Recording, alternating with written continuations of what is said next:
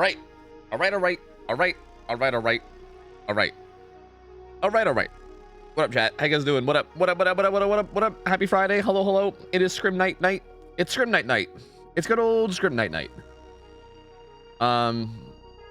Let's get booted up. Let's play some motherfucking video games, man. Let's play some video games. How you guys doing? What up? Hello, hello. Happy Friday. It's good to see you all. Hope you are all well. You aren't late tonight? Hype? I know, dude. Look, I am still mad that I was late for that one Scrim Night, dude. I have made like a mental oath to myself to never be late to Scrim Nights because I know that like a bunch of people are like scheduling and taking time off and making sure to be here at a certain hour, and I don't want to like I don't mind being late on other days and being like whatever, fuck, like fucking fuck me. Like I still don't want to be late, but like I don't, as long as I'm not fucking over other people, right? I'm still mad at myself. Like it was like 2 Fridays ago. Scrims pog. Ugh, God, it made me angry. See, I'm not being late for Scrim Night ever again. I'm sorry. That was the only time. The only time it was happening. Never again. Never, ever, ever again. Let me get booted up. Hopefully we should be just about ready to go. I mean, I had a really long starting student screen, so I'm assuming people should be just about ready. Hey, yo, Tyro, motherfucking Tyro, 6 months, man, welcome back. The Plagued, Plagued Metal Knight, thank you for the primer, welcome in, dude. Luhu, thank you for 100 bits and said, favorite of the week, good luck, have fun, everyone playing. Yo, thank you, appreciate the 100 bits. Quick, thanks for the 9 months, welcome back, buddy. And Bits, thanks for the 9 months as well, appreciate you. Fail Proof also hooked up a sub to Simon. Simon, welcome in, bud. Thank you, thank you, thank you. Adio, Hero, thank you so much for the prime, man, welcome in. I gotta turn off alerts, so that's gonna be the last alert you guys hear. And, well, I got a lot of blood points, that's pretty cool. Hey, wait, what if I roll that, though? Hey-ya! Okay, cool. I'll do that tomorrow, or the day after, or whatever the fuck. Alright, too slow, Luhu. Too slow. Anyway, here, let me show you guys something. Melindy was working on something in the background, and I want to show you guys it, okay? But let me, like, also make sure that it's, like, decent. Well, it's probably not going to be decent, but I'll try to make sure it's decent. But it probably won't be decent. It's this thing, but I already fucked it up because I captured it wrong. Because I got to capture it in 1080. But Melindy was working on something behind the scenes. No, 1080, you dumb fuck. There you go. Melindy was working on this. I guess I would need to get rid of the regular overlay for it. But she's working on like a very like specific overlay that we can put on that kind of like explains rules that we can have up like during the games. I think I might want to have it like slide in and slide out or something in some type of way, rather than just being there. But yeah, it's something that she was kind of working on behind the scenes, and I think it's kind of cool because, you know, we have like a ton of people every day that come in here and they basically, no, not during games. I mean, maybe during games it can like slide in and slide out or something. If I could have it do that, I'm gonna look into like things like that. It's not gonna be happening this stream because I didn't get a chance to like do anything. Yeah, I don't think it might not happen during games at all, but if it does happen during games, I would want it to just like slide in and slide out really quick. It's just like a quick, like, you know, like during like interesting times. Like I would set up like a button where I could like push a button and have it happen or something. You know what I mean? But yeah. Either way though, this is something that like we were like kind of looking into, and I'm gonna be playing around with like kind of the overlay, like the actual like transitions of it. If you guys have any feedback on it, unable to add you to lobby. Is it because I'm appearing offline? I see your invite on Steam. I'll use that. If you guys have any feedback on it, let me know. Like, if you guys have any feedback on like what you guys think should be done to it, or if there's any changes that you guys think could be good, let me know. I have a couple ideas already myself, but I'm curious to hear what you guys think too. And yeah.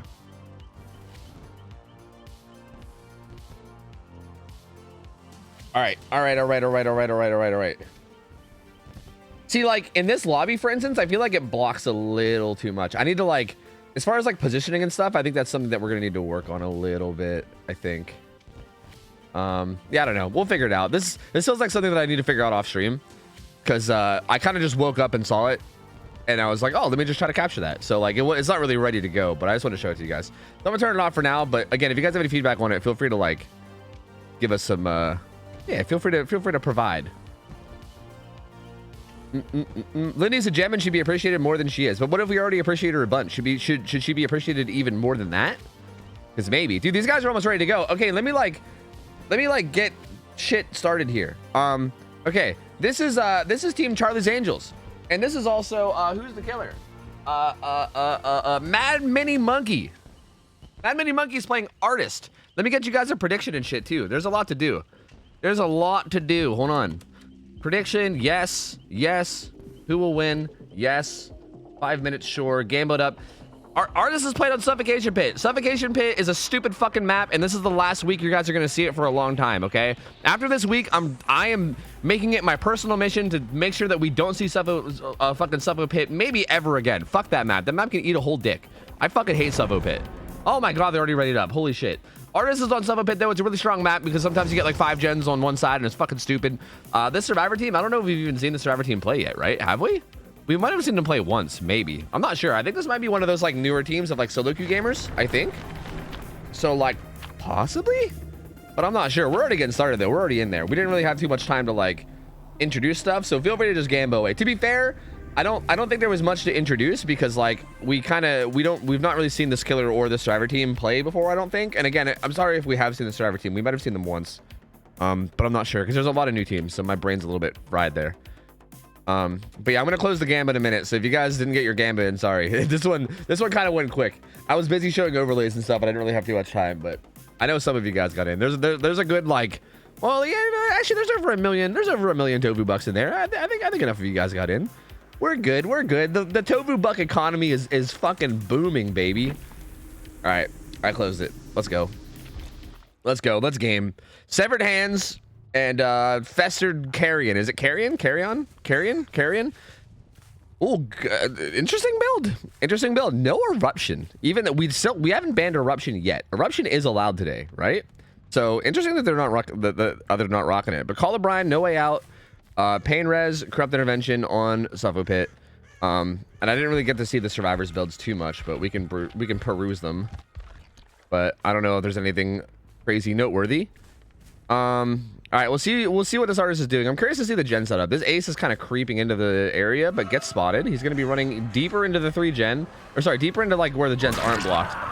That's not great. He turned around now, which is good. This is definitely what you want to do. If you're getting chased, you want to run towards the corrupted gens. Like he got spotted and he ran deeper into like where the gens weren't blocked. That's not great. Because again, like you see how like right there, he kind of just ran right by a gen that was being worked on. That's the kind of stuff you want to avoid doing. Now, like he's kind of going to a good spot now, but also he's just gonna die, which is not great. Misses his dead hard, goes down. That was a really fast down from Monkey. So good job there. That's gonna be a pretty quick first hook. Michaela was doing a gen. These guys are also doubled up on a gen. So you know what? They actually have a good bit of gen progress. So that's pretty good. This one should get done. Well, actually, Pain Res is gonna hit it. I think, right? Pain. FYI, guys, you guys might need to fill me in on this. But why exactly do people let go of gens in case? Okay, well, actually against artists it makes sense because there might be deadman switch. But when you know there's not deadman switch, you don't need to let go of gens for pain res. Like you scream, but the killer doesn't get a bubble. Oh, the severed hands. Oh, the severed hands. Like in that situation, it made sense. But dude, that's been confusing me a lot lately. Oh, gets the snipe. Oh shit. Damn, that was sick. Actually, that was just like a. I mean, I don't want to say a wild guess. It was like an educated guess, but that was a good snipe.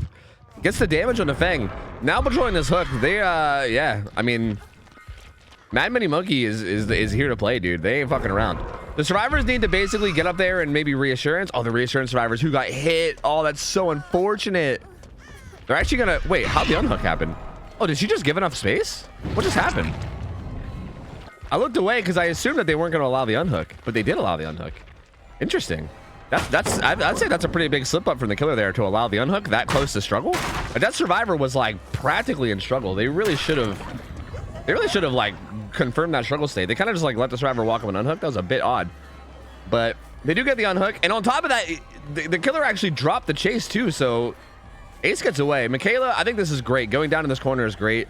I mean, she could have tried to loop a little bit longer, but I think if you're gonna die, dying down here in the corner is great. This gives your team time to do gens down here on the other side of the map where there's gonna be most of the gens.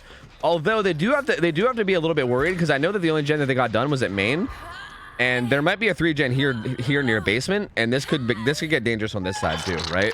There's one behind, one there. Yeah, there's actually a pretty dirty 3-gen right here. So like this gen is one that they're gonna have to worry about. Like this middle gen right here is one that they're gonna want to really prioritize at some point.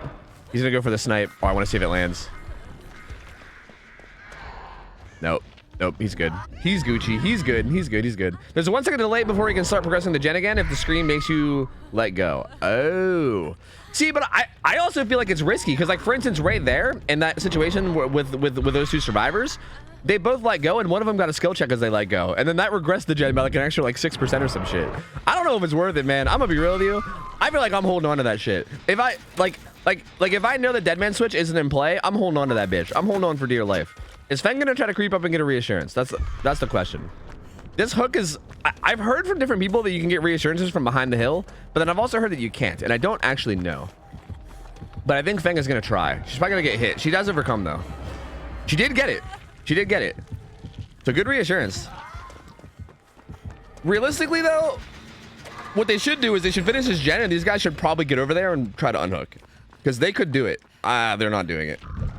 They're not doing it. These guys can come over as a team, like, because they reassurance this and because they have that extra 30 seconds, like 30 seconds is enough time for those guys to get across the map and get that unhook. Especially, oh wait, he has, you know what? That's on me. I didn't even realize the guy had deliverance. That's sick. Oh, that's such a good play for these guys. Oh, that's so good. He pulled himself out with deliverance. Goodbye, all of Artist pressure. That was so good. They played that.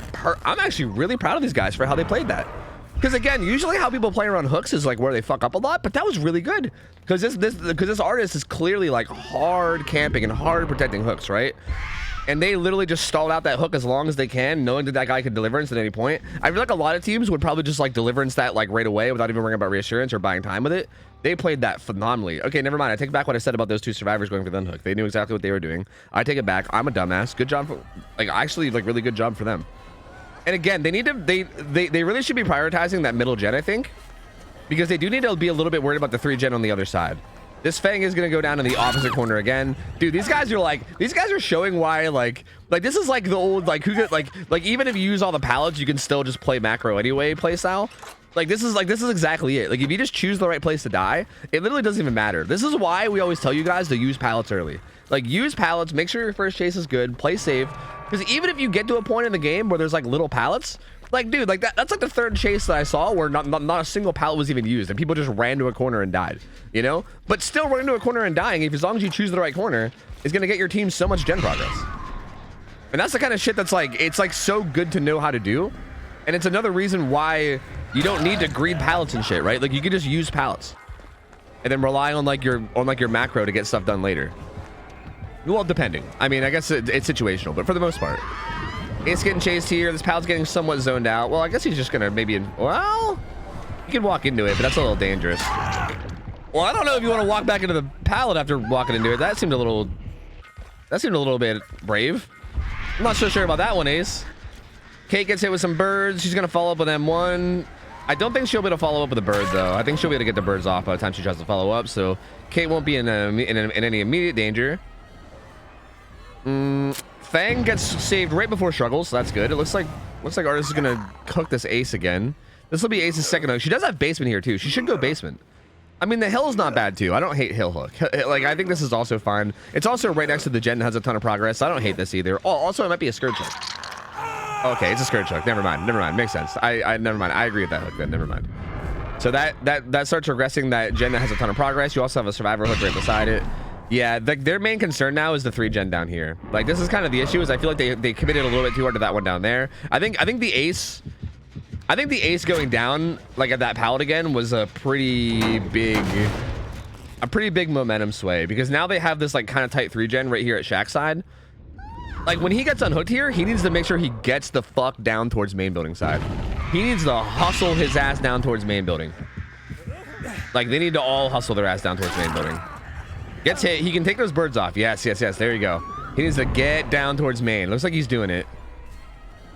I wouldn't even loop this. I would go past the wall and keep going. Honestly. No, dude. What are you? Ace, buddy. Ace, no. Come on, man. Oh, brother, please. Decisive strike. Yes, throw the pallet. Get down there on main side. You get your ass down to main. You go get your ass to main right now. Okay, he's going to main. Good job. Well played by Ace. Michaela is doing that gen at the hill, which is good. The Artist is trying to pressure as best as she can while also tunneling. I think on the Artist end, this is probably the right play too. I mean, I think she should have focused this guy down from the get-go rather than letting him go off that first unhook. But I do think this is like an okay play here to try to kill this ace, especially since he's on death hook and like good dead hard too. Like, she's playing this correctly, but I think the survivors are also just playing it correctly as well, and they're just doing a little bit of a better job. Does get the down on the ace that is going to kill him, but they did break the 3-gen. They got the hill gen. Actually, they didn't even get the hill gen done. Wait, what gen did they get done? Was it the middle? Was it the mid gen? Did they break the 3-gen? Okay, they did. They got the one on the other side of Shaq done. No, they didn't. Her weapon was in the way. Never mind. They got the gen done off to the left. They're going to get that done, though. That's going to be big severed hands value right there. Wait, what the fuck just happened? Wait, what? Not big severed hands value? Also, what? Did she just send 2 birds at once? What is going on? I don't know. They broke the 3-gen, so it's fine now. Finds hit on the Michaela. Ace dies. We're at 5 hooks, so we're still 4 hooks away from the win condition, but still has no way out. I mean, it's still, it ain't over. I mean, anything can happen at this point, right? But these guys still need to keep following it up. They've done a really good job so far of playing macro, but they need to do a good job. Like, that was close, but they did a good job of avoiding it. I think this Feng should split off of this rather than running to the same spot that she's getting chased at. I don't know how I feel about this. Like, I'm not sure why they're both running to the same spot and kind of being held hostage together. But there she goes. She goes towards Shaq. I think she should have ran here right away. She's gonna go around the back. That's good. Just hold W, get out of there. Again, if she wanted to too, she could even just, yeah, she could even just die in the corner if she wanted to. Because there's a gen on the other side of the map. Or you could, yeah, run the Z-Wall Infinite. Yeah, run the Z-Wall Infinite. You dirty scumbag, you. Oh, you dirty scumbag. Z-Wall Infiniting in scrims. How dare you? You should be ashamed. These guys are going to do the gen literally the whole way across the map. They got Prove Thyself. They had a toolbox that I think got built to last. So yeah, this gen's going to get a lot of progress. It's probably going to get Deadman switched. Yep. And it's also probably going to get hit with maybe Severed Hands. So they'll have to look out for this too. But they're in a pretty decent spot. Oh, they swerved it, but not enough to avoid the Killer Instinct. All right, I'm curious to see how the artist plays this. I'm curious to see how she'll play this, because this is a really close match right now. This is really, really, really close.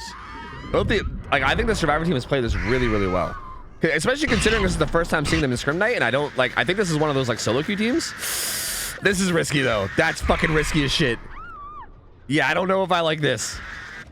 That guy's got Unbreakable, so I guess it's not the end of the world. Oh god, it's the end of the world. Oh god, the world is ending. Oh, that was too risky. That was way too risky. I mean, he has Unbreakable, but it's over now. There's no way. It's over. Because she could just camp out this hook now. Yeah, they threw at the end there. Yep, they threw. I don't know why they committed to that. I don't know. They were doing so good. They were doing so good, and then they were just like, commit to the gen. I don't know why they did that. That was not the correct play. Did one of them have like adrenaline? They didn't even have adrenaline either. So I'm not like, maybe if they like maybe if the injured guy had like adrenaline or something, and they wanted to try to get his adrenaline off. Yeah, I mean, I think that's a lesson though, right? I think that's one of those things where they might not really know what to do from there, right? They might be like, well, do we just grade this? Like, do we split up? Like, how do we handle this?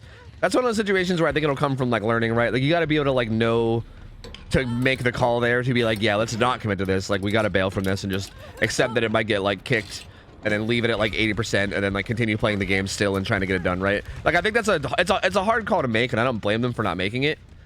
Right? Like, again, I'm proud of this team for playing as well as they did. Again, I think, if I'm not mistaken, as a matter of fact, Lemon and anybody else, any of the mods are in here, is this like a solo queue team that was thrown together in Discord? Or like, what is this? Like, where did this team come from? Or did these guys sign up together? She left the hook? Wait, what's happening? Wait, I mean, she still only needs one hook to win, and there's no way out, so she's still gonna win. But like, why? Wait, what's she doing? She's AFKing.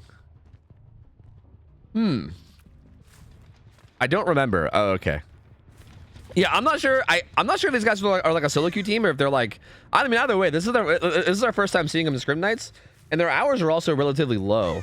So like, I feel like usually whenever we get stuff like this, usually when we get like a new team that also has low hours, it's usually like, like, not to be mean, but it's usually like extremely sloppy. Like, they usually have a lot to work on, to the point where like their macro's a mess and they just don't really know what the hell's going on, right? And like, even though these guys did play a little sloppy here and there, they definitely like kind of threw at the end. They played really well throughout this game. Like, their decision making was fucking phenomenal, considering that we've never seen them in scrims, and I don't know how much experience they have with this kind of stuff.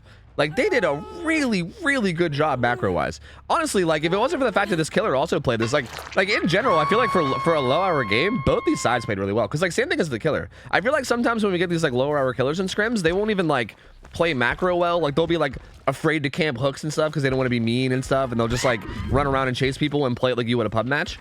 So, like, the killer even played really well themselves, too. Like, both these sides played really, really well. But I feel like I'm especially proud of the Survivor team because I know that shit is really hard for people that aren't used to it, and they did a really, really good job it being their first night. Like, that's wild, man. That is wild.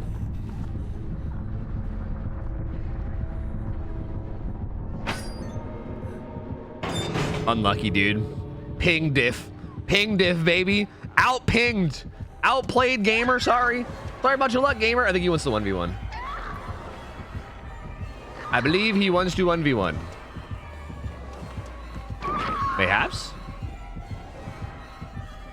Wait, is Karn's tournament still going on? I thought it ended. I was trying to watch it when I was making food before stream, but she wasn't live. Or did she just have like some technical difficulties or something? Oh. He just left. What's the artist doing? The young cricket.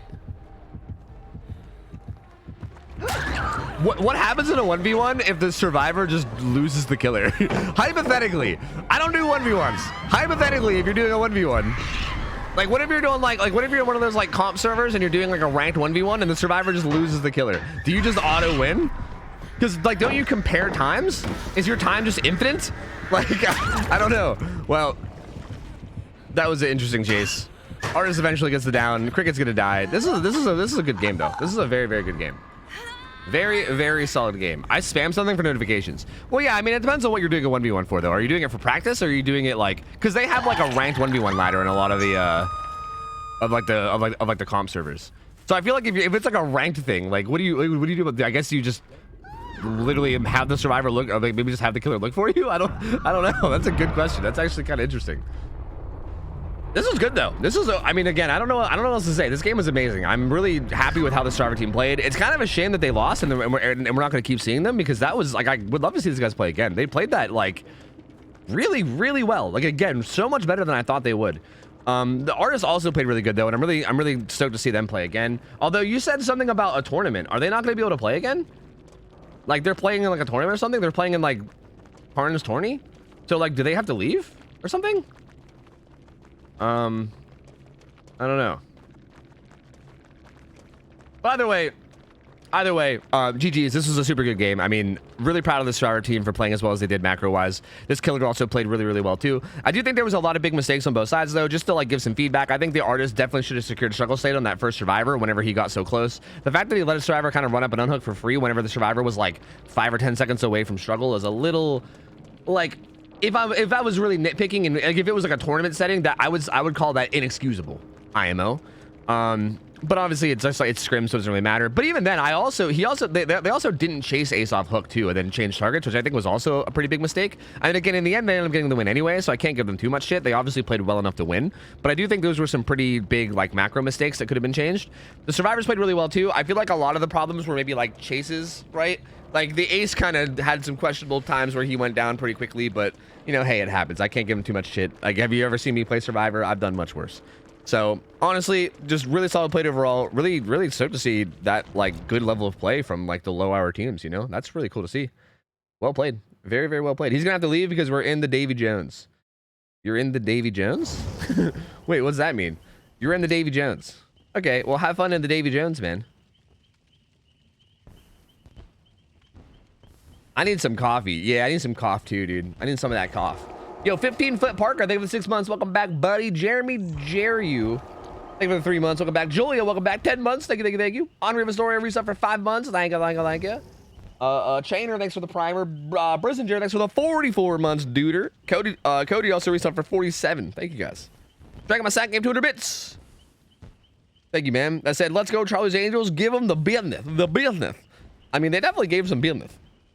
They definitely gave some business. Also, Ivy, thank you for the 5 months as well. Appreciate it. Unfortunately, because of their tournaments, I cannot play the second game.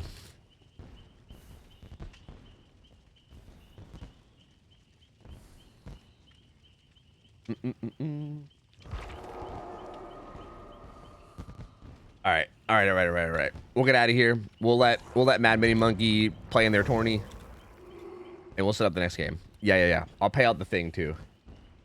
David Jones is a competitive DVD league. Okay, so this isn't Karn's tourney. Okay, yeah, yeah. It's a different thing. Gotcha, gotcha, gotcha. Yeah, there's a lot of different. There's like a lot of different like competitive, like orgs, like or competitive. I guess like I don't know platform. I don't know. What do we call them? Platforms, orgs.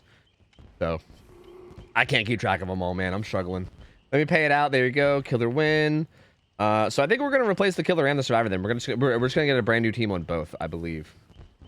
Why is it banned to Kobe? Because Kobeing off a hook is literally like a game-changing level play. Like having a survivor that you have hooked just pull themselves off randomly for no reason can literally turn a winning game into a loss, and it's just through pure luck. It's like 4% pure luck, and that's not very competitive to have like that much RNG. Like I think the competitively good thing to do is to minimize the amount of RNG possible. Obviously, there's always going to be some RNG in basically any game you play ever, but like if you can minimize RNG, especially like really, really extreme aspects of RNG, it's usually pretty good to do that in like a competitive setting. So, yeah, Kobeing is just way too much RNG, and there's way and the benefit from doing it is just way too much as well. So yeah, we can't allow it. We cannot allow it. Are there any dredge games coming up? I don't think there was any dredge games scheduled today, but you can check the schedule in Discord. But I don't think there was any scheduled today. Actually, I'm looking at it right now. There's not. No dredge games today. All right. All right, all right, all right. Next up, we got Big Idiot Baby on Killer against DC on first down. Hey, I think we practiced, right? I'm pretty sure this is who I practiced with, right? Or did I practice with a different team for Pig?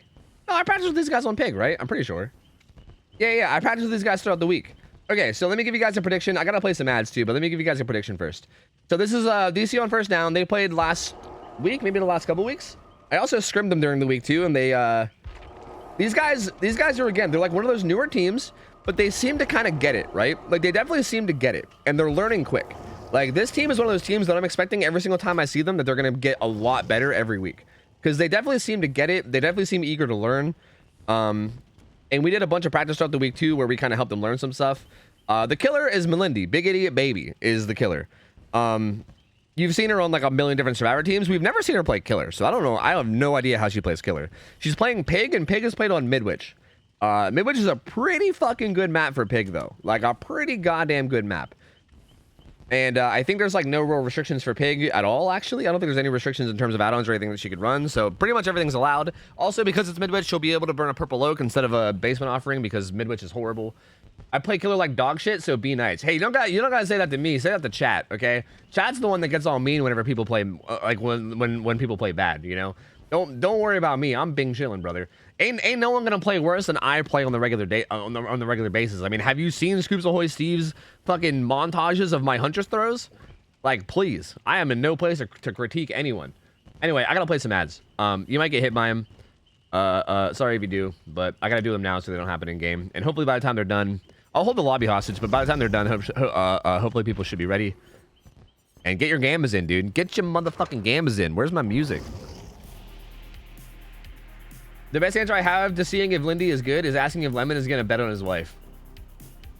I don't think Lemon bets, though. I don't know. I'll literally full ban anyone, even being slightly mean, and I'll secretly delete your request. Yeah, like you, okay, I should probably wait for the ads to be done. But you guys know how, you know, I'll just say it now. It's fine. If they don't hear it, fuck them. Fuck them. You guys know how, like, Lemon is, like, the most savage mod already? Like, he's already, like, the most savage mod out there. Like, he'll just permaban a motherfucker for, like, telling a bad joke, you know? Like Lemon is kind of crazy. Well, this is his wife playing killer. So, yeah, I mean, watch what you say is all I'll say, all right? This is, like, the loose cannon psycho cop's wife, you know? You gotta watch out. You gotta fucking watch out, man. You know? I don't know. So, behave yourselves. Motherfucking behave yourselves. Also, yo, Tina, thank you for the resub. 5 months. Welcome back in. Thank you. Also, Myers Male Wife, thank you for the 5 months as well. Thank you, thank you, thank you. That said, the Andiest Anderson. You know me, dude. I am the Andiest Anderson out there. I don't think there's an Anderson that's more Andy than I am, dude. I might be the possibly Andiest Anderson out of all the Andersons. I promise not to kill you if you want boops. Are they going to use that tactically to their advantage mid-game, though? I don't know. I don't know. That's a good question. The cheer for Lindy is 10 out of 10. Look, bestie, who do you think you are? Them boobs won't get you very far. You should probably know you can't possibly Windy. You're up against the one and only Lindy. You really went with Windy. You really went with Windy to rhyme with Lindy. Windy. That was really what you went with. I thought it was pretty good up until I got the Windy. Like, I'm gonna be real. Like, when I got the Windy, I was like, ah. Because honestly, up until that, I was kind of with it. You know, I was kind of on board. Also, no, you're not gonna get banned for betting against her, but just don't be mean. You just don't be mean. Honestly, don't be mean to anybody. Just FYI, like, I need to get more mods. I think I do. I think I actually need more mods. This is something that me and Lemon talked about the other day. But I think I genuinely need more mods. But in general, like, if anyone's being mean ever during a scrim night, like, that shit's like, I don't want that shit to ever be a thing. Like, not everyone that plays in scrims is going to be like a turbo hour god gamer. So like some people just want to come in and like try their skill and just see how it is. And some people go into it knowing that they're going to get their ass kicked and they just want to have fun with it and have a good time. And like, that doesn't mean that chat needs to be like, oh my god, this person's such a shitter and blah, blah. Like, I don't know. If anyone's doing that to anyone ever, like, I want that shit to be banned no matter what. Like, whether it's Lindy or some random fucking person that we've never seen in chat before, like, I don't care who it is. Like, there's no reason to act like that towards anybody. Like, I don't know. Better yet, the better thing to do, like, for instance, like, say if like a killer's like getting 360'd over and over again or something, right?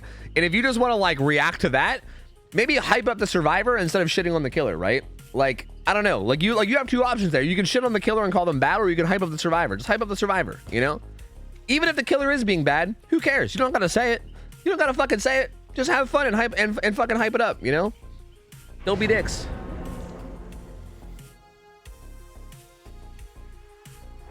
Okay, we're starting up. I'm gonna end the prediction very soon. Very soon. As a matter of fact, it might almost time out. No, actually it did time out. So yeah, we're good. Never mind. I don't even gotta end it. Let's go. Fucking poggers, dude. Do mods get fed? No, mods don't get fed. No. Can I be mean to you, bestie? Yeah, you can be mean to me. If you're gonna be mean to anybody, be mean to me. I'm the person you guys can be mean to. Outside of me, you guys aren't allowed to be mean to anyone else. Can we talk about killers' mistakes? I mean, as long as you do it in like a respectful way, yeah. Like, it's one thing to be like, oh, I think that was a mistake that the killer made. It's another thing to be like, that killer is such a dumbass. Why did they let that person go, right? Like, there's a clear difference in like pointing something out in like like an observing way, and then like a disrespectful being a dick to someone way. Yeah, I mean, it's not like you can like not acknowledge mistakes or anything, right? You just got to do it without being a dick, you know? Just keep in mind that like the person that made the mistake will probably read your message, and think about how they would feel reading it is what I'll say. Anyway, it's fine. Let's just hop in. All right, so videotape right off the bat. Videotape and roll set number 2. Lindy actually said that she was going to run this yesterday. And not only that, not yesterday, throughout the week. Not only that, I practiced against this team with these add-ons. So they got some practice against this throughout the week. She's running Colubrine, Eruption, Nowhere to Hide, Brutal Strength, which is a pretty solid build, pretty much what you'd expect. Videotape kind of makes it so you don't really need Corrupt Intervention as much, because the survivors are going to be wanting to get their bear traps off. And on top of that, they don't know where the boxes are because of roll set number 2. And because it's an indoor map. So this is tough, right? Like, there was a box right there. Did she not see it, or did she already use it? She might have already used it. I don't know. But basically, they're running around trying to find these jigsaw boxes. But this green add-on, rule set number 2, means they can't see them until the bear traps are active. So they're running around looking for boxes that they can't see. Looks like they're actually just doing gens now, which is a little bit brave. Nia gets found. Now they got to be careful here, because for instance, when I scrimmed them earlier this week, the reason why they died is because they popped the gen. Like, when they popped the gen and then someone got hooked right afterwards, and then they couldn't really afford to go for the unhook because they had active bear traps on that they had to take care of. Oh! Wow, what the fuck was Lindy talking about being a bad killer? What the fuck? That was dirty, dude. She did a moon dash, fake double dash. Fucking what? That was like the kind of shit that you see like Lilith Omen do on Blight, but on Pig. That was sick, dude. What? What the fuck is she talking about? Oh, and these guys did the thing. Oh, these guys might be in trouble. If Lindy plays around this hook really heavily, they could be in trouble. She's gonna hit this Rebecca. She should hit this Rebecca and then go right back to the hook, I think. She should go right back to the hook. Is she? No, she's actually committing to the Rebecca. I don't like this. I wish she would have went right back to the hook. Because these guys are in such a tough spot now, right? I mean, even doing this, I guess, is okay. Because I think them popping that gen right there is a little bit questionable. I think they should have tried to get some more searches in. Like, don't get me wrong, you can't like completely neglect gen progress, but I think like every survivor should probably get like 2 searches in each, maybe, just to make sure that you're like everyone's bear trap is relatively close to coming off. Because I didn't see that much. I feel like I saw like 3 searches like total, maybe. So this is a little bit scary. Hook comes in on Rebecca. The unhook does come in on the Nia though, so she's gonna be getting out of here. Oh, here's someone. Oh. Finds the Unjin, gets a hit on her too. I don't think she finished it either because I didn't hear Jigsaw giggling. So yeah, these guys are going to be under some pressure with their bear traps. Unfortunately, I don't know if we see bear trap progress. Also, little thing, but I don't know if Lindy did that on purpose or not, but getting stunned on that side of the pallet is way better because it locks him into this corner. Oh my god, what is this big brain? What is this big brain play right now? Did she just bait him into thinking that she left? I mean, dude, Giga Brain. I don't know what the hell is Lindy talking about. Why was Lindy even talking about all this like nonsense about not being good? Like, what the fuck? Reassurance through the floor though, it's a really good play. One thing I will say is that if there was ever a map in Scrim Night to not play like super campy on, this is definitely it, because you can get a ton of reassurance value like through the floor, through stuff like this. And like this is good and all, but the problem is that Melinda's not really playing that campy. Well, now she's camping this guy a bit. But this is definitely a map where reassurance can be really powerful because you can just hit people through like roofs and floors, which is nuts. Elodie's got her deliverance up. Who has reassurance? It looks like it's Nia. She's going to be going above to try to hit the survivor, and I think she will. Great. Now, yep, there it is. She got that through the floor of the top. So that guy's now reassured. So camping him is going to take a long time, but it might still be worth it. I still think she should have maybe camped out the first guy. Finds Elodie was just randomly creeping around the hallway and must have not been looking behind her at all because did not see Lindy at all. Gets a hit on that. Everyone's injured now too. If I was Lindy, I would go back and secure struggle here, maybe, because everybody's injured and there's also a survivor with a bear trap on, so there's really no way that they can unhook as long as you even play remotely near it. But her walking away like this kind of gives them an option to unhook if they want to. Especially since like the person getting chased can call out that they're the whole way across the map. Yeah. So there they go. They kind of get a free unhook on that guy. And again, she's got 3 different hook states on 3 different survivors. So like no one's really that close to dead. Like she's doing a good job right now, but the game feels like it's staying a 4v1 for a little too long. Dude, she's got the schmoves on these dashes. That felt like it was a little bit too much because the Elodie just kind of held W, but she's got the schmoves, man. Ooh, lunges a little bit late there. I don't think you need to kick this pallet. I know that you misplayed it a couple times there, but I don't think you need to kick it. You can just keep playing it. Like, even though you misplayed it, like, once or twice, that pallet's still a death trap. You don't really need to kick that. That pallet is horrible, but it's fine. She kicks that one, too. She does have brutal, so she kicks them faster. They slow vaulted back, and she just now realized, so she's going to double back. Maybe this Elodie is doing a really good job. I almost said this Lindy. This Elodie is doing a really good job of looping though. She's doing a really good job of buying time for her team. Gets that pallet throw there. She's gonna. Oh, I caster cursed her. It's on the inside. No, it's on the other side. It's on the other side. It's on the other side. Where are you going? It's on the other side. Monka W. I think she's gonna get it. I think she's gonna get it. I think she's gonna just barely get it. Oh my god, it's so close. Oh my god.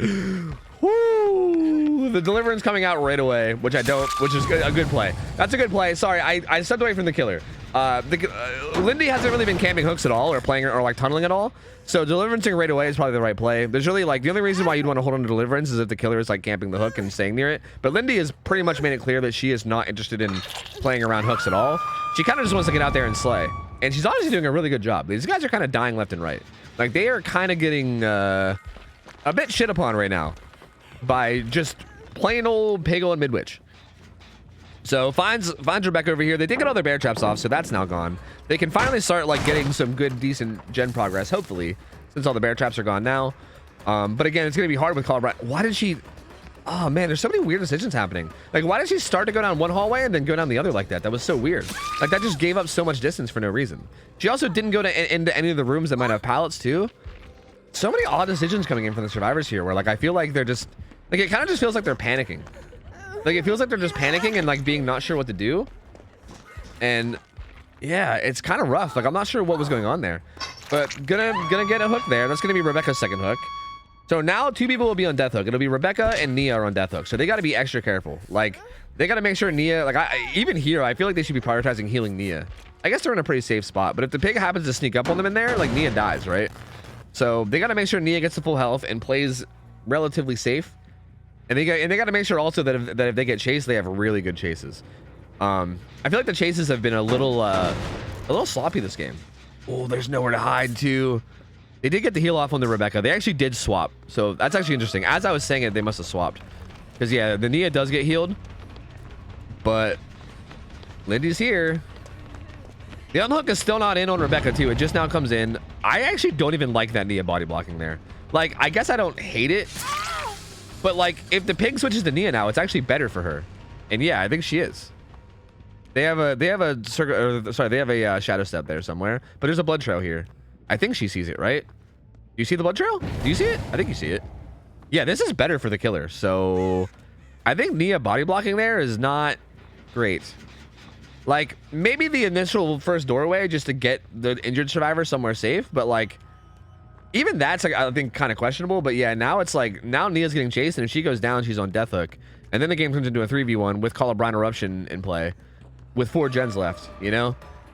This is tough. I feel like you needed to really, really protect your death hook survivors. Oh, well, they did the old Houdini where Nia transformed into a Rebecca, but the Rebecca's on death hook too, right? And also, yeah, down goes the Nia. And also there goes Eruption as well. Oh, that's rough. That is a toughie. That is a toughie, dude. That is a rough one. Just looking around, just a little bit paranoid about pallet saves, but I don't think anyone's here. Gonna get the pickup. And yeah, no one's there to contest, so that's gonna be a kill on the Nia, and that means 2 hooks away from winning as well. So 2 hooks away from winning, 4 gens left.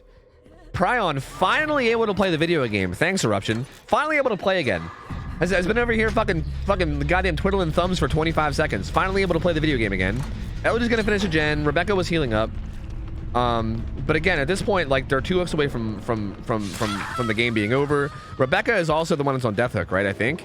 Yeah, and she's the one getting chased too. So if she gets hooked, oh, guys, come on, man, throw the pallet, brother, please. You're killing me. You're killing me, man. Well, Lindy's gonna get this kill into Rebecca. She has nowhere to hide too, so she's like, although Shadow Step is here, so she actually wouldn't see any auras anyway. Even if someone's nearby, she actually wouldn't see the aura because of Shadow Step. But either way, she puts Call of Brine Eruption down. She's gonna hook this guy and kill him, and that's gonna be, yeah, that's gonna be a 2v1 at 3 gens left. There's realistically no way the survivors are gonna win this. I mean, well, I shouldn't say, you know, because they have 2 gens almost done, realistically, there's like a 1% chance that they win. Maybe less than a 1% chance. I don't know. I think Lindy wants her snoot booped, but Prion ain't buying. Whatever it is that she's selling, Prion ain't buying. She's gonna chase his ass down. He don't want to boop, so he must die. Well, okay. He has like this kind of has like this like not very great window, and that's it. Oh, yep, loops into him, dies. Eruption goes off, and that's gonna be hook number 9. That's gonna be the winning hook. And that's gonna be it. It's gonna be GG.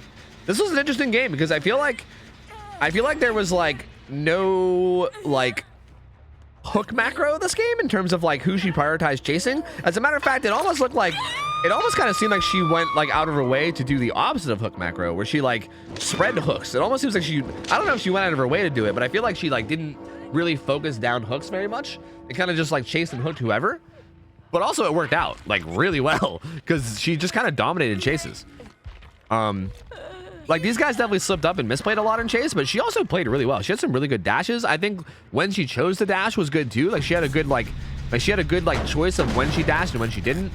Overall, I think she just played this really solid. The survivors, interestingly enough, the fact that she didn't camp the hooks might have actually like thrown the survivors off, because that's kind of like a thing we trained around like during the week, and I think they were probably anticipating that, and I feel like that might have thrown them off. And they might have been not sure how to handle it, to be honest with you. But really, in that scenario, I mean, you just gotta play plain old DBD well, right? You gotta play it like you would a pub match and just play well. Basically, just have good long chases while people slam gens, and just make sure you call it an eruption. Oh, but she wants to boop. Oh, look at this. Oh, so cute. Wait, but she's using the human skin. She doesn't even have a snoot. She just has a nose. That's not a snoot. That's just a nose. What the fuck? This is a fucking ripoff, dude. What is this? This is a scam. This is a scam. There's no snoot.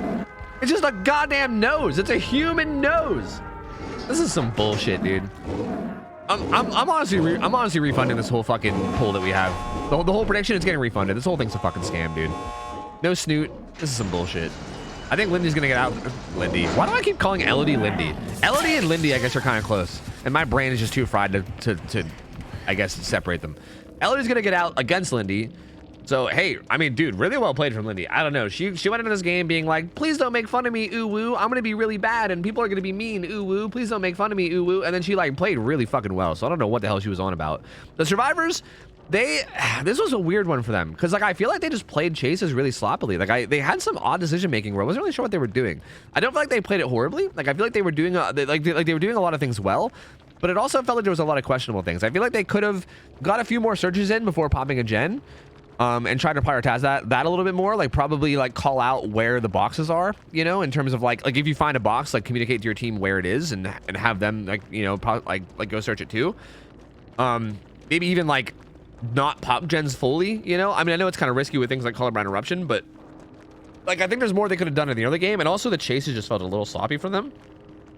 So I don't know, that's a little rough for them, man. Hopefully they don't get too discouraged from that, because I do think these guys are a very, very solid team.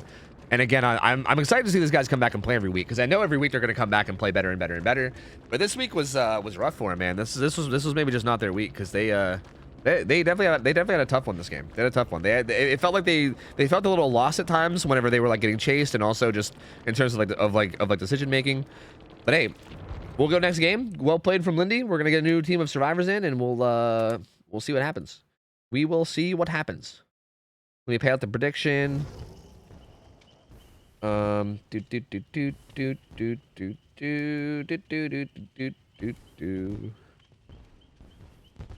right, and I'll give you guys a new one, and we're also gonna get a new survivor team in, so just give me a hot minute.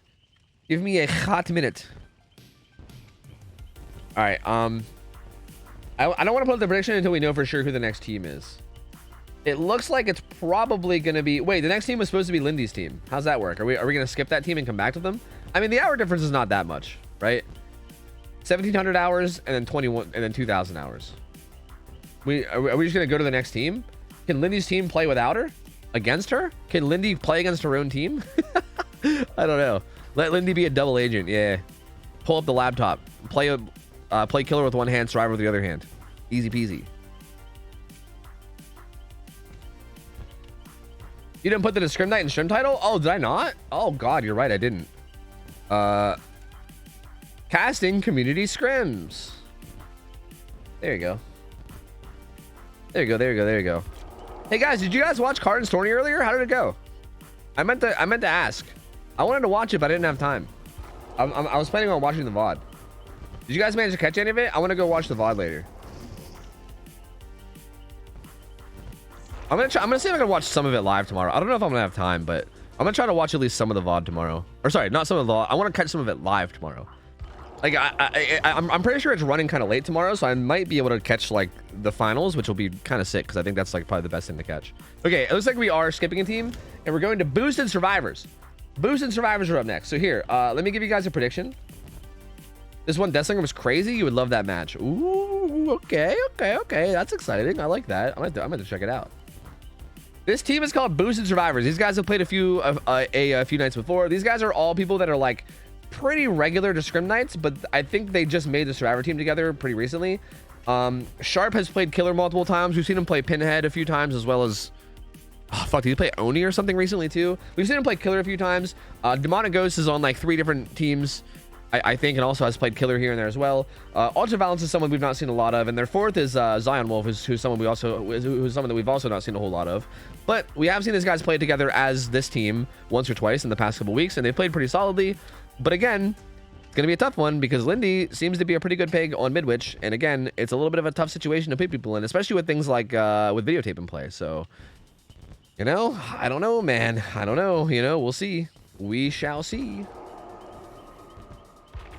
Oh, Lilith did an American accent. Does someone have a clip of that?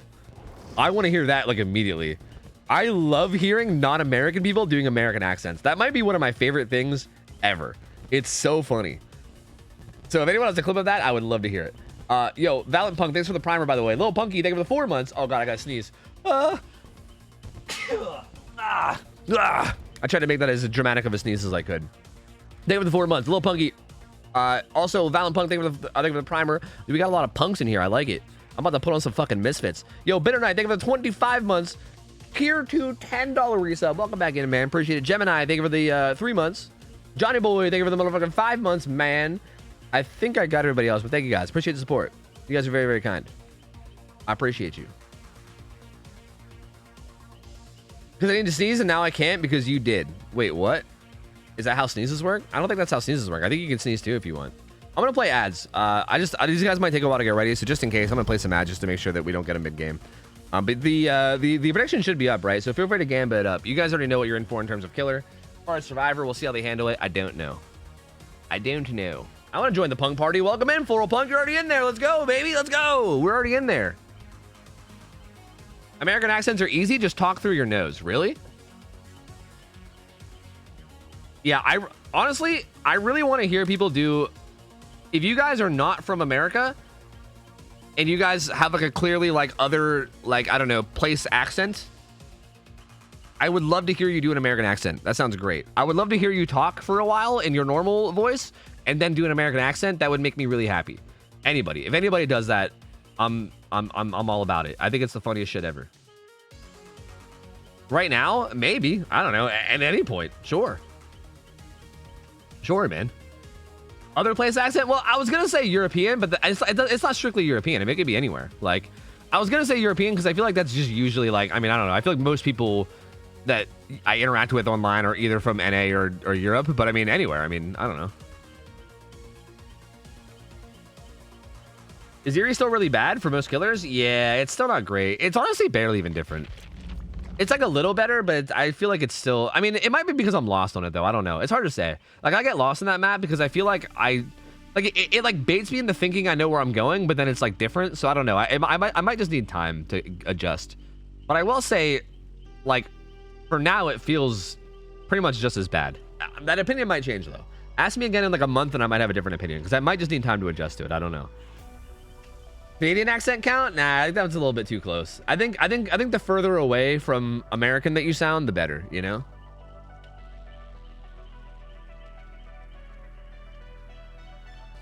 What do you mean those people? Wait, did I say those people? Wait.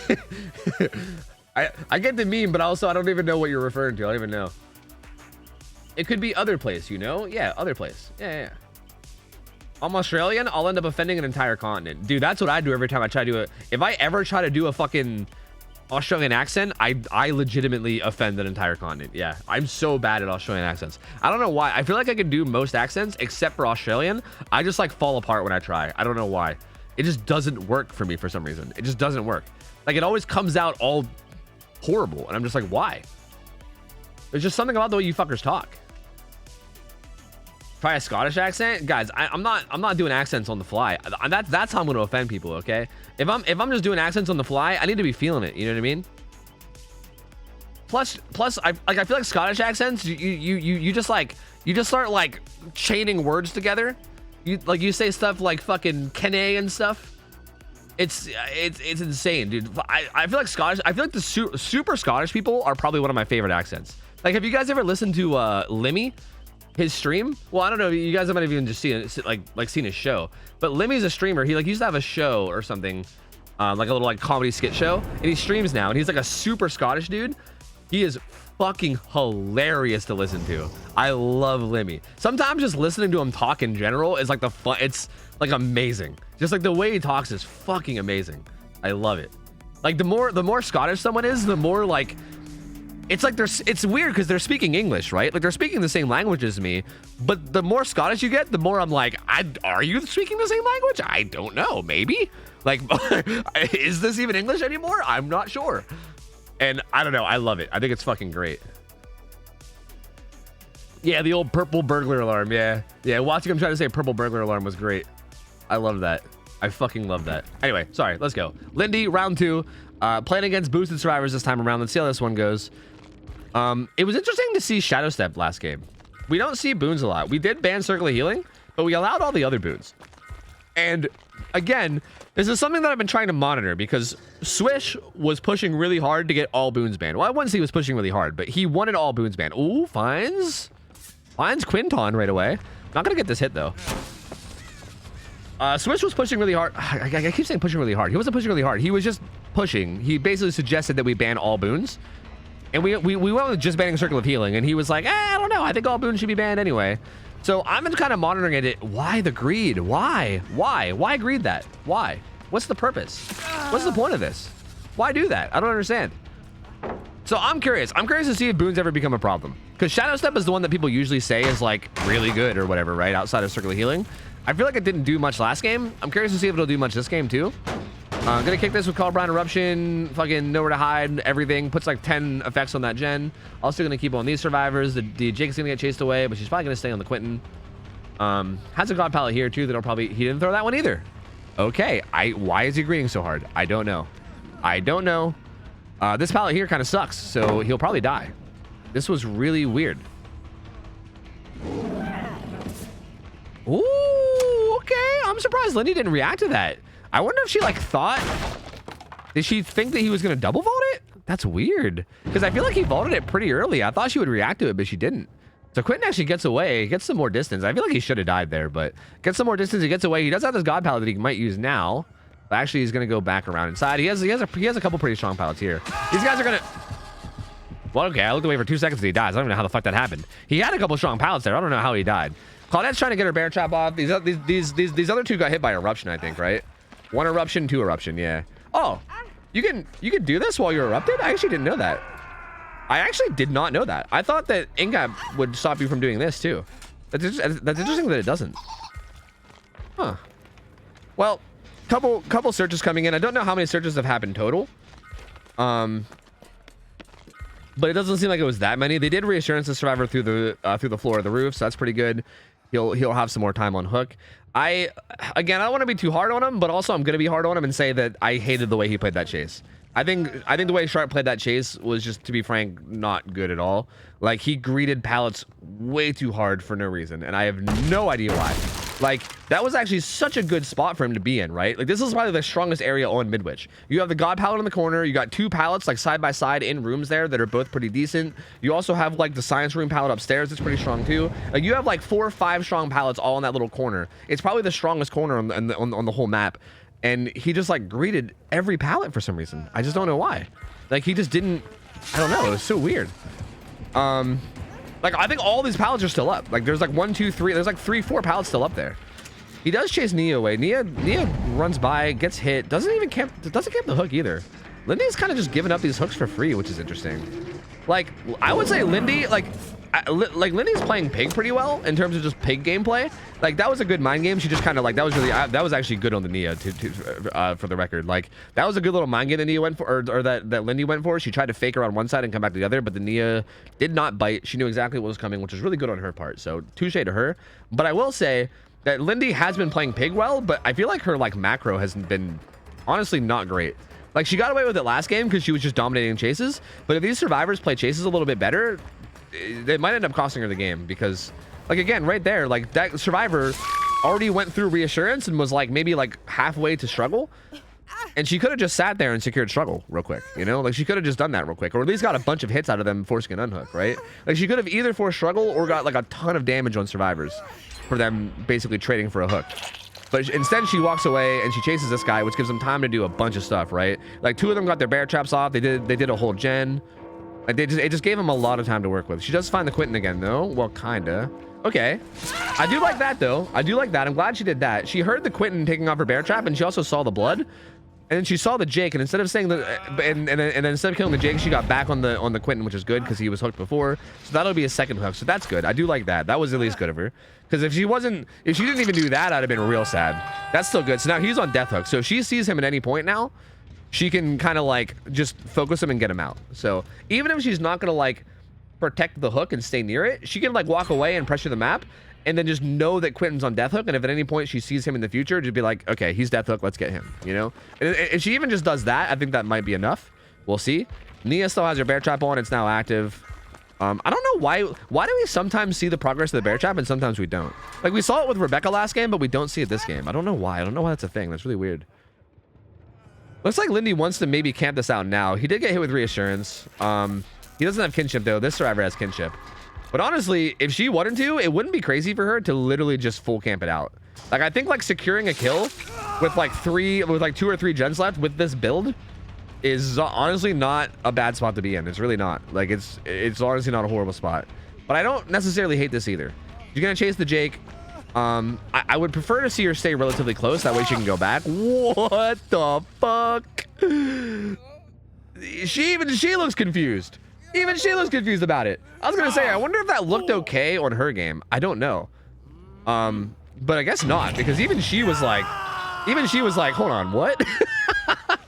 Oh man. The good thing for Lindy and the bad thing for the survivors is that this Quentin does have to take his bear chop off still, and Lindy knows that, right? She has to know that. So even here, right, this is smart. So not getting distracted. She's gonna hear it. Yeah, this Quentin's dead. She's gonna hear that for sure. Wait, why is she hesitating? Was she not sure if he dropped? She must not have heard him. Her hesitation actually let him get to the pallet. That was kind of a weird slip up from Lindy. I don't know why she did that. She might have been worried about getting holed. I mean, I think the last thing you want to do is, you know, drop down a hole when the survivor didn't drop down the hole, and then end up in a fucking montage video. You know what I mean? Like, that's the last thing you want to happen. So I guess I get the hesitation, but also, yeah, I mean, she must not have heard him because he definitely made a loud grunt, and that gave him that pallet, and he's now surviving way longer than he should. Like, he should be dead right now. Like, he should be dead, and she should be kicking that gen with collarbone eruption. But now this chase is kind of prolonged, which is kind of unfortunate. He dropped down. Oh. Lindy seemed to struggle a little bit with tracking. Like, not an extreme amount, but at least a little bit. Like her pathing. This guy went to struggle, actually. This guy just went to struggle randomly, by the way. Just in the background, like, while this is happening, just want to throw it out there. That guy just randomly went to struggle, even though Lindy was nowhere near him. So not sure what the survivors were doing there. That seemed like a little bit of a slip up. She's actually leaving this chase. Yeah, really? Does she want to go back and get the Jake? His thing's only beeping yellow, so it's not that far. That means it's over half, but it's under 3/4, right? I'm pretty sure at 3/4 is where it starts beeping red. I think it beeps yellow at half, and I think it goes red at 3/4. So it's somewhere between half and 3/4. So he's not in like super danger of dying, but I guess I don't know how many times he's searched. That was the Jake, who's also Deathhook. Man, I'm not sure what Lindy's doing. Getting that Quentin out seemed like the obvious choice there. And she kind of just randomly dropped the chase. I don't really like that. Finds the Claudette. She should definitely kick this gem with Collarbone Eruption. I mean, I agree with that. Beep, beep, beep, beep, beep, beep, beep. This will probably be the one there, right? I would assume. Oh, uh-oh. Uh-oh. Never mind. Maybe she knew exactly what she was doing. Maybe it was fucking hashtag calculated. We'll check back up on him on him in a second, okay? Jake getting chased here. He's got this pallet. We'll see how Lindy tries to play this. Oh, she'll get the hit there.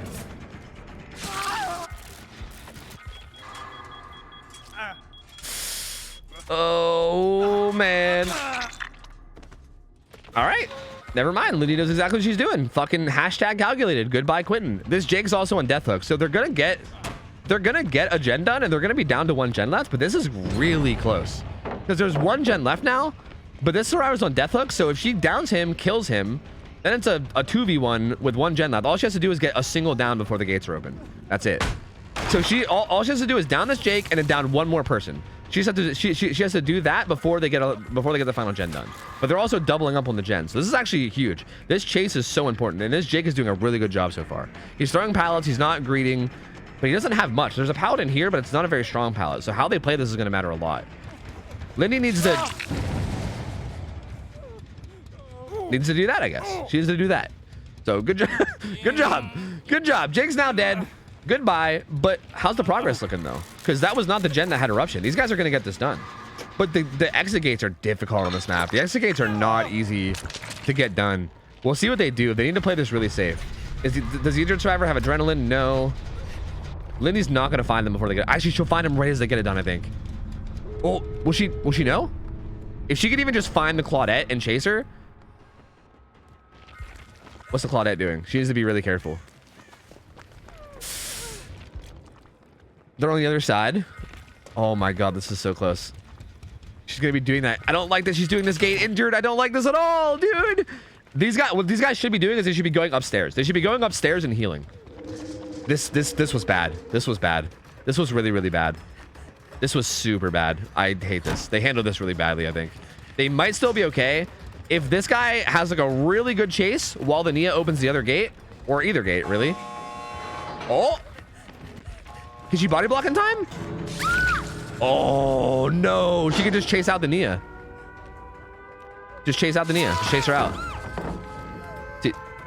CJ Tech? Question marks? CJ Tech with a med kit? Why did she throw the... What? Just... Yeah, just hit him and then hook the... I'm confused. Hey, this is going to be the 2-0 for Lindy, though. She's trying to get the Nia, but she can't get the Nia, but she can't get the Claudette. And Claudette, even if she has like something, she doesn't. But even if she had like Deliverance, chasing out that Nia would stop it. Also, or actually, yeah, she's actually a fresh hook. That's gonna be the win for Lindy. That's gonna be the win for Lindy for sure, dude. So close though. That game was really, really, really close. God damn. Well played from both sides. Good try for both sides. That was such a close match. But Lindy pulling through at the very end and getting it. FYI, at the very end there, what they should have done is they should have tried to locate the killer and try to figure out where she was.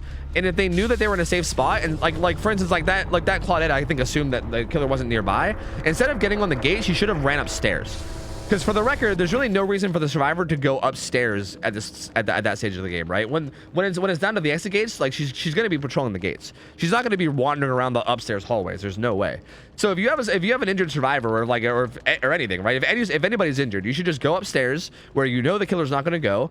Reset yourself, right? Like go to like the middle of a hallway where like if the killer does happen to come up, you'll see them coming a mile away. Go to like the middle of a hallway, heal up, and then after you're done healing up, each survivor can go to each door and pressure it individually, and then whoever she chases can loop their way to the other door and get out, basically. And as long as you tackle the doors at the same time, even if one person gets chased, the other person should have their door open by the time they get there. So you can probably even just hold W to the door. Like that's how they should have handled that situation. But instead, they kind of just like went for like mega greed and went straight for the door, which I think was a pretty big mistake.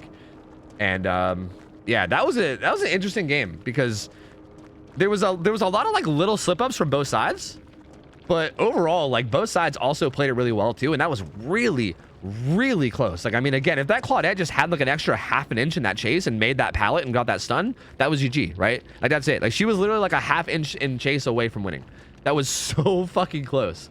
Like that, like she literally died on the pallet. So that's wild game, dude. Really, really close. Well played from Lindy. Hey, Lindy, congrats on the prize. DM me if you want your prize. You get 2 subs. I know that I didn't pay out the subs from last scrim night yet, but don't worry, I'll do it. I just like to pay in bulk. Smile. I'm definitely not procrastinating. I'm definitely not lazy. I just like to pay out in bulk. Smile. That's all. I'm just a bulk pay kind of guy. You know, that's just how I am. You know what I mean? It's fine. It's fine. Yeah, no, Zion Wolf, it looked bad for us, and I think it might have looked bad for Lindy too, because even after she hit you, like we were watching her first person. After she hit you, she did like a little double take. So I think it might have looked bad. I think it might have looked bad even for her. Like that window hit was fucking wonky. It was wonky.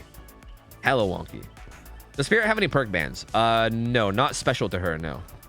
She has the same perk. Well, actually, no. Did we give her the S tier bans? I don't think we did, right? I'm pretty sure Lemon gave the S tier bans only to like Blight and Spirit. Or sorry, not Blight and Spirit, Blight and Nurse. Oh, she does? Oh. Yeah, I don't know. I guess I don't know. Never mind. She has 2 of them. Well, there you go. Doesn't bulk paying result in more work? No. I mean, it's more work, but it's like all at once as opposed to like, you know, it's like, do you want to work 1 10-hour day or do you want to go into work 5 days for 2 hours each, you know? Like, I'll take the 1 10-hour day. Just get it over with. All right, let's get this next match set up. Let's get it set up. Hey, Harry Harrison, thank you for 2 years, man. Thank you, buddy. Appreciate it. Good to see you, dude. Average Gamer, thank you for 17 months. Welcome back. Shoal Squid, thank you for 11 months. And congrats on the Fortnite skin. Thanks, dude. Have you watched Skinamarink? I can't remember what you said about it. Did you like it?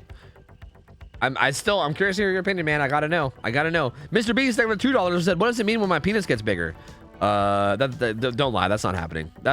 We all know that whoever donated under the name Mr. Beaks has a micro dick. Don't lie to us. We know. We fucking know. You're not fooling anyone. Say to your friends, thank you for hooking up Muffin Club with a sub. Muffin Club, welcome in. Euros, thanks for the 2 months. Sorry, the 5 months. Welcome back in, man. Appreciate it, buddy. And I think that's everybody I missed. Thank you, guys. Appreciate it. Thank you.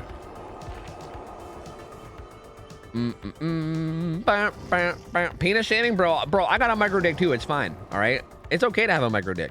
You know, like It's like I always tell them, you know, it looks like a Tic Tac, but it moves like a sewing machine, you know? Easy peasy. It don't matter. It don't matter, baby. Anyway, this is Team Chimkin Burglars, right? Or no, wait, what are they called now? I feel like these guys change their name all the time. I don't even know what they're called anymore. They were Chimkin Burglars, I think, but now they're like, hold on, I gotta see. I don't know. No, okay, Chimkin Bengos. Sorry. Chimkin Bengos is what it is. They are Chimkin Bengos. So I think they're, wait, are the Bengals like still alive in NFL? Like, are they, is it like AFC Championship? Like where even is the NFL? I don't follow football, but I know that we're getting close to the Super Bowl. So I think this is like a Bengals thing, but I'm not sure. And the killer is a Dart Man who is playing as the Wraith. The Wraith is also played on Dead Dog Saloon. Hours wise, this is the survivors have a little bit more hours, but honestly, killers perform pretty like I think killers have been kind of dominating scrims anyway, so I think it's fine. But survivors have more hours, but there is Wraith on Dead Dog Saloon. Dead Dog Saloon's a pretty good map for Wraith, especially considering Wraith can utilize gen kick perks really well. So here's your guys' prediction. You guys just saw Big Idiot Baby play against Pig, but now she's on Survivor, and she's got her teammates Chicken Queen, Sprock, and Kurt. Kurt hit P100 Dwight. Let's go, dude. My man out here with the P100 Dwight Blight Knight. We got a lot of killers and characters that rhyme now. It's kind of making my brain hurt. But these guys I feel like I haven't seen these guys play in a few weeks, but I'm excited to see these guys play. These guys have played in Scrim Nights quite a few times throughout the past few months. We haven't seen them in a hot minute, but they always show up with their fucking chicken uniforms. You love to see it, dude. You love to see it. I don't know how this one can go. It can go either way. I have no idea. Would you ever consider banning Eruption? Yep, Eruption is going to be banned starting next week. This is the last week you guys are going to see Eruption. We were already considering banning it, and now that Behavior kind of announced that they're planning on doing that they're planning on changing it, I figured we might as well just do it, right? Because I'm assuming, again, I don't know what they're going to do to Eruption because they didn't say what they're going to do, but they said that they were going to change it, and I'm assuming that they're going to do something about the fucking in cap, right? Because the in cap is the thing that everyone hates. Like, that's the thing that everyone complains about. So I'm assuming that they're going to do something about that. Again, I could be wrong, but I think it's kind of pointless to like make everyone learn how to counterplay it or whatever for it to just get changed in like 2 months. When we were already kind of thinking about banning it anyway, right? We were already kind of just like, Eruption's kind of boring and it makes the games like not like fun. Like, I think the games would just be more fun overall. And it's not like taking away Eruption means you have no choices, right? There's still plenty of good choices for killer. Like, you have so many other good choices that you can still choose from. So yeah, I think starting next week we're banning Eruption. I think they're also thinking about banning Lethal from every killer too. Yeah, I was a little on the fence about Lethal. I was like Lethal's already banned from S tiers, and I was a little bit on the fence about banning it from everybody else. But there was some pretty good points brought up about it. So I think we're gonna ban Lethal on everybody too. Yeah. That should be starting next month. Every month is when we change the rules. We do it at the beginning of the month. So next month's rules will have a bit more restrictions in terms of what people can run. Mostly on the killer side. I mean, killers have been dominating scrims lately, so we got to do something. Yo, Poncho El Capybara, thank you for the prime sub. Welcome in. Dat Gaming, thanks for the five gift subs. Thank you, buddy. Appreciate it, dude. Thank you, bud. Very kind of you, feller. Lethal too strong? Yeah, it's weird because like on certain killers it's too strong, right? On killers that are really oppressive and chase, it's too strong. But on top of that, it's not even really that it's too strong. It's more just that like if you get rid of Lethal, it leaves a lot of potential strategies open, which makes it really cool, right? Like, if you know that Lethal's not in play, that means that you know for a fact as Survivor that you can kind of like utilize stealth, and you can do like cool things. Like, for instance, you can basically choose who gets chased first, right? Like, if you have a Survivor who has a build around getting chased, you can have them be the one that pressures gens first while the other one's stealth, and then like, you know, once they get found and chased, other people can then start pressuring gens, right? So like you can kind of like do more like, there's more like cool like strategy and tactical stuff you can do if you know that Lethal's not in play, which is nice, right? And again, don't get me wrong, I don't necessarily think that Lethal was like OP on a lot of killers. Like, I don't think like a Lethal Pursuer Wraith is gonna be like the end of the world or anything, right? Because you could just loop him or whatever. But I don't know. Again, I was on the fence about it too. I was like, I don't know if it needs to be banned. I think it's fine. But people did. I do think it honestly like opens up a lot of interesting play styles that you can do if it's not in play. So I don't know. I don't know. We'll see how it feels. I mean, if people end up missing it, maybe we can think about bringing it back. I don't know, but okay, tell us about the killer. I don't know anything about this killer, so no. I don't think this killer is played in Scrim Nights. I don't think we've seen them play. So I couldn't tell you anything about the killer player. I have no idea what their strategy is going to be, how they're going to play. The Gamba's still up, but it's closing in like 10 seconds, so you better hurry. You better hurry. Type / prediction and get a Gamba in. You got like 10 seconds. Was there no killer offering? Uh-oh. Did he set the map?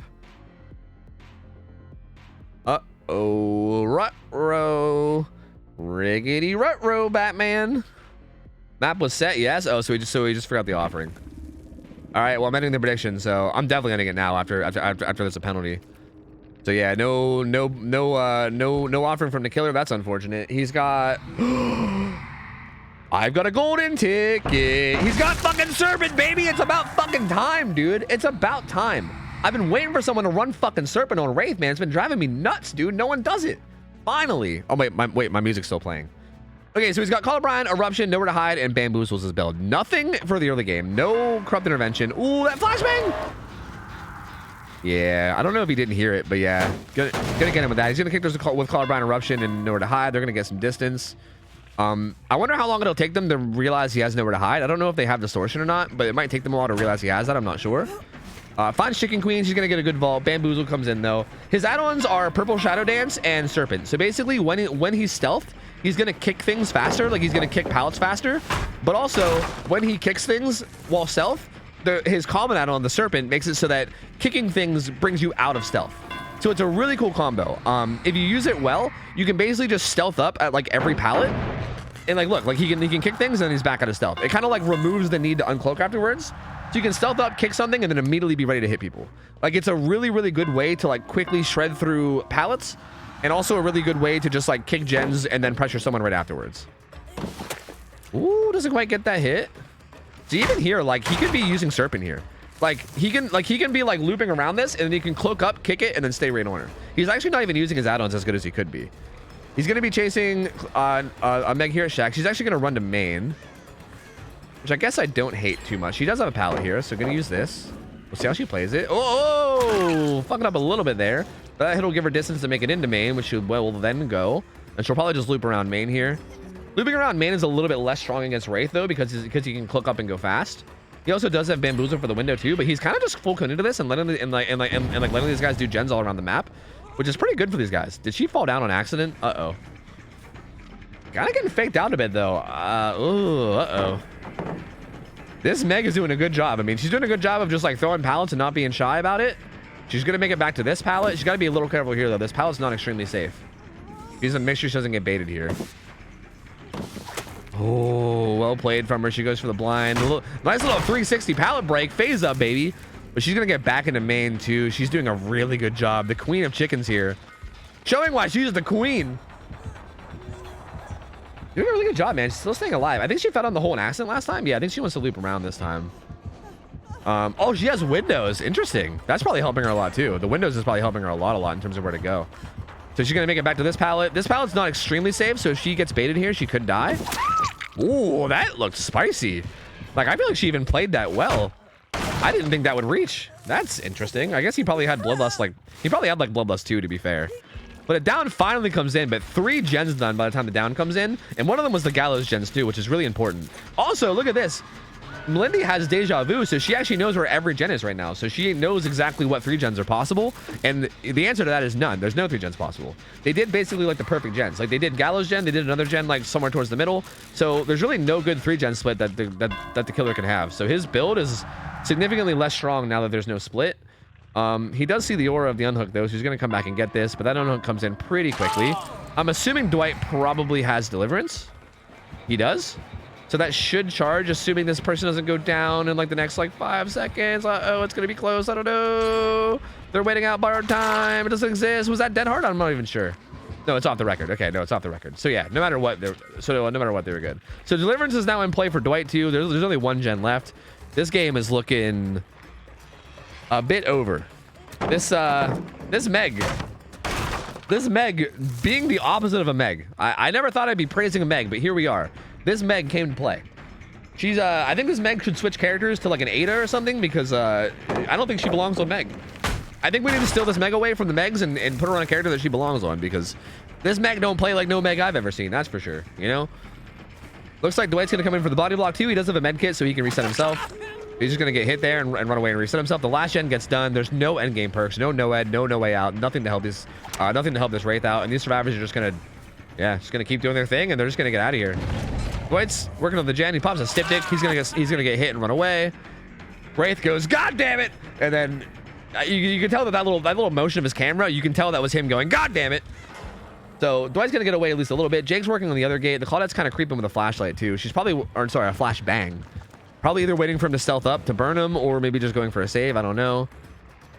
Dwight's gonna run into the building. He's still, like, breakable walls are still up as well. Bamboozle comes in, but I mean, yeah, like, best case scenario here is he gets one person down and then the others leave. Like, no matter what, there's no way he wins this. The only way he wins this is if the survivors throw really, really hard.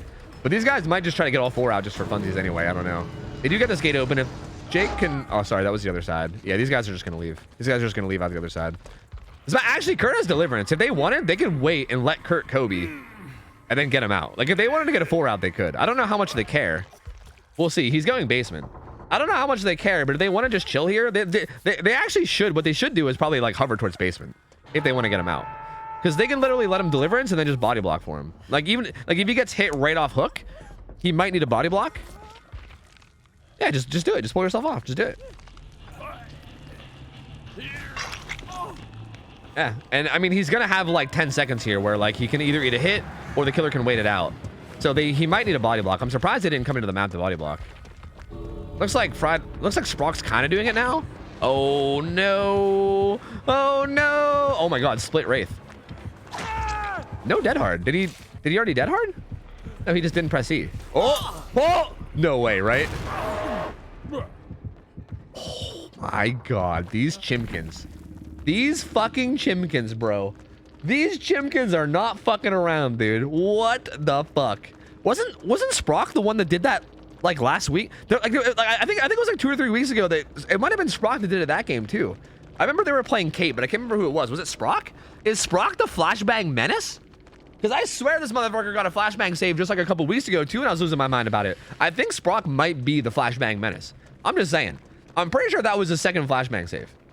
Bro, what the fuck? That was dirty, dude. That was dirty. I mean, what's there to say? Well played by the survivors. Like the Wraith, it's hard to say, right? I feel like he could have utilized the add-ons more. I mean, it's hard to say that his decision-making was really bad because, like, I can't really fault him for, like, committing to a chase, right? Because I think not committing to a chase is kind of a throw if you do it too much. Although, that Meg was doing a really good job of looping, and I also feel like he could have played pallets better. Like, a big thing you could do, like, if there's a pre-thrown pallet that a survivor's sitting at, you can kind of, like, cloak up as you bait them into vaulting one side of it, and then instantly kick it with these add-ons, and then you kick it so fast that like you basically stay right on them afterwards. Like I feel like he wasn't utilizing the add-ons as well as he could have in terms of the chase, which did make the chase a lot easier for the Meg to play well. That being said, kudos to the Meg because she did play that chase very, very well. And I mean, it all just kind of came down to that first chase, right? I mean, it just took him 3 gens to get it down. And I feel like in any game, if it takes 3 gens to get it down in a game like this, you're just probably gonna have a bad time. Especially considering that they did really good gens too, right? Like they also did like the perfect gens in terms of like splitting up the 3 gen. So hey, solid macro from the survivors. I mean, solid chase from Meg. Sprock's a fucking flashbang demon. And well played, man. We're gonna have to get a new killer for these guys because that was solid. That was very solidly played. Good try from Dartman. Also forgot his offering too. So to be fair, his win condition was also a fucking 10 hook because of the lack of whatchamacallit. The lack of whatchamacallit offering. But good try regardless. But man, Chimkin Bengo is not fucking around, dude. Not fucking around. We'll see how this goes. I mean, we will see. We will see. We will see. Ooh, Fannin-Cotter. This guy is the this guy's the P100 nurse, right? I'm pretty sure this guy's a Prestige 100 nurse. Every basement hook added +1 hook to his win con too. Oh, really? Is that how you're doing it? Like if they use the bad basement? That's interesting. I'm gonna be real. I'm not even familiar with our whole rule set. That's me, the P100 nurse. Yeah. Yeah, this guy runs around in Discord with the name Fannin-Cotter, the P100 nurse. So I expect big things. Nurse did get changed recently though. So like I'm pretty sure in terms of add-ons, if I read correctly earlier, I'm pretty sure in terms of add-ons, we're just doing yellows and under. So I don't know what add-ons we're gonna see, if any at all. I think I peeked in Discord earlier. I think I saw him saying that he wasn't going to run any add-ons at all. I don't know if he was trolling or not. I'm assuming he'll probably run at least something, but yeah, like the add-ons are going to be not super important. But I mean, again, if you're a good nurse, regardless, it's gonna be tough. I'm gonna literally pull up the nurse add-ons wiki page because I'm probably gonna need it. If it's gonna be real, I'm probably gonna need it. Considering they all just got changed. Let me pay out. Oh no, I already did pay out. Let me give you guys a new prediction. So same survivor team. This is against, again, we've not seen Fannin Cotter play, so I don't know like how it's gonna go. Like he's a Prestige 100 nurse, so I expect big things, but you never know, man. I've seen some Prestige 100s that are fucking potatoes, you know? I can't tell you how many like Prestige 100 survivors I've seen that are straight up taters, just complete taters. So you never know, all right? Just in terms of gambling, just saying, I wouldn't go, oh god, P100 nurse, it's GG. Like it might be, you might be right. Maybe it is GG, but maybe it's not. Who knows? I don't know. Nurse is played on Father Campbell's Chapel, by the way. Also, Nurse has more restrictions, by the way. Can't run Eruption, can't run Deadlock, can't run Pain Res, can't run Lethal Pursuer. On top of all the global bans. So kind of some like specialized banning for Nurse and Blight because they're so good. So that also affects it a bit too. I can kick and you can re-invite. That works. Don't matter to me. Whatever they want to do. However they want to handle it. Don't matter to me.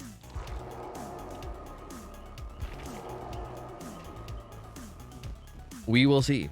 I 1v1'd him. Very goated Nurse. Yeah? Good. Good. P100 Nurse, they don't love themselves. I mean, I would say that, but not because they're playing Nurse, but because they probably deal with like 50 million DCs every game, you know? I feel like being a Nurse main in current year just sounds miserable. Like, I feel like you only get to play the game like half the time, right? If even half the time. Probably like a quarter of the time. You probably like queue up, and I would say probably like fucking 3/4 of your games are probably just people DCing, you know? Anyway, I'm gonna hold this lobby hostage and play ads. Hey, Spoker Man, by the way, thank you for the raid earlier, dude. I was mid-cast, so I didn't get a chance to thank you, but I appreciate the raid, dude. Thank you, man. Thank you. Hope the stream went well, and I appreciate the support, dude. Thank you, buddy. But I am going to play some ads. Sorry, I'm going to hold the lobby hostage. I just want to make sure these don't play mid-game. So I think these guys are going to be getting their builds ready and stuff anyway. So, yeah. Well, Pixia has Kill Your Friends when she gets too many DCs. Yeah, I don't blame her. Dude. I want to do that shit myself sometimes. I'm not even a Nurse main. Even just, like, playing, like, random killers like Wraith and shit, sometimes you get, like, a ton of fucking DCs. Is that the same guy playing Killer? No. The winning side stays. Like the way Scrim Nights works is that whichever side wins stays, and then we rotate in the other side. So because the survivors won, they stay, and we rotate in the killer. If any side wins twice in a row though, then we rotate both of them out. Like you can only stay for 2 games. This is this team's last game no matter what. Like basically if you win your first game, you get a chance to do a second game. If you win your second game, you get like a minor prize. If you lose your second game, you're out no matter what. So like no matter what, you only get 2 games max. But yeah, if you win your first match, you play 2. So that's how it works. We used to do up to a 3-man streak, but you know, it ended up being too much because we ended up not being able to cycle on enough people. That's why I've been telling all the teams to scrim against you. Oh yeah, dude. Yeah, I love doing the scrims throughout the week. Like I love that shit. It's so much more interesting than fucking public matches. Like I love it. It's been great, and I'm glad that a lot of teams have been doing it because it's been really fun. I've been really enjoying it. Bro, are you lagging? Me? Or who? I'm not lagging. Unless you mean somebody else. I don't know. What is the price? What do you mean? What price? Buying into scrims costs $30,000. $30,000 is the buy-in. It's a little steep, but you know, for competitive DVD, I'd say it's worth it. It's been some high energy games. Some of the better scrim nights so far. Yeah, we like came out of the gate today with some really good games. I'm surprised.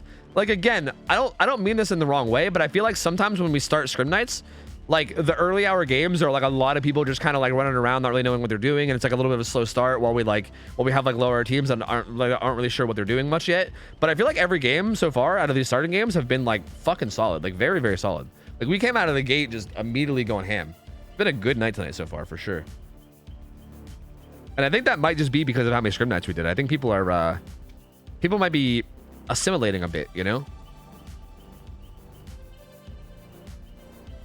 Does anyone know if it's possible to do a 180 flick with only on console? Probably not. Unless you like mod the shit out of your like controller to have like insanely high sensitivity, probably not. I know back when I used to play a competitive FPS on console like 9 years ago.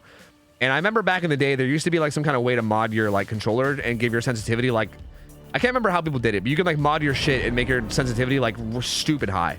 So if you can do some shit like that, then maybe you can 180 flick, but you'd have to do something like that. There's no other way. What up, Age? How you doing, bud? Mostly Toasty. What up? What up? What up? What up? What up? What up? Can't wait to see Night on Temple. Yeah, Night on Temple should be interesting. What game was it? Nah, don't worry about that. Don't worry about what game it was, okay? You know what? It's not that I don't want to admit what it was. You know, I just don't worry about it. It's fine.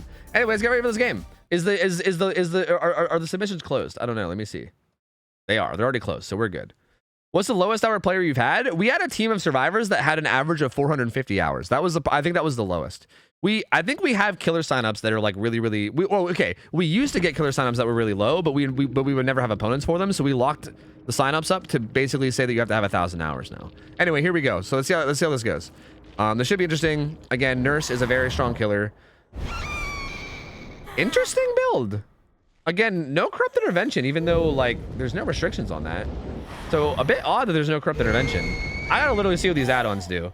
I think the Pinecone add-on's the same. It just makes it so that fatigue from chain blinks is less. Basically, like there's almost no like downfall of chain blinking in terms of fatigue. It's basically just lowers fatigue when you blink twice. Dark Cincture got changed recently though. What's it do now? Movement speed of the Nurse during the chain blink window. Oh, so like right now her movement speed's a little bit higher. It's kind of like finds Jake pretty quickly though. It's basically like loose crank. It's like loose crank but on Nurse essentially. So that's interesting.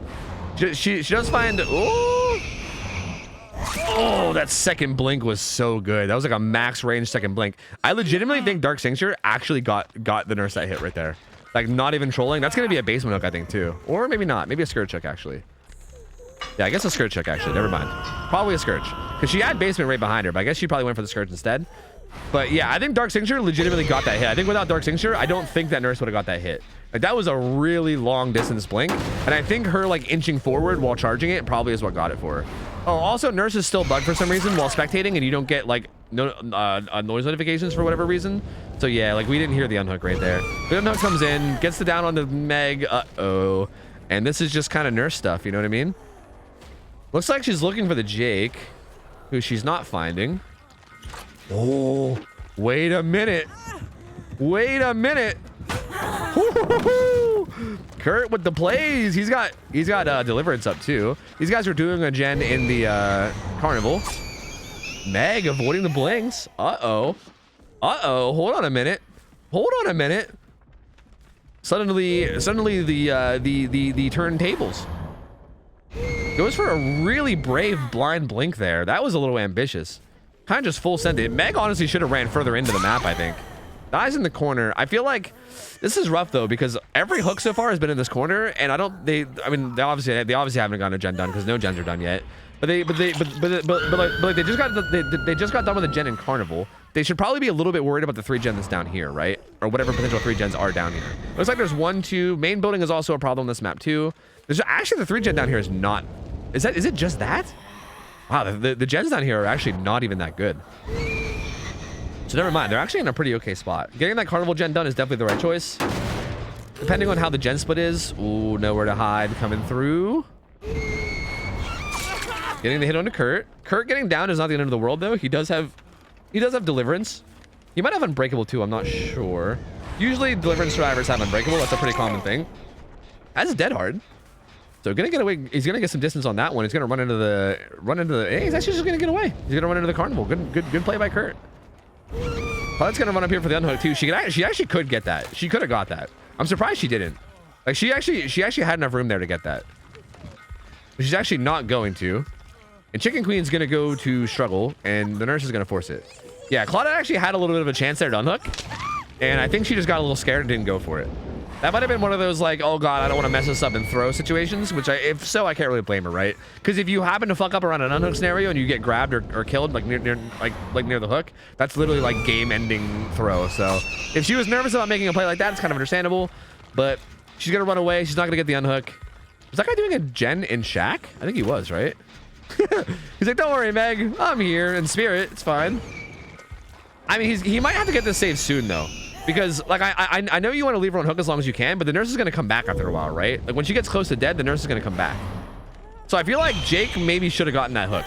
Like I understand wanting to get gen progress. Oh, the reassurance. Never mind. Wait a minute. Never mind. Hold on a minute. The reassurance play is good. I hate that this cosmetic is like coming onto the screen like this. This is awful. I fucking hate it. Okay, still on Kurt. Again, Kurt though, with Deliverance, is a pretty okay person to be chased. He's doing a really good job of juking. Good, dead hard. Kurt kind of fucking juicing this game, dude. He's been juicing this nurse left and right. And again, I think this Jake is still nearby. So yeah, he can grab the save. Chicken Queen needs to get somewhere safe. That's the most important thing. Right now, Chicken Queen needs to get the fuck somewhere safe and heal up and then play safe. He's actually picking up. This is really good for the survivors. This is really, really good for the survivors. This is definitely not ideal for the nurse. Because she's hooking the survivor that has Deliverance right now. And the survivor that's death hook is getting... This is great. This is exactly where she should be going. She should go as deep as she can in here, I think, honestly, and find a teammate to heal her. Like, I think you should literally like go to like the super deep gen, and like if the killer even comes remotely near you, start stealthing, and someone should go over there and heal her as well. Kurt actually deliverances right away, I guess because the spirit blinked away, which I guess I don't hate. I think he could have maybe baited her into camping her a little bit more, but they might be worried about the 3 gen down here, so he might just be trying to get away from that too, which is understandable. So he's gonna deliver right away and get some distance and get out of here. The nurse kicks this gen, sees nothing with nowhere to hide, but this is gonna regress quite a bit with Call of Brine, so this is a bit worrying. Kurt is healing up Meg. These guys are like right at the corner though. That's not that far away. Jake is still hovering near the shack gen. He wants to get it done. He has distortion. So he actually didn't get spotted on nowhere to hide. On top of that, he should know about nowhere to hide too. He should be aware of nowhere to hide because of distortion. So now, which should mean that the whole... Oh, that was a really rough overblink. That was way overblink. But that should mean that the whole survivor team knows about nowhere to hide, right? And again, there's a lot of time being wasted down here without really much happening. Like they're kind of just having this weird little standoff here, where she's been watching this gen regress. Finally does get a chase on the Jake, gonna get a hit on him. But that was a lot of time spent. I think the nurse might just be trying to hold this 3 gen, but it might be a little too early for this. This Meg, I hate this. I hate this from the Meg. I hate this from the Meg. This Meg needs to get out of here. This was a bad play. I don't like this at all. This Meg should not have been down here. This Meg should not have been down here. This was a throw. This is literally gonna lose in the game 100%. Because this Meg's about to die. Why is the Dwight on the gen in Carnival and the Death Hook Meg doing the gen at like that? Why? Like, why are these not reversed? Why is the Dwight not doing the shack gen and then the Meg doing the gen that's deep in the Carnival that's safe? Because now Meg's dead and now it's a 3v1 against Nurse, and she kind of has this 3 gen set up here. So yeah, that might have been a game losing play. That might have been GG just right there. That's unfortunate. Gonna kick that with nowhere to hide. I think this might have been... No, that was actually Claudette, so she's gonna get away. She does have firecrackers. She also has a flashbang ready to go too. Firecrackers and flashbangs are surprisingly really good against Nurse too. If you can time it correctly, you can burn her out of her blink, or even force her to blink, or just like force her out of her power. There's a lot of cool stuff you can do with firecrackers against Nurses. I don't know how much Sprock is gonna be able to do with it, but we'll see. Okay. Yeah, this Nurse is just really wanting to hold down this 3 gen. This Nurse is not going to leave this 3 gen now. So I don't know if these guys have realized it now or not, but like, she's not going to leave the 3 gens that she's protecting here. Maybe 4 if it's main building, right? Is main building still up? Actually, I say that, but she's going pretty far here. Her doing a good job. If he gets chased, as long as he just dies deep in this corner, yeah, he needs to just go deep in this corner. And they're on shack gen. Huh. No, yeah, she's going back. So she just wanted to get 1 hit on him, I guess. I'm surprised that they should have doubled up. Like, I don't even like this guy being on this gen. They should have doubled up on Shaq. Like, okay, in like a 3 gen scenario like this, where like the killer's like refusing to leave one side because they're protecting gens. If they ever do leave the side, right? Like if you're in a scenario like this where like the killer won't leave a 3 gen, right? Like this Nurse has literally been in this corner for the past like 5 minutes protecting these gens, right? If you're in this kind of a scenario with Survivor, if the killer ever does leave, like right there, she committed to like Kurt pretty hard down at Carnival. You need to just try to get a gen done. Like, I really disliked that Jake was on that side gen, because if they would have both doubled up on Shack gen, they might have been able to just commit to it and get it done, which would have broken up the 3 gen, which would have been huge. I think anyway. I still don't know if there's a gen in main. Well, okay, there's a gen over there. But yeah, I mean, doing Shack Gen would have broken it up at least somewhat. I mean, I don't think they should have died for it, but they definitely should have at least doubled up on it to at least try. It's not worth dying for, but it's at least worth getting a lot of progress on it, because that's like the big thing, right? Like, that's the main thing you need to punish if she leaves, is just getting a gen done. She's gonna come back though. She's gonna find Claudette. So far, they're doing a good job of just like staying healthy and not playing and playing relatively risk-free. Although this one's a little bit risky, right? Yeah, that was a good blink. Down goes Sprock. That's gonna be a pretty quick down. Let's see if they can capitalize and get a gen done. Again, like even here, I don't like this either. Like I'm not a fan of this, honestly. Like, I think if you're gonna have a period of time like this where the killer is like clearly away, I mean, I guess the Dwight was already here, so it's probably a waste of time for him to go the whole way down. And they obviously didn't know if the killer was going to double back or not, but I feel like you can set up for like the double on the gen. Because again, if you don't double up on one of these gens and get them done, then like they're just going to keep getting hit with Call of Brine, and they're just going to keep progressing, and it's going to be so hard. I mean, it looks like Kurt wants to do this gen out here, but again, even doing this gen out here doesn't really break the 3 gen. Like that just kind of, because like that gen is pretty much the same amount of distance. Actually, this other gen over here might even be the better 3 gen. Jake gets hit. Like this gen felt like a really good one to do. Like one of these two felt like they were really good to do.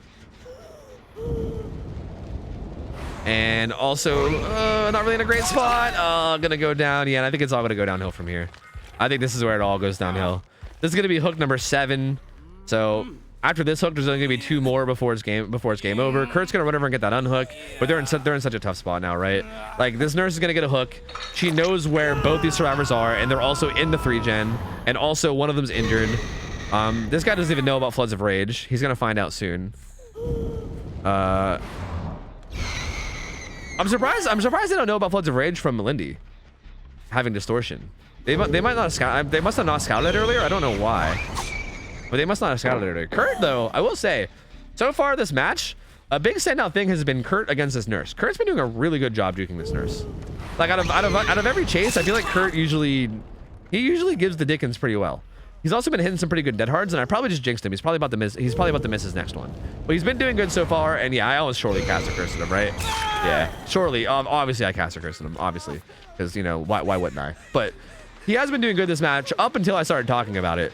They're gonna get this gen done here, which is good, right? Like that's good, but again, like there's still a very, very strong 3 gen. As a matter of fact, there's a stronger 3 gen now, I would say. Like that was like probably the weakest gen of the 3 gen, and also Kurt is now hooked in the 3 gen as well. So yeah, this is just game over at this point. I think this is just game over. She's gonna come back and kick Shack Gen again, and it's gonna regress a bunch. It's gonna be like it's already down to like half or something. It's gonna go down to like probably 0, and he's hooked right in the middle of the 3 gen. They're gonna have to heal up before they can even attempt to go for the save, which is what they're gonna do back here. But yeah, at this point they're just kind of grasping at straws because there's no way out of this one. Man, tough one. Very, very tough one. Very, very tough one. I feel like again, this game feels like it ended whenever the Meg died in the like died near the 3 gen. I feel like that like they might not have been able to identify exactly what was going on yet, because obviously it's easy for us as casters to tell what's going on because we're just like spectating the killer the whole time and we can see what they're doing the whole time. Whereas survivors, sometimes you like maybe don't know what the killer's doing, you maybe don't have all the information. But like if they were able, what was that? Oh, they activated kinship. I see. Yeah, I mean, again, it doesn't matter though. Like that hook on Jake ends the game. Like that's the game-winning hook. Good attempt with firecrackers. A little bit too late though. Gonna get the unhook. Oh, actually hits Kurt off hook for some reason. That's weird. Gonna get the down on Claudette too though. But yeah. Okay, so let me discuss it. Okay. Just for the sake of like feedback and learning. Okay. So basically what happened here was they needed to recognize that the killer was holding down a 3 gen, right? Like there was a certain part of the match where the killer just started hovering around Shack and was never leaving Shack gen, and she was like kicking it and watching it regress over and over again. And it's very clear that she was trying to hold down a 3 gen, right? Like she wasn't committing to any chases at that point, and she was just holding down a 3 gen. On top of that, Meg was on death hook, right? And she was the only one on death hook. I think like there was a couple other people that were maybe hooked once. I think like Kurt and maybe Jake were hooked once, I think. But Meg was the only one that was on death hook, and she was basically sitting on this side of the map and not leaving. So what needed to happen was they needed to recognize that the 3 gen was like basically her game plan, right? Like they needed to be like, oh, she's holding down a 3 gen now, like she's not committing, right? Like I feel like the second that she starts dropping chases that are going away from the 3 gen, that's when you're like, oh, she's holding a 3 gen. Like a nurse is never gonna decommit from a chase unless they're holding down a 3-gen, right? Like, it's a nurse. If she wants to commit to a chase and kill you, she'll just do it. So, like, if the nurse is ever decommitting from chases, that's because she's holding down an objective of some kind, right? So they needed to identify that she was holding down that 3-gen, and then once they identified that, like, they can still pressure the 3-gen if they want, but the Meg should not have been the one to pressure it because she was on death hook. Because if the Meg gets spotted ever, the nurse is immediately going to go after her because because she knows she's death hook. And getting one survivor out is such a big change. I mean, I talk about this all the time. Like, there's a reason why tunneling out one survivor is like pretty much always the best strat, because it's such a big benefit, right? Turning the game into a 3v1 from a 4v1 is a massive difference. So if a killer sees that death hook survivor, they're just going to be like, yeah, let's get that guy out, because it's such a huge difference. For instance, had Meg stayed on that back gen at Carnival and stayed alive, and they sent maybe Dwight or someone to pressure the gen, it would have been a whole different game. Like the nurse might not have even committed to the survivor because they knew the payoff from hooking them wouldn't be nearly as much because it wouldn't have been a kill. And then they could have gotten all the gens done in Carnival and then tackled the 3-gen as a team of 4 rather than a team of 5. Trying to tackle a 3-gen as a team of 4 is miles easier than trying to tackle it as a team of 3. Like, I cannot even begin to tell you how different it is. Like, having all 4 survivors alive makes it monumentally easier. So yeah, that was, I think, the big turning point here. Outside of that, though, I will say, outside of that, these guys played really well. Like, that was literally just a little macro mistake, and that's it, right? It's like a little macro mistake that I feel like isn't even that big of a deal, because, again, it's one of those things that you never really have to worry about in, like, your public games, right? Like, that's one of those things that none of these players probably ever have to worry about in their, like, normal public matches in terms of shit like that, because this is not the kind of stuff that usually happens in, like, public matches. But had they done that, this could have been a whole different result. And outside of that play, they played really well. I mean, they played super solid overall. They had some really good chases. They, like, handled hook scenarios pretty well up until, like, you know, towards like the end. But at that point, it was pretty much over anyway. I do think they played this pretty solidly all around, and they really put up a very, very good fight to this nurse, and they honestly were very close to winning. Like, it might have not looked close to winning, but I think they were like 1 or 2 mistakes away from winning this game. So good try, and obviously good play from the nurse too. I mean, I know I've just been talking about the survivors mostly, but obviously the nurse played really well, had some really, really good blinks.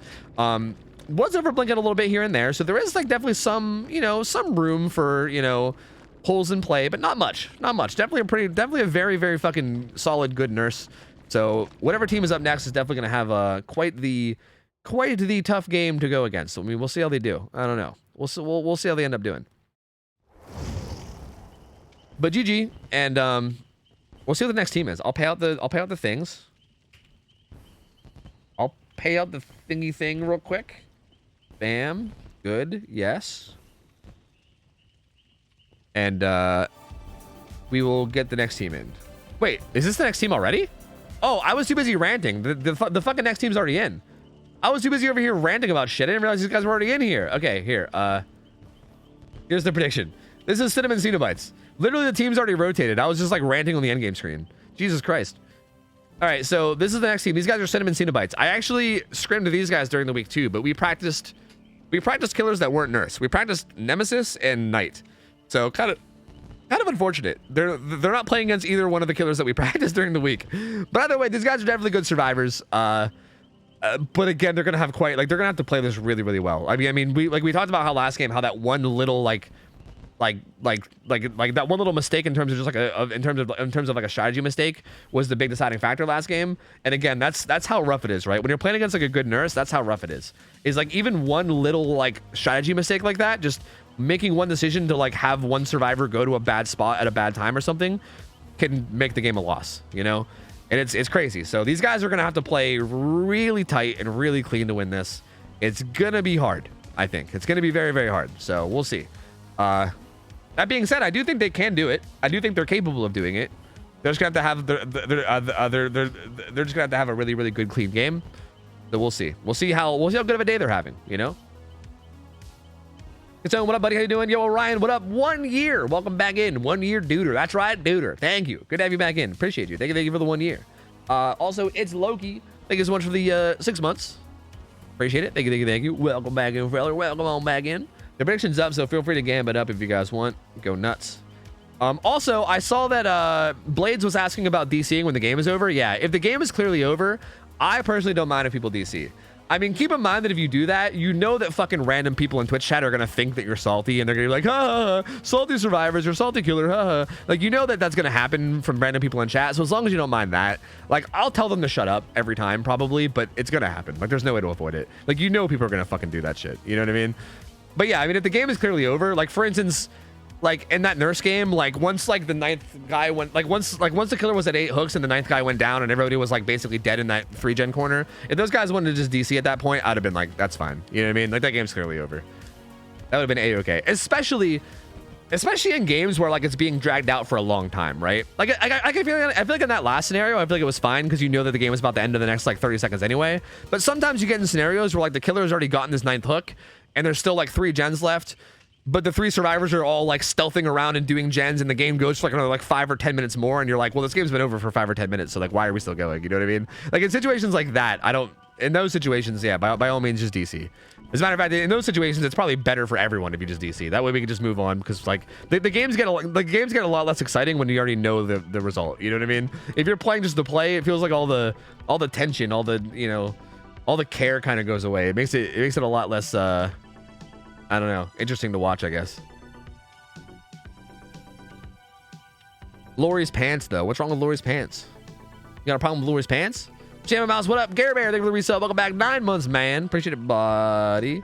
But there might be a penalty. I mean, true, there might be a penalty, but that's what I'm saying. I mean, I would only do it if the game is very lost. Like, again, if there's like 3 gens left and the killer already has 9 hooks, that game is over. Like, I don't care what penalties are in play, that game is over. You know what I mean? Unless the killer has like 30 penalties, that game is over. I feel like, I mean, I wouldn't DC unless the game was clearly over. If it's like if they like are just barely getting to their win condition, like, I wouldn't be like DCing every time a killer gets their 9th hook. You know what I mean? Like, if you think you might be able to get out with like 10 hook stages, I would at least try just in case there's a penalty or something. But yeah, I mean, if the game is like way over, I mean, yeah, feel free. Is the VOD turned off? No, it should be turned on. Go nuts, man. Go nuts. It should be turned on.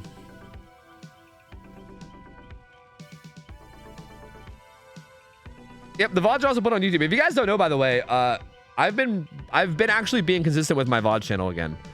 I know for a while there I was like not uploading for like 2 weeks at a time, and then I would like mass upload VODs like all at once. But I've been like pretty consistently uploading VODs onto my VOD channel. If you guys don't know, I do have a VOD channel on YouTube where I upload all my VODs, and also it has like a little Twitch chat overlay that you guys can't see on the live stream. And it has all the VODs from the past like fucking 6 months on there now or something. I've been keeping up with it for like a while. And I've been keeping up with it every day. I've been uploading my streams basically at the end of the night every night. Actually, it's been I said 9 months. The first upload was from 9 months ago. So yeah, if you guys aren't aware of that YouTube channel, feel free to go check it out. Sub to it if you want. I mean, I'm getting close to 1K subs on it. When I get to 1K subs, I'll be able to monetize it, but I don't know if I want to monetize it. I'm still trying to figure that out. Like, I feel like I wouldn't mind putting in like one ad every like hour or 2 hours of VOD. Like, I wouldn't want to spam it with ads, but maybe just like slipping one in here and there just for a little bit of ad revenue might be okay. But I might even just not monetize it. I don't know. But feel free to go sub to it. It's exclamation point VOD here. VODs? Exclamation point VODs? Is that it? Exclamation point VOD? Why don't you upload scrims? Well, I do sometimes. I upload highlights sometimes. Right now, I'm just spamming. Right now, I'm currently just spamming adept uploads, but I do upload scrim highlights sometimes. Yeah. Monetize it for everyone that falls asleep. That's what I was thinking. Honestly, that's what I was thinking. Like, I'm sure a lot of people fall asleep watching it. You know, like if they're sitting there letting like 3 fucking VOD videos autoplay, dude. Think about all the ad revenue I could farm off that motherfucker that's sleeping. You know, that's easy peasy, dude. Easy monetization, baby. But then again, I don't know. Like, I know ads are annoying, and if anything, if you're watching something to sleep, ads might wake you up. You know, so if anything, that might be another reason to keep them ad free. I don't know. I'll see. I'll see how I feel about it. I have no idea. Either way, feel free to check out the channel if you haven't seen it. And also the VOD nights or the entire scrim nights get uploaded to it. And I also made a little playlist too. I also made a little playlist on that channel for the scrim nights. So if you ever want to go through and just watch like specifically the scrim nights, there's like a whole playlist on that channel, on the VOD channel, that are just it's just every scrim night from the past like fucking, I don't know, 9 months or however long we've been doing them.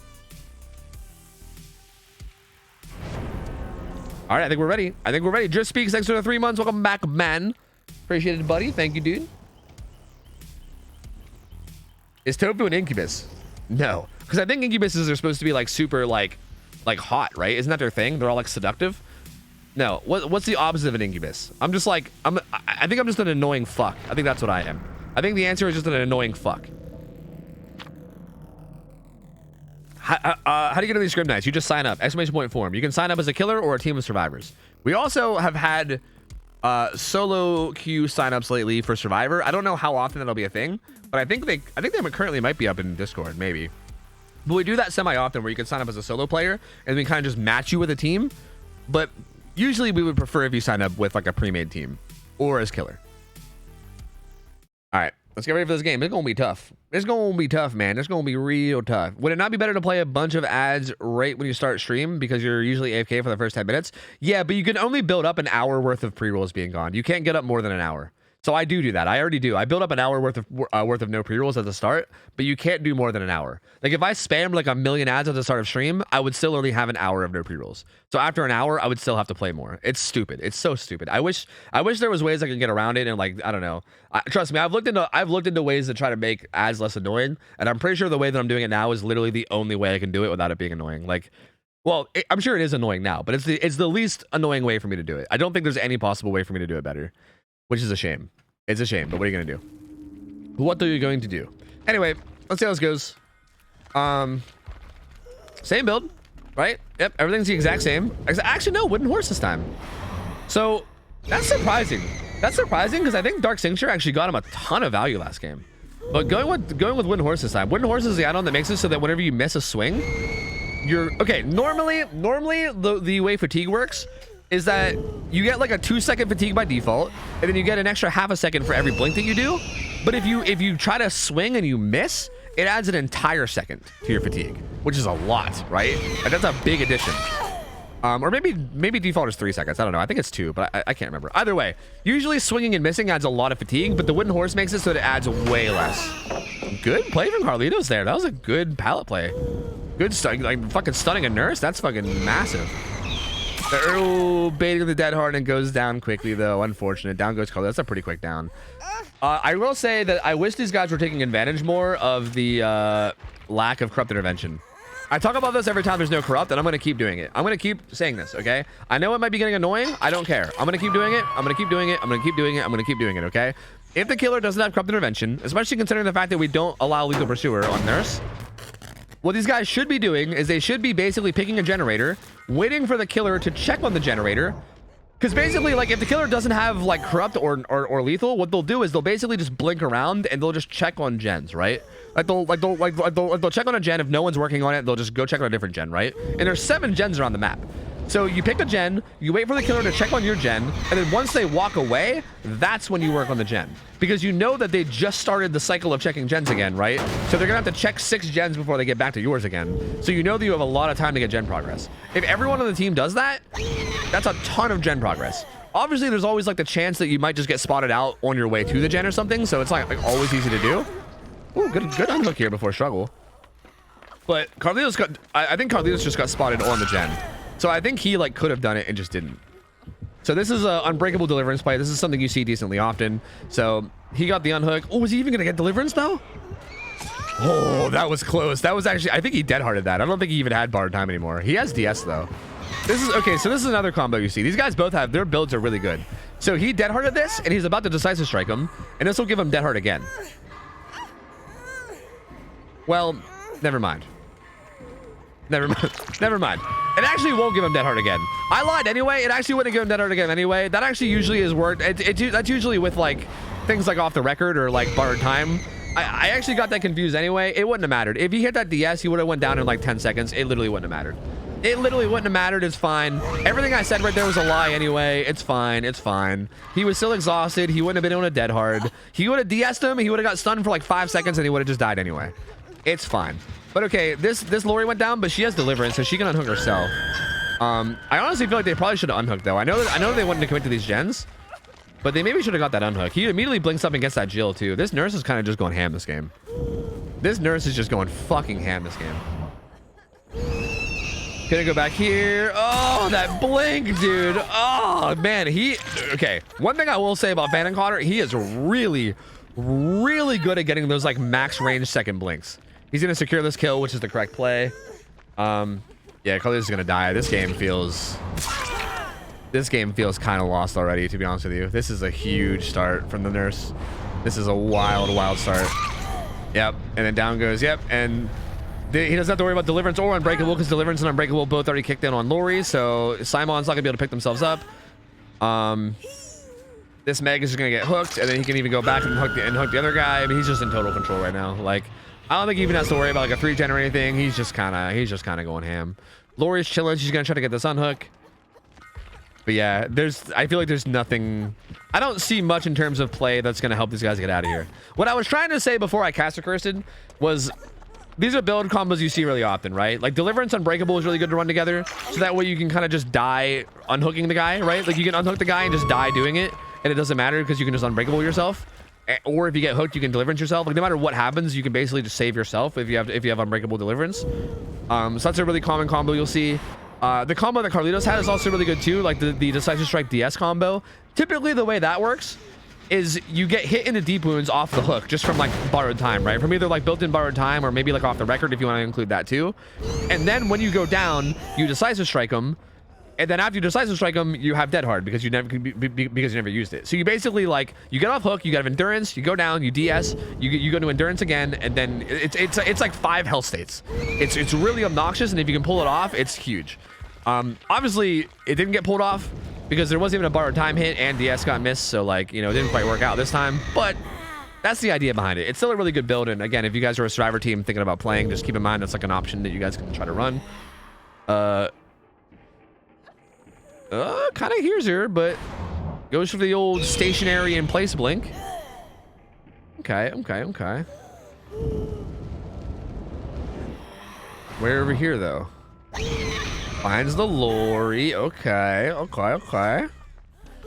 I think she's probably gonna be going down here. Good blink. Down she goes. What's her teammates doing? Nothing right now. They were just healing up. They were both just healing up and resetting. They're gonna try to go tackle gens now, but this gen has been regressed so much. This gen was at like 90% earlier. Now look at it. Oh, Call of Brian, that's pain. Oh, Call of Pain, dude. Yeah, that gem was at like 90. They're gonna be having to work it back up. So goodbye to that. 2 hooks away from the win condition. Blinks back. Here's the gen, but doesn't blink up, surprisingly. Gonna walk up. Wait, where'd the Meg go? She just went downstairs and out somehow. Oh, nowhere to hide though. Nowhere to hide, does kick in, gets the hit. She's gonna blink over to Shaq. And down she goes. Okay, something I want to say now, since this game is like, I mean, this game is pretty much over, right? Like, I don't think it's mean for me to say that. She's 2 hooks away. She's 1 hook away after this, and they have 4 gens left, right? Like, I don't know. I don't think I'm being cruel or mean if I just say this game's pretty much over at this point. Like, this was just way too strong of a start for Nurse. So I want to take this time to say that I don't think we should have Nurse on this map anymore, is one thing I'll say. Like, I know that we've been talking about like restricting perks for like S tiers and stuff, which obviously is still a thing, but this is like one of the smallest maps in the game, you know? We originally did this as the Nurse map because I think we just kind of like copied what like Comp does. But again, what Comp does doesn't really work for us because in Comp, it's okay if the killer 4Ks on both sides, right? Like, if this was Comp, a 4K at 4 gens is better than a 4K at 1 gen. So like, even though this is a 4K, the other team would still be able to win if their Nurse like 4K'd better or 4K'd slower. Like, it's okay if both killers 4K in like an actual tournament. Whereas in these like one-off scrims, we need to basically put killers on maps where there's a pretty equal chance for both sides of winning. And I feel like it doesn't really feel like this map does a good job of that, you know? Like, this map feels pretty strong for Nurse.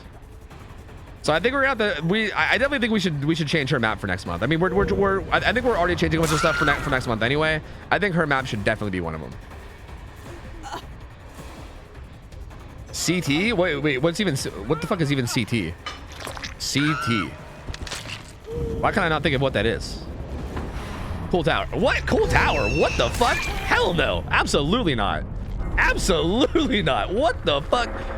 What kind of crack are you smoking? Hell no, dude. Hell to the hell no. Fuck that. That sounds even worse than this. That sounds literally worse. What about Larry's? No, we don't want to make them we don't need to make them miserable, fucking miserable with Larry's. We'll see. We can maybe do something like I think groaning might be a little too much. in the survivor's favor. Maybe. I mean, I say that, but again, killers have been dominating scrims. Like, I'm almost like, I feel like my initial judgment is like, if Groaning Storehouse sounds like a little bit too hard for Nurse, but I feel like because killers have been dominating the scrims so much in general, I feel like I almost just want to do it anyway. And then like, if Nurse gets shit on, then we can switch it back. But like, until she gets shit on, is there really any need to? Like, I feel like we should just do it. We should just throw on Groaning, I think. I think we should just do Groaning Storehouse. Groaning Storehouse is like generally seen as a pretty tough map for Nurse, so I think we should do that. I think that's what I would like to do. Yeah. Anyone signing up as Nurse is going to be a Nurse main. Yeah, 100% true. Because we've not seen that many Nurses. We really haven't. Like, the only people that we've seen play Nurse are like people that are really good Nurses, right? Like people that like again, like this is like a pretty low hour gamer, right? But he's a P100 Nurse. So this guy like plays nothing but Nurse, right? And I think that's how it's almost always going to be. Come on, just let her have it. Just let her. Okay, there you go. There you go. Thank you, Fanning Carter. Thank you. God, man, you can't kill the poor little innocent Meg. She's like a wee little babu, dude. You just gotta let her have it, man. Anyway, GG's. I mean, there's not really much to say about this match. Fanning Carter played it really, really well. Again, I do think both these teams fucked up by not taking advantage of the lack of corrupt better. I think they could have got more pressure on the gens before the first chase happened by playing stealthier. Like, I think stealth should have happened a lot better in both of these matches. And I think that was honestly, I think that was probably their biggest mistake. If I'm gonna be real with you, I think their #1 biggest mistake on both teams was their early game and like the lack of stealth and the lack of like I think realistically against this build, if you're playing optimally, you should be getting a good bit of gen progress before the first chase even starts, in my opinion. Unless you get unlucky. Like I think the only time that shouldn't happen is if you get unlucky and they like spot you like the whole way across the map while you're just like on your way to stealthing or something. But that didn't happen in either game, I don't think. So yeah, I think that was the biggest misplay. Beyond that, there was obviously some other slip-ups like failing DS and, you know, some other things. But generally speaking, it was just the Nurse playing well. You know what I mean? I mean, if the Nurse finds a survivor instantly and then also just plays well throughout the game, it's tough. Tough, man. Very, very tough. So just really well played from Fanning Carter. I mean, he had really good blinks. Good try from the survivors, but that's a pretty quick 2-0 there from Fanning Carter. Hey, Fanning Carter, congrats on the win, dude. You can get us. You can get your prize if you want it. Okay. Let me know what you want. If you want the prize, DM me on Discord. Let me know, let me know what your name is on Twitch exactly, like with the underscores and everything, just to make sure I don't send it to the wrong person. And then also let me know what channels you want subs to. I'll gift you 2 subs. Just DM you, yep, on Discord. Send me like your name exactly. Like I see that it's Fanning Carter with an underscore, but I might forget. So like make sure you copy paste your Twitch name at some point in the message, and then also let me know what streams you want subs to, and I'll hook you up with 2 of them. And GG's, man. Well played. You played really well. And good try from Cinnamon Cenobites, by the way. Again, it's kind of tough, man. I sometimes feel bad for survivor teams that wait all week to play scrims and then get like a good Nurse. Like that's a tough thing to go against, but they put up a good fight. You know, they tried, and hopefully we'll see them back next week to, you know, try again. But we're gonna be moving on to the next team, and we will see. You're trolling your chat, thinking Nurse has a bad map that makes the game fair. Yeah. You guys can share your opinions about Nurse all you want. I don't really care. I don't really care. I'm gonna be real with you. I'm gonna be a bit of a dictator here, and I'm just gonna make executive decisions and do what I want because I'm pretty confident in my opinions, and you guys can state your shit whatever you want. I really don't care. I think a good team on Garden Storehouse should beat Nurse. Like I think a good team, especially with our rule set, I think a good team can beat Nurse on Garden Storehouse. Like I think if we got like the best players in the world to come in here and scrim each other, I bet they would probably win. Let me put on here. Let me pay out. Wait, who am I paying out? Oh, that's right, Killer. Okay, perfect. Bam. All right, let me play some music. I gotta put up another prediction, and then I also gotta play ads. So, give me a minute. Black Bull Yami, thanks for the 33 months, by the way. Welcome back. Appreciate it. Ulio, thank you for the 3 months. Appreciate it, man. Drift Speaks, thanks for the 3 months as well. I think I already thanked you, but thank you again, dude. Appreciate it, man. Thank you.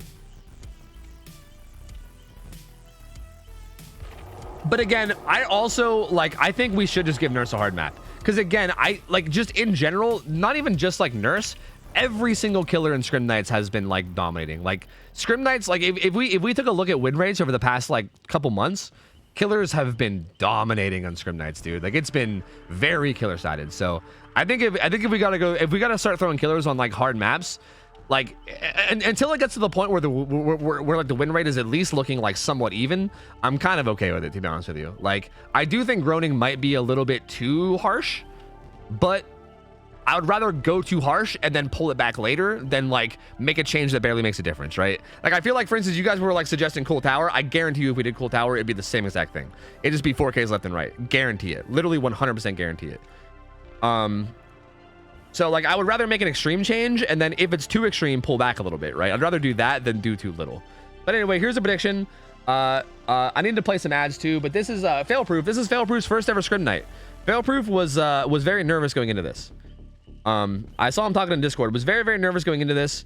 So nerves might come into play, but also, you know, I think they'll do fine. You know, I think they'll do fine. They're playing Myers. They're playing Myers, and Myers is playing on Treatment Theater. So Myers also has no restrictions, which this is interesting. I've been waiting for a good reason to restrict Myers, but I don't think I've seen a good reason yet. So Myers is allowed to run Infinite Tier 3. He's allowed to run Tombstone. You're allowed to run anything. Like, there's a lot of options for what you can do on Myers, on Larry's. You could even go for like a small tear radius Tier 2 build. Like, there's a lot of things you can do on Myers. There's a lot of different things you can do. So he has a lot of different options in terms of what they can do. This Survivor team is OhTofu's waifus. It's my waifus. We got P100 Ada, very good taste, very, very good taste in Survivor. You love to see it. And also P100 Fang. These guys we actually watched these guys get P100. When they first showed up, they were like both prestige like 60. We watched them grind together. You love to see it. Z-Slasher's the captain, and then Outcast Andrew was a person that got added semi recently. But these guys played together really well. I think the last few, I hate saying this kind of stuff because I always feel like I jinx people, but the last few scrim nights these guys have played in, I'm pretty sure they played really well. Like, I'm pretty sure these guys, especially lately, have been doing really, really good. Like, I'll admit, like, the first few weeks these guys played in scrim nights, they were playing a bit sloppy, and I was like, uh-oh. But the last few nights, I think the last few weeks, they've really stepped it up, and they've been doing really well. Like, I've been really impressed with them. And now that I said that, they're probably just gonna fall over and die because I'm a fucking dick and I caster curse everybody. But I'm hoping for good things out of them. Okay, I'm hoping for good things out of them. But again, Myers is a weird one though. Like, this is like, I will say that like Myers is one of those matches where, you know, it's tough because like I don't know, like it's so different, right? It's like, I feel like a lot of people, when they're like introduced to comp style play, they're not used to like dealing with like stealth killers. They're not used to dealing with stuff like tombstones. Like, Myers is such a unique killer, and also the map is so unique in how it's played that I feel like a lot of like your pub game experience doesn't really come into play here, and you gotta just kind of like adapt on the fly, and that could be really hard for a lot of people. So this could be a pretty difficult game for him. I mean, we'll see. Karn, how was your tourney? I want to watch it. I was just talking about it earlier. How did it go? I watched the VOD a little bit. I was trying to watch it. I woke up and I went to your channel while I was making food, but you weren't live anymore. I was like, fuck. So I pulled up the VOD and I watched for a bit while I was making food, but I didn't get to watch too much of it. But I'm excited. I want to see if I can catch some of it live tomorrow. It got chaotic in the middle. Yeah, it usually does. It usually does. So Sarah, I do scrims throughout the week if people want practice. Like, if any team ever wants practice throughout the week, they could literally just come into my chat at any point and ask. As long as it's not Monday. On Monday, I do builds for subs. But as long as it's not Monday, if a team comes in during the week and asks me for scrim practice, I'll scrim any team during the week. Any team that's in scrim nights anyway, I'll scrim during the week. So yeah, but I don't scrim on Fridays. No, I like to just cast on Fridays.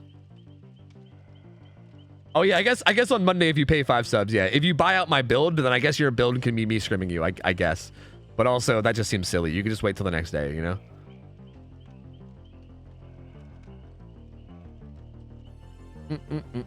You can see Myers' eyes? Yeah, you can. You can see him through the mask somewhat. Okay, I'm ready to go. I am ready to go. Whenever these guys are ready to go, I am ready to go. I'm trying to convince my friends to scrim. Yeah. I mean, if they're not into that style of gameplay, I wouldn't force it. You can maybe tell them to give it a try. You know, you can tell them to give it a try, and if they're not into it, they don't like it maybe, but not everyone's going to be into it. You know, there's a lot of people. I feel like competitive style DBD is very polarizing. You know, people like either find it really awesome and interesting and find it like refreshing in terms of like a new outlook on the game, or they fucking hate it. You know what I mean? So I don't know. Also, Spazticles, good to have you, man. Thank you. Appreciate the kind words. I'm glad you're enjoying yourself. Good to have you here. We had to move semifinals to tomorrow because one team had to sleep because EU, but hopefully it goes well tomorrow. Yeah, that's pretty fair. That's pretty fair. Hey, I'm pumped to see the games though, man. I'm excited. I saw some of the people that were playing. I saw Nightlight's team. He's using like pretty much, I guess, who I'd expect. It was like Nightlight and Zaka and like just a bunch of fucking cracked gamers. So God, that team's gonna be scary. I'm curious to see what other teams you have. I saw Instant Dodge was signed up. I think they had Ray as killer, and I think they had like their like close to their typical roster of Survivor too. So that should be a solid team. Yeah, I'm excited. I'm excited to see some of the games. I want to catch some tomorrow. Zaka played Ghostface. It was super. Dude, Zaka is disgusting at this game. Zaka is so fucking good. He's so good. Yo, Lazarus, thanks for the resub. Welcome back, man. 4 months. Appreciate it, dude. Thank you, dude. Welcome on back in. All right. Well, let's get into this game. Let's see how this goes. I'm curious to see what add-on this guy's going to run, because that's going to be the big thing. Guys, we're talking about If you guys don't know, Carnivorous is running a tournament on her channel. She did half of it today, and she's doing the other half tomorrow. Go check her out. Carnivorous is also just an awesome person, and she's a good artist, man. But she's doing a tournament today, and she's doing it tomorrow as well. I think it starts at what, like noon tomorrow? You can feel free to advertise in chat if you want. You can let them know. I think it starts at noon tomorrow. And she's doing a tourney. There's a bunch of really good players playing. If you guys are bored tomorrow and you don't have anyone to watch, since you know your boy Tofu's not live anyway, go watch Karn. Go watch the tourney. It'll be a good time. Anyway, he's got Infinite Tier 3. No corrupt intervention. What is this build? What is this build? I don't know how I feel about this build. This is risky. This is a really risky build. Nothing in terms of like passive slowdown. No passive slowdown at all. That's super risky. Ada, though, kind of getting stuck on walls here. Getting stalked a good bit.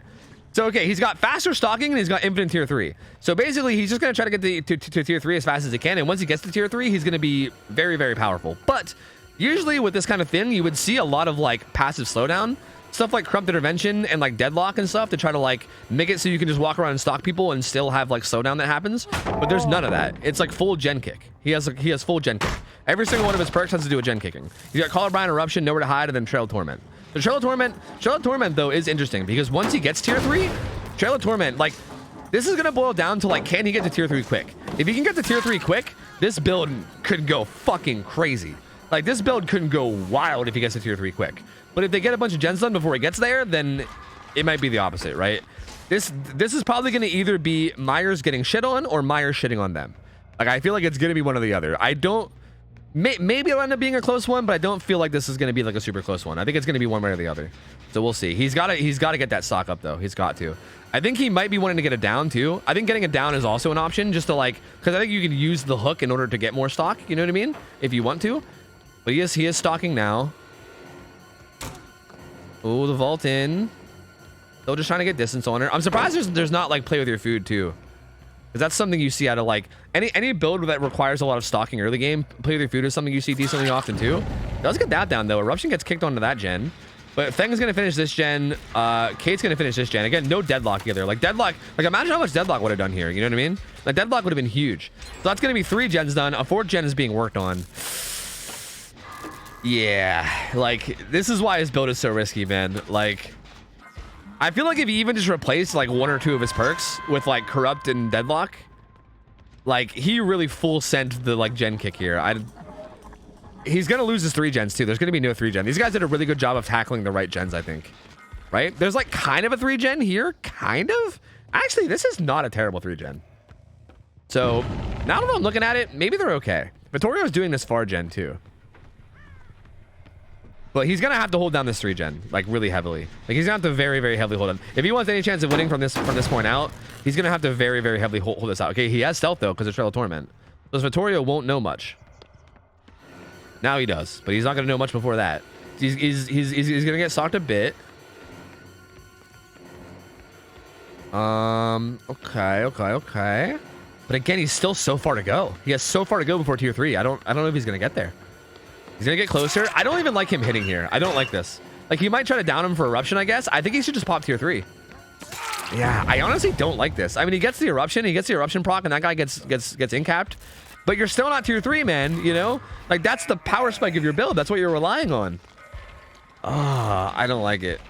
I don't like it. I don't know why he jumped in the locker. I think he was trying to juke the hit with the locker. I don't know what it was, to be honest with you.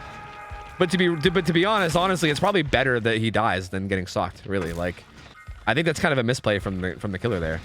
And Cade's doing this gen doesn't really matter as much because it's not in the 3 gen, so that one probably matters the least.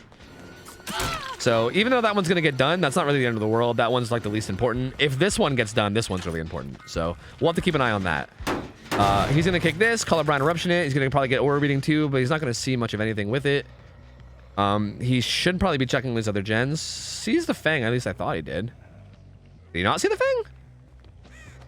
Fail-proof might be joining Tofu out here in the Boomer League. 50 years old, can't see, has terrible eyesight, can't see what's going on in his peripherals. Pulling an OhTofu out here. The thing's coming in. I think he just wants to get free stock here. Is what he wants to do. Oh, the reassurance. She just reassurance and ran away. That was a really good play. That was a really good play from Fang. I like that. Just reassurance and leave. Now, in general, they obviously don't know what the killer has in terms of add-ons. So they don't know. Like, they don't know if he's, like, given in tier 3 or what. But in general, unhooking against the camping Myers is fucking terrifying. Because you don't know how close his tier 3 is a lot of times, right? And he can just, like, pull out... He can stalk you tier 3 and just kill you, right? Like, that could absolutely happen. Even there, like, I don't like these hits. I really don't. I feel like you should just commit to stalk. Like, if they're that close to you that you could hit them, then that means you could literally just stalk them the whole time. Like, if you would have replaced every hit with like every hit he got, if you would have replaced it with a stalk, he would have been tier 3 like forever ago. I mean, obviously there would have been, you know, like there would have been more gens done probably because, you know, whole different scenario. But you get my point, right? Like, he could have been tier 3 already, but he's been getting hits rather than getting the stocks that he has had opportunities to getting, which I just don't know if I like. Yeah, this is not going well for Fail-proof. Ada's very close to getting this gen done. It's only a oh well, she's getting chased off though. It's only a solo gen, so they can't like duo up on it, which is unfortunate. But I think they're also pressuring other gens too. He's gonna stalk her a bit, but she's almost fully stocked. Vittorio's doing the gen down on the deep side. Fang should probably go heal, to be honest. Like, Fang and Ada should probably go reset. I don't like this Fang doing a gen injured. I don't like that very much at all. But again, these guys are in such a good spot right now that I don't think it really matters. Like, I think that's a little bit risky, but again, they're in such a commanding position that it doesn't really matter at this point. Because, yeah, Ada's doing that gen. These guys are doubled up with Prove Thyself. They're getting the final gen done. Or are they? Or are they? You guys couldn't see my face, but I literally made this face. I went... Because I just got done saying they're not getting the gens done. And then Eruption. And then Eruption is a perk that exists in Dead by Daylight. So all 3 people can't play the video game for 25 seconds. Poggers, dude. None of them can play the video game. Let's go. Hey, I heard you guys wanted to play the video game. Too bad. You got to stand around for 25 seconds and twiddle your thumbs. Sorry about your luck, fucko. But this gives him some time. He needs to get to tier 3, though. Like, I can't fuck it. I don't know how many times I can repeat this before I just, you know, beat it to death.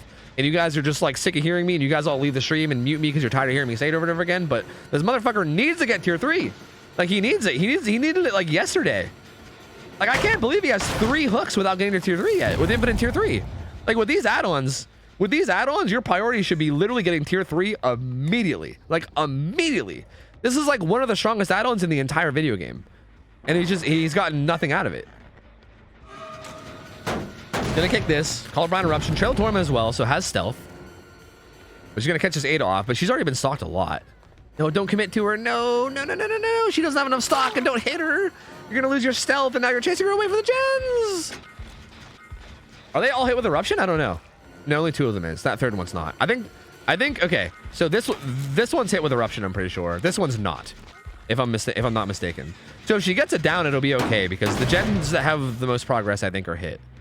But that one over there is gonna get done soon. He's gonna get it down like now. Like, the time is ticking. Tick tock, motherfucker. You gotta go. Yeah, nope. That gen's getting done for sure. That gen is getting done for sure. Yep, it's 100% done. Well, unlucky.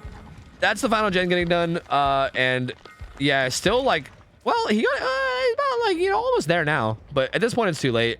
Even if he pops his tier 3 and gets it down now, they could basically just let the person die on hook and then just go out the exit gate and leave. There's no like end game perks to help him at all here. There's nothing like no way out or anything to try to keep them in the game longer.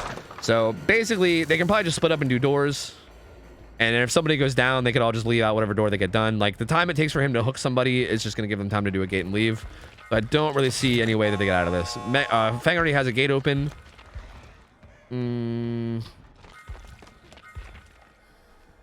Right? She's gonna hover by it. This guy's got to wake up, but he's getting chased, so he can't really use it. But again, like, he could just sit here while the others leave, you know? Like, he's literally at the complete opposite. As a matter of fact, him having wake up means that he knew where the gates were. So that was actually really cheeky from Andrew. I like that. Because he had wake up, he could see where the gates are. He literally just ran to the opposite corner. He was like, okay, I'm just going to sit in the opposite corner of both gates. Like, if you want to chase me, you're basically giving up both gates. So goodbye, which was really smart from him. So again, I mean, I will say, I know we've been focusing a lot on the killer and, you know, like how they misplayed this, but The survivors also played this really well. I mean, to credit them, they played it really, really well.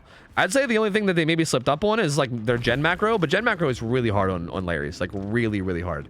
Like trying to recognize 3 gens on Larry's can be a nightmare. I feel like if you're playing Larry's, that might be one of the only times where I would be like, yeah, it's pretty reasonable to run. Well, they had Deja Vu. It's pretty reasonable to run stuff like Deja Vu, or even like what's the other one, Visionary. Like stuff like that is pretty reasonable on that map, because I feel like identifying gen macro can be tough. So that was like really their only slip up, I'd say. Like their only mistake the whole game, I feel like, was probably the gen macro. I mean, if you don't count the weird locker juke that tried to happen. But yeah, solidly played from the survivors. Again, fail proof. Didn't quite. Again, I think his strategy, like his build, I thought was good, but then his strategy didn't match the build. So not really sure what happened there. I feel like, again, I know Failproof was really nervous going into this, so like don't be too hard on them, right? They were nervous going into this, and they weren't sure how it was gonna go. And I do think they put up a good fight. I think it was just a little bit of like bad decision making, right? I think it all just boils down to bad decision making. I think if there was just a little bit different decision making, this definitely could have been a whole different game. But yeah, this definitely feels like a very all or nothing build, right? Like this build feels like you have no slowdowns, so you're basically relying on getting to tier 3 quickly and then just popping off with all these perks. But tier 3 just never really got reached until the very end, and at that point it was too late. And yeah, just not quite enough. OhTofu's waifus pull through, and good try from Failproof. We'll have to get another killer, and we'll see if this team can go the old 2-0, baby, the old 2-0. Scratch Mirror would have been better. Nah, Scratch Mirror is never better. Scratch Mirror is probably the worst add-on you can ever run on Myers. That add-on's awful. Against any team that knows what they're doing, that add-on is awful.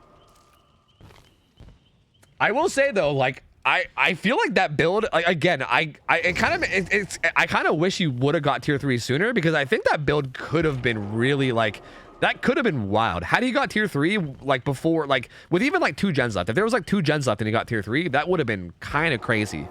Like Call of Bride Eruption with one-shot downs is already nuts, right? Because almost every down you get is going to be an eruption proc. Also having Trail of Torment procking every like 90 seconds or so means that the stealth tier 3, like having a one-shot down killer that just sneaks up on you and kills you, is terrifying. So that could have gotten really crazy. It just kind of never got there, Ghostface, hope you like Treatment Theater. This Survivor team just playing Treatment Theater twice in a row. You hate to see it. Dude, if I was a Survivor team, I'd be pissed. I'd be like, bro, really Treatment Theater twice in a row? All right, whoops, I hit up and then spacebar because that's how I usually do prediction, and I shouted out Karn again. You know what? That's fine. I'll shout out again. It's fine. Go watch Karn tomorrow. Go watch Karn 20 tomorrow. I did that on accident, but you know what? It's fine. I'm just gonna recommit. Go watch Karn tomorrow. Go watch her VOD today if you want to. She's doing a tournament. What I meant to do was I meant to pay out the predictions. So let me do that real quick. Bam, yes, payout, and let me give you guys a new prediction as well. Start prediction. Bam, bam, bam. So same Survivor team. Again, I know we were focused a lot on the killer last game as opposed to the survivors, but if you guys didn't see, the survivors did play really well that last game, right? Like they played that very, very well. This team is definitely a force to be reckoned with. They're definitely a very, very solid team. They are on Larry's again. This time it's Ghostface. This time it's Ghostface instead of Myers. I need to play some ads, so I'm going to hold the lobby hostage for a minute. But it's going to be Ghostface this time around. Treatment Theater, feel free to get your Gambas in. Best of luck. Blink, we've not seen Blink play killer yet, by the way, I don't think. If you want insight in terms of killer, I don't think we've seen Blink play killer yet. I know Blink plays Survivor.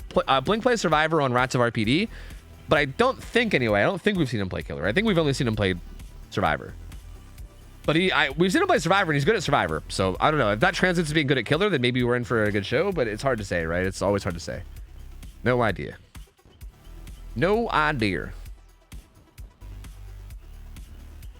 Is Karn an artist main? Yes. Me and my coworkers are forming a scrim team. Me and the vape shop Bessie's gonna kick ass. They will. I'm the scapegoat. Oh, that sounds good. That's so interesting. So people at your work play DVD, and do they also know me? That's really interesting. Like, that's so bizarre to me. The idea of like interacting with people in real life that are also into like the same nerdy shit is so odd to me. I don't know. Like, I've never had that, and that just sounds, I don't know. I can't tell if it would be like uncomfortable or if it would be awesome. I don't know. I'm not sure. I told people at my work to play DVD and to also watch you, and it worked. Really? That's so interesting to me. I feel like that's so, like, to me, that feels very bizarre. I don't know. I had a warehouse job one time before I moved to Canada. I used to work in a warehouse. Here's my little personal my little personal anecdote about this. Okay, I had a warehouse job. Also, the ads are pretty much done, so I'm gonna go back to spec. And like basically you spent the whole time alone just doing heavy lifting. So like just for the sake of sanity, every once in a while everyone would like stop and talk to each other just so that you didn't lose your fucking mind, because like 10 hours of sitting there mindlessly just doing heavy lifting will literally make you go insane. So sometimes you just stop and bullshit with coworkers just so that you can just, you know, have some sanity, right? And at one point, like this dude like stopped and me and him were talking, and then I like asked him like what he does or whatever. Like we were just having casual conversation, and he mentioned that he like games. He like did gaming, and I was like, oh, I was like, that's interesting, because so do I. And it was like, it was weird though. I didn't like it. Like I feel like that's the same scenario you had, but I didn't like it, because he was like, yeah, dude, I play like Gears of War on Xbox, and like I have like a WoW guild. Apparently a bunch of people at the warehouse had like a WoW guild or something. They were trying to get me to come join it or something, because I mentioned I gamed, and they were like, oh, us too. And I was like, uh-oh. And they were like asking me what games I played and shit, and I was like, I don't want to, oh god, abort. Like I just didn't even want to have the conversation. I was trying to answer as vaguely as I could. I was like, oh, I don't know, horror games, you know? Like I was just trying to be super vague and not like, I was like, oh god, I don't want to go down this route. No. I didn't want them to be like, yo, let's play games together after work. I'm like, no. You just hate people. I think I just like my online life and my real life to be separated. I think that's what it is. Like I feel like it's weird when those cross, in my opinion. Are you forklift certified? Yes, kind of. I think so. Like I got cross trained, and I definitely ran a forklift for a while, but I don't think I have like a fucking certificate laying around anywhere. But I definitely know I know how to do it, and they let me do it, so I don't know. I mean, dude, the warehouses I worked at, they were like, bro, OSHA would have been pissed. Like, for instance, I worked at a Walmart warehouse, and Walmart is who trained me how to use forklifts. Like I used a forklift. That's who trained me. They taught me how to use a forklift at a Walmart warehouse. I later on got a job at a different company who I won't name the name because I'm about to kind of, you know, expose them. Expose them. It's not that big of a deal, but I then got a job at another company later, and they had the same exact model forklifts. And I literally just told my boss, I was like, oh, I know. I was like, oh, that forklift, I know how to use that. And he was like, yeah, you do? And I was like, yeah, I got trained how to do that on my last job. And he was like, okay, go ahead. He didn't even ask me to like, he didn't ask me to show him. He didn't ask me for like a certificate. He didn't even watch me use it. Like he just full trusted me. Full on just trusted me without even like asking any questions. He was like, oh, okay, go ahead then.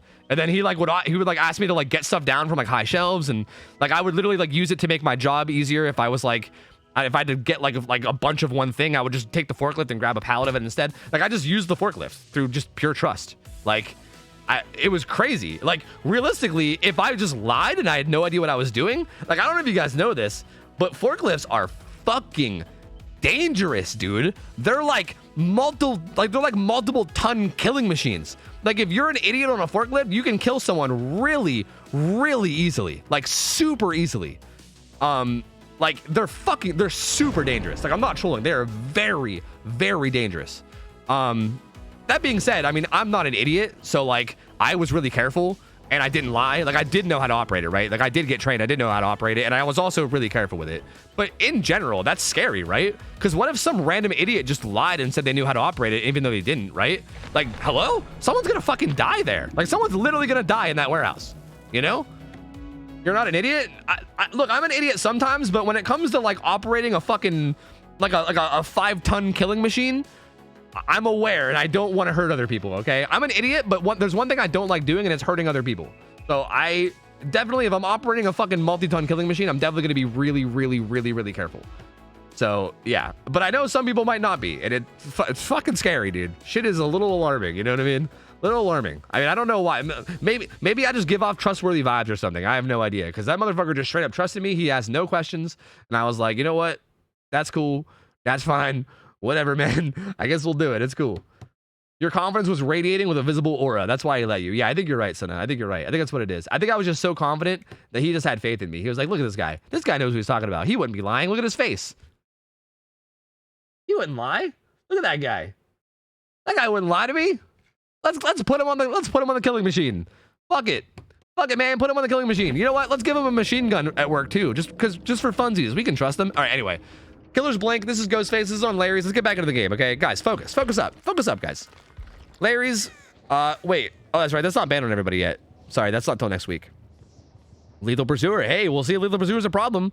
People were talking about banning on everybody. We'll see if it's a problem. Lethal Pursuer, Deadlock, Pain Res, no way out. So, ooh, almost has the full stock. Gonna get the full stock to get it down, and that's also gonna be videotape. Is he gonna look around? Look around. Do a spin. Do a twirl. Come on, do a curtsy. Huh. Well, there's an order. So his common add-on makes it so he stalks people faster. That's Philly. The pink add-on, or red, or I don't know how colorblind you are, but the ultra add-on is the outdoor security camera. That makes it so that if you down a survivor that's stalked with a basic attack, oh Jesus, you basically see the auras of all of their survivors on the map, which is kind of nuts. And it should get extended by lethal too. That unhook came in really fast. I don't know how I feel about that. I thought that unhook might have came in a little too quick. He's actually going to swap targets though. I don't know how I feel about that either. Huh. Already not liking what is happening? What is going on? There's so much to say. There's already a lot about this that I don't like. I don't like that he swapped targets. I don't like how fast that unhook came in. I don't like whatever the fuck that was. I don't know what the hell even just happened right there. There was like I mean, I know that pallet kind of sucks. So like, you know, I get it, right? Like that pallet's like a really weak pallet. So they're both just trying to make shit work however they can. So it looked stupider than it probably was. You know what I mean? Like, it probably wasn't actually that stupid. That pallet's pretty weak. It's hard to get value out of. I get it, right? Z-Slasher probably thought he was going to lunge around the corner. So he went for a dead hard and he didn't. But yeah, so far this is a rough start. I feel like both sides have misplayed quite a bit. Bang just immediately going down again too. Oh, this is going so poorly, specifically for the survivors. And this is gonna be basement hook too. Oh man, I mean, if the Ghostface plays around this basement hook, this is essentially GG. Honestly, like he is so far ahead right now. Like he is miles ahead of the survivors right now. I think Z-Slasher had Deliverance, and he already used Deliverance too. So Deliverance is also out of play already. So like not only does he have a survivor that's probably going to die soon, he also has one of the strongest perks already out of play. Kinship got activated, so she is going to sit here for a while. That bar is not moving. Kinship lasts what, like 34 seconds or some shit? So that's like 34 seconds of stall time. This kill is going to take 94 seconds or something total. So it's a good bit of time, and they are utilizing that time well, to be fair. But Deadlock exists, right? Let's watch the fun. Ready? Yay, Deadlock! Woo, Deadlock! Woo! So again, that's a perk that I feel like the Myers last game probably should have had. Helps a lot in scenarios like this. That definitely just helps stall out the game just in general in terms of like slowing down general gen progress, especially when teams are splitting up and slamming different gens, which is the correct thing to do. So pretty good perk to have. It's going to slow that down a bit.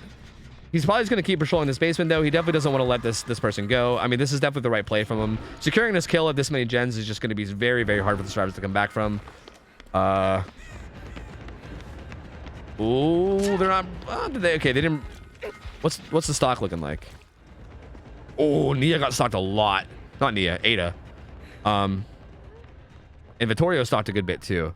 So like both Vittorio and Vittorio should be able to do it. If Ada goes for the save, he can just stalk her and down her. But they're not saving. They're not saving for sure. He's dead. He's dead at 4 gens left. That's so tough. That's so tough. Oh, that's tough. That's a rough start. Yeah, then this Kate's doing a gen injured. I mean, I know why she's doing a Kate injured. Like, she just wants to get gen progress done while that person's dying, but also, like, dangerous, right? It's dangerous against a Ghostface. Did she even dead hard? I don't think she even dead harded, right? She was really baiting that dead hard. Like, she did have dead hard, so that was literally, like, that Kate was trying to, like, if that Kate would have did, like, a double, triple spin dead hard, I'd have lost my shit. That'd have been amazing. But they're in just such a tough spot right now. I mean, 5 hooks, 4 gens left. Ada is almost fully stocked, so if Ada gets found and the Ghostface has his power at all, it's just going to be an insta down. This is such a tough spot to be in, man. Gonna kick these gens. And yeah, Z-Slasher also is the only other survivor that had a hook stage. So this also means that he's going to be on death hook now too. So even if Z-Slasher gets unhooked here, that's also going to be a tough spot to be in because he'll be 1 hook away from dying. And when the game turns into a 2v1, the game is like practically over at that point. Like in a 2v1 scenario, it's like the next hook is game over. So this is potentially two more downs away from game ending. Well, I mean, he has DS, so maybe 3 more downs, but you get my point. Oh, that's cheeky. Kind of uses that corner to like stalk while they unhook. Don't hate that body block, I guess, considering he has DS. So yeah, he's doing the thing with DS, right? He's doing the thing with DS where he's trying to like take a hit, go into deep wounds. he might wait for his power and just down Ada. But I think he should probably stay on Kate. Honestly, it doesn't matter what he does. If I'm gonna be real, it doesn't matter what he does. This game, again, he's so far ahead that he has a million options. But I guess the option he's gonna go with here is he's gonna wait for his power to be back up. And yeah, he's gonna sock Ada and then kill her. And yeah, that's gonna be another down on her. I mean, Vittorio got away, which like you know, that's cool. And even Kate got away. That's pretty well. Did she get away? Did she sabo? I don't know if she saboed or if she was just threatening to sabo, but she might have saboed. I don't know.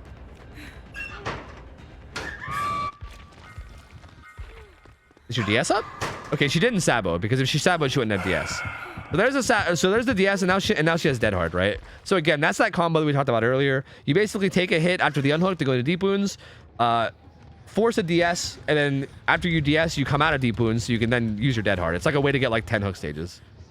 That was not a teabag, by the way. That was him trying to bait them into coming for the pallet save by crouching, because crouching looks similar to the animation you do when you pick someone up.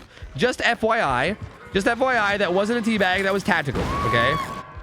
Like, that's a thing that you do whenever you're trying to bait.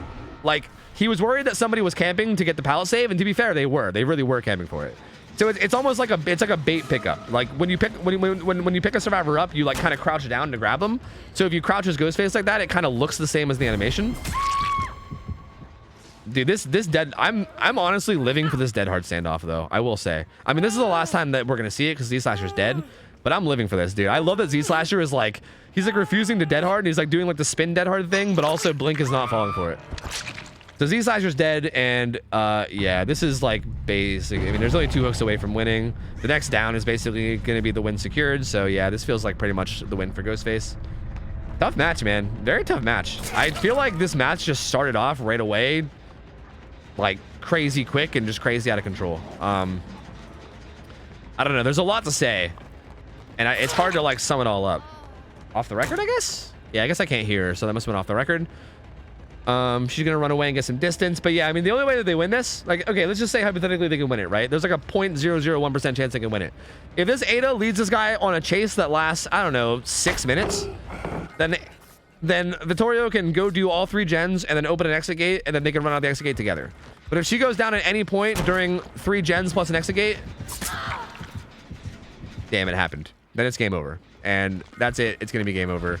Well, I guess I can't say technically it's not game over yet, but I'm assuming Blink's probably just gonna stand in front of the hook, because at this point, if Blink wanted to, he can literally just AFK in front of the hook, and it's just gonna be over. So you guys can say cash recurs all you want. I'm sorry. Ain't nobody gonna be looping for fucking 6 minutes, dude. I'm sorry.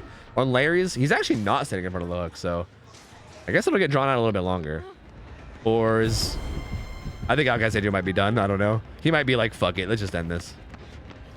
He's under the hook. It looks like Blink's gonna be trying to deny the unhook. This is what I thought he would do, because you can basically just deny unhooks. This is why we always preach the old double unhook thing, because if you're trying to solo unhook against a killer that knows how to deny it, you can basically just deny unhooks and just do this. So yeah, this is why you need 2 survivors to unhook against a killer that knows what they're doing. But obviously you don't have 2 survivors in this scenario because everyone's dead. So yeah, that's just GG. That's just GG. I mean, hey, well played from Blink. Very, very well played from Blink. The survivors, it was weird. I mean, the Fang went down really early, but you could also chalk that up to like Lethal Pursuer, right? Like Lethal Pursuer, that's kind of the thing that might happen with Lethal. But I feel like what they did afterwards was kind of an issue, right? They like instant unhooked Fang, which I wasn't a big fan of. Like, I don't think an instant unhook is worth it. And I think, okay, let me just say this. I think the only time an instant unhook is worth it is if you're basically trading that quicker tunnel for an objective, right? Like, for instance, if there's like a really harsh 3-gen on a map and a killer downs someone and he hooks him and you know that he's about to leave the hook and go kick a gen with like Colorado Eruption, you can like quick unhook to basically put pressure on the killer and be like, do you want to go kick that gen or do you want to tunnel this guy, right?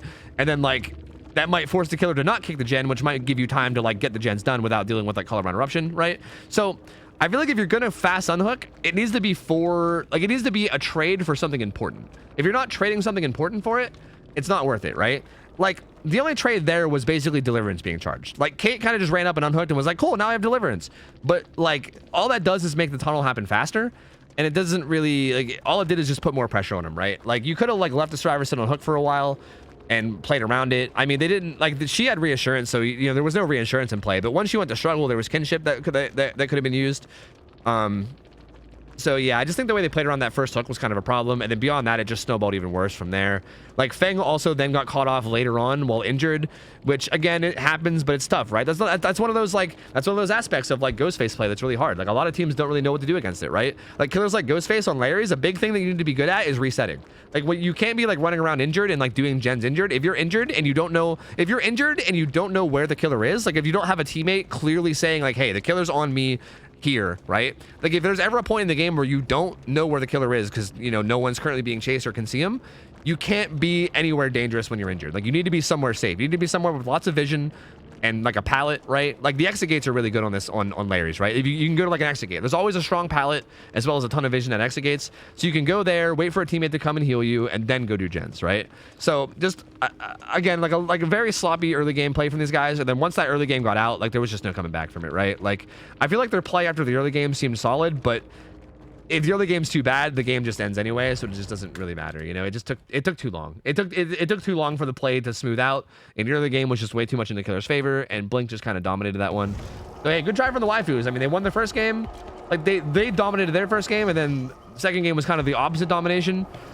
But Blink's gonna stick around. We're gonna get another team in. I think this is this Team Mortem? Team Mortem's coming in now, so yeah. Let's see how this goes. Let me pay out. Here you go. Bam, bam, bam. There's the killer payout. Bada bing, bada boom. Perfect. Just want to say you're a very good commentator. Thank you, Beast Fortune. Appreciate it. I can never tell if I'm actually a good commentator or if you guys are just gassing me up. Because I feel like even if I was a dog shit commentator, you guys would probably still say I was good. So I don't know. Like, can I trust you guys? Can I trust you? Would you be honest with me? If I sucked, would you tell me? I don't know. Maybe not. I'm not sure. Doki Doki, thank you for the resub. 20 months, welcome back. Thank you. Average Blight Enjoyer, thank you for the 2 months. Welcome back, man. Appreciate it. Cigar20 Scooter. I had to read your name wrong. I'm going to call you Scooter. Thank you for 100 bits. That said, my farts are so bad. Hey, man, have you had some fucking asparagus lately? Is that what? No, asparagus makes your pee smell. What the fuck am I thinking of? Whatever. Who cares? Either way, thank you for 100 bits, man. Sorry to hear about your struggle. Powder Toast, man, thank you for 27 months. Welcome back. Appreciate it, dude. Tegra, thank you for the 4 months. If I missed anybody else, I'm sorry. I think I got everybody else, but thank you guys for the subs and everything.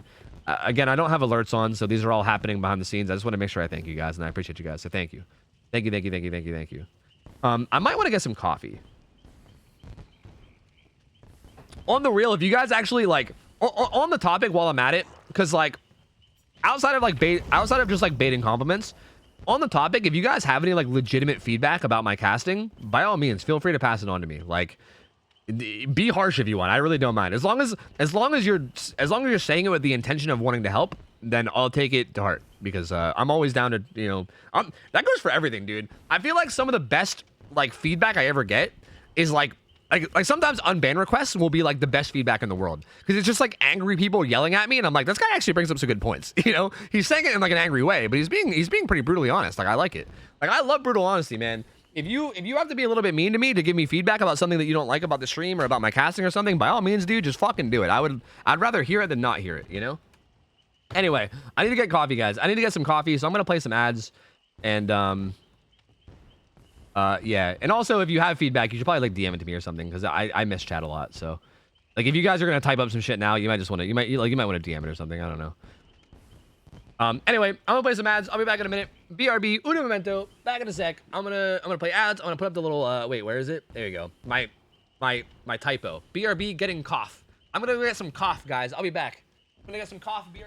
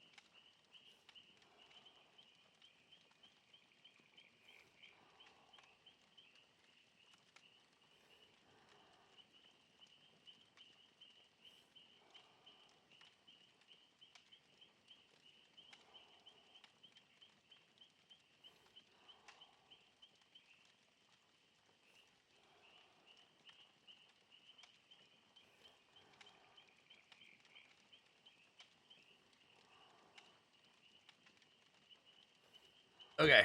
All right, dude. Cough has been gotten. Cough has been gotten. I'm ready to go. Are these guys ready to go? I think they're ready to go too. Are you guys ready to go? Is everyone ready to go? I think we're good.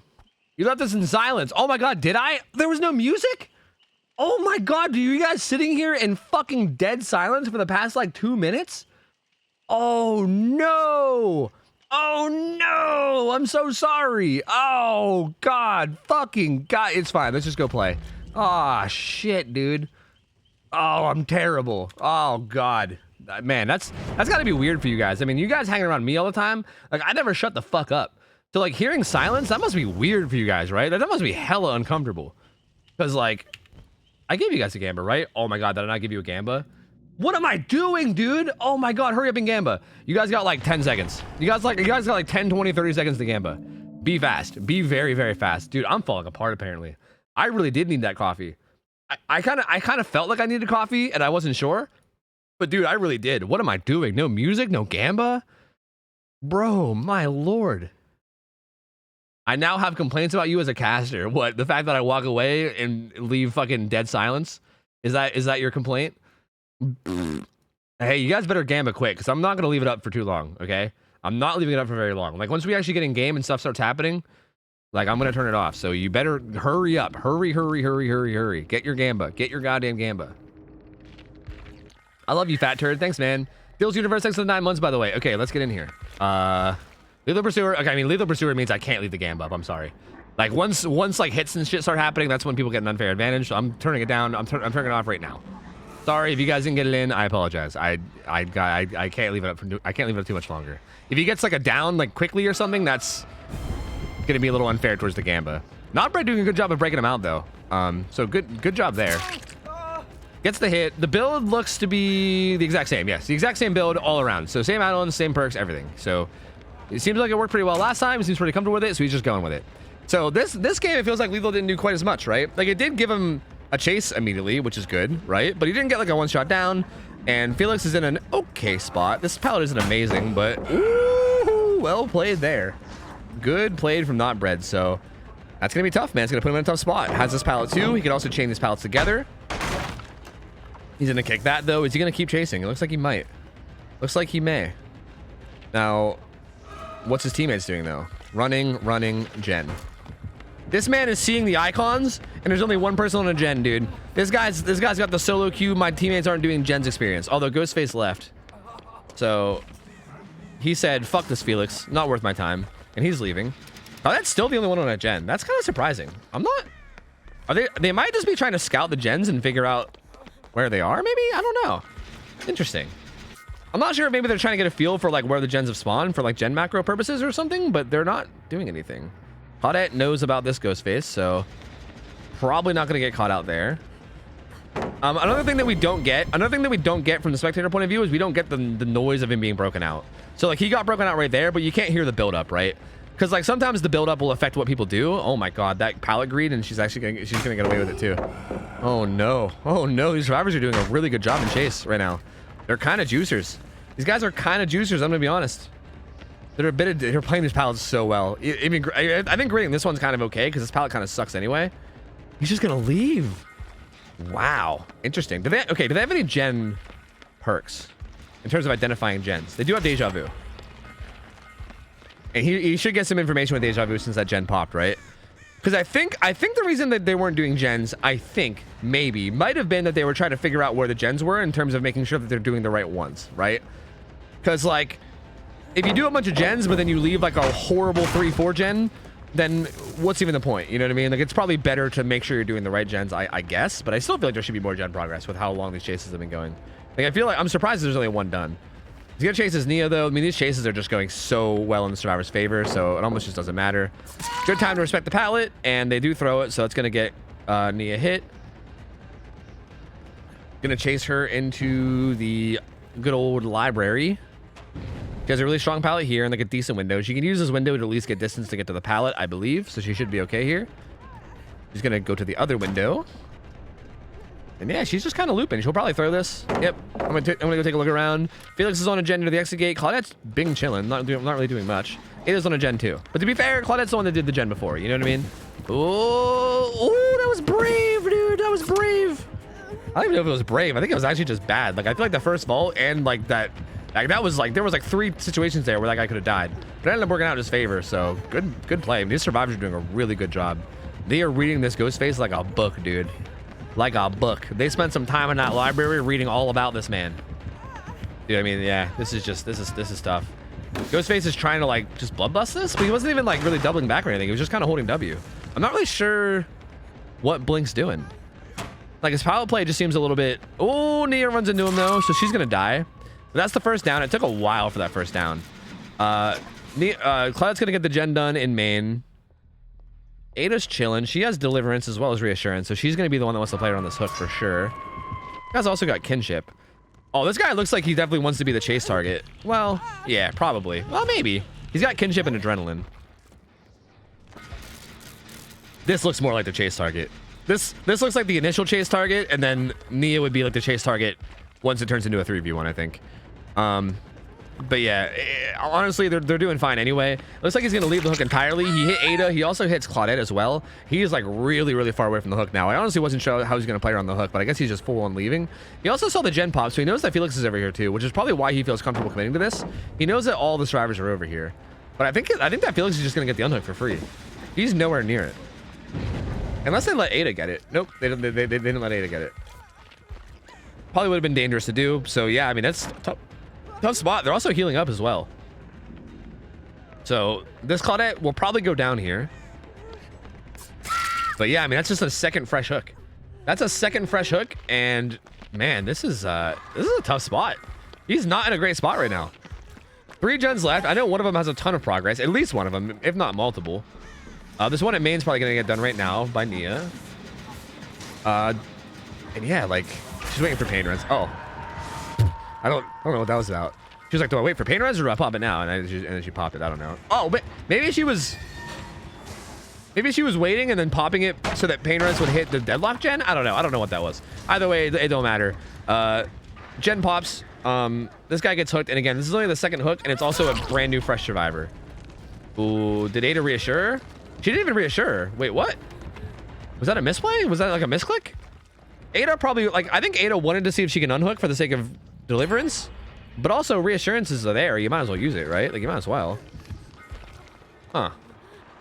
I don't know. That seemed like a bit of a little bit of a mess up from Ada, but it's not the end of the world. Again, the survivor's really far ahead right now. Like, you remember how in the last game I was like, the killer's so far ahead that like they have a million options and it doesn't really matter if they make little mistakes. That's how it is, but for the survivors right now, they are so far ahead right now that it would take a lot of little mistakes for them to lose, or maybe just like a couple really big mistakes. But we'll see. I mean, Cloud's gonna go to struggle. He's gonna force Cloud to struggle. But this feels like something that should have happened way sooner. Like maybe on the first hook survivor. So there it is. Not even gonna reassure. Just gonna unhook. No unbreakable on the deliverance driver though, interestingly enough. Again, that's usually something we see as the unbreakable and deliverance together. But again, that's deliverance and reassurance, so a little bit less. Nia might take a hit for her here, and yes, she will. That'll give the Claudette some more distance. The Claudette's on death hook, so she's just going to be trying to loop as long as she can, and hopefully buy their team time enough. Hopefully buy the team enough time to do the final gen. But it shouldn't be that hard because I think they have a good bit of progress, and they have 3 people. The Prove Thyself survivor's still alive as well. She has a pretty shitty palette here to work with, but at least it's something. Oh, the slow vault! Okay, if that somehow would have worked, that would have been fucking sweet, though. That would have been sick if that somehow worked. These guys might get pain res, but it's just pain res. It's not like Dead Man Switch or Eruption or anything. So even if they get pain res, they'll just be able to hop right back on it, so it's fine. They're actually gonna let go anyway, so it doesn't even matter. And then back on they go. And yep, it's gonna be getting done. I think one of them has adrenaline. Yeah, the Nia does. So at this point, it's yeah, he needs what, 5 hook stages to win? Well, he does have no way out. Did he have no way out last game? I guess they just didn't get there. Yeah. I guess they just didn't get there. I mean, no way out is in play, so it's not like he has nothing for late game. But no way out's not that big of a deal, and it's only 2 stacks, so that's only 36 seconds. So it's only 36 seconds, and it's almost all gone. There's like a little bit over 10 seconds left on that before it goes away. And he found the Nia, but again, he needs to get multiple downs, like multiple kills. Like he can't just down one person, hook them, and have them die. Like he needs multiple people down, multiple people dead. that was a. I think Felix thought he was musclier than he was. He tried to body block that, but he just went right by him. He was like, "Yeah, nice shoulders, pussy. You did you even lit, bro?" And just walked right by him. Didn't give a fuck. Cause yeah, that was a weird. That was not a body block. But I think Ada's gonna get this door open. Not Ada. Nia's gonna get that door open. And I think Felix can literally just leave like with the Nia. They don't even have to worry about this Ada. This Ada's a fresh hook, but it literally doesn't even matter.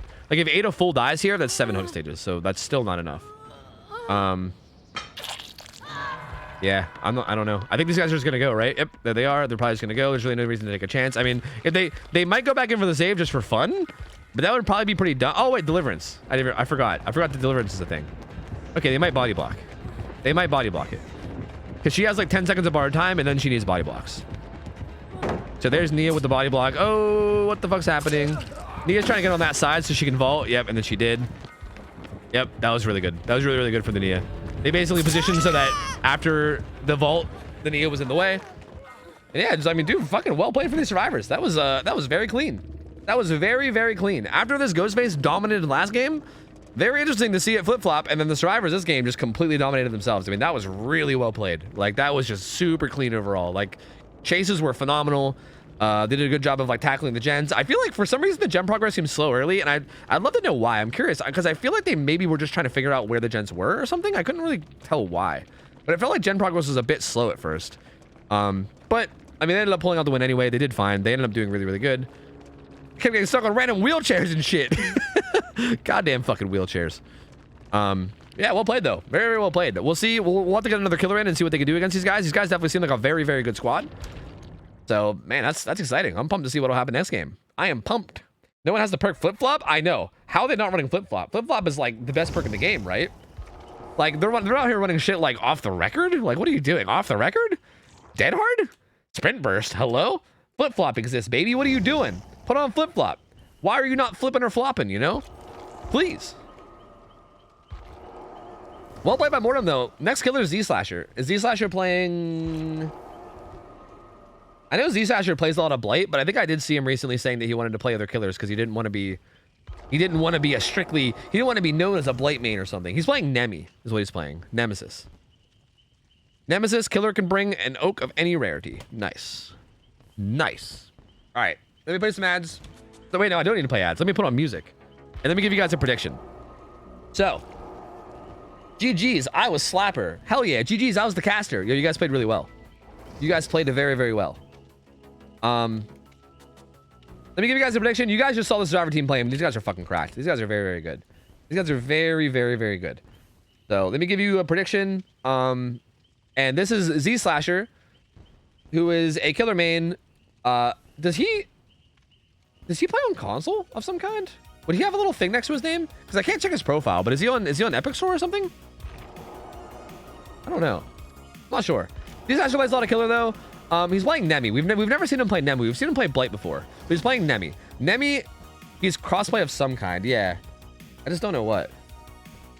But Nemi plays on Midwich. Midwich is a pretty disgustingly good map for Nemi, but also it's kind of weird. Like Midwich is such an odd map because it's really good for Nemi in terms of like him getting downs.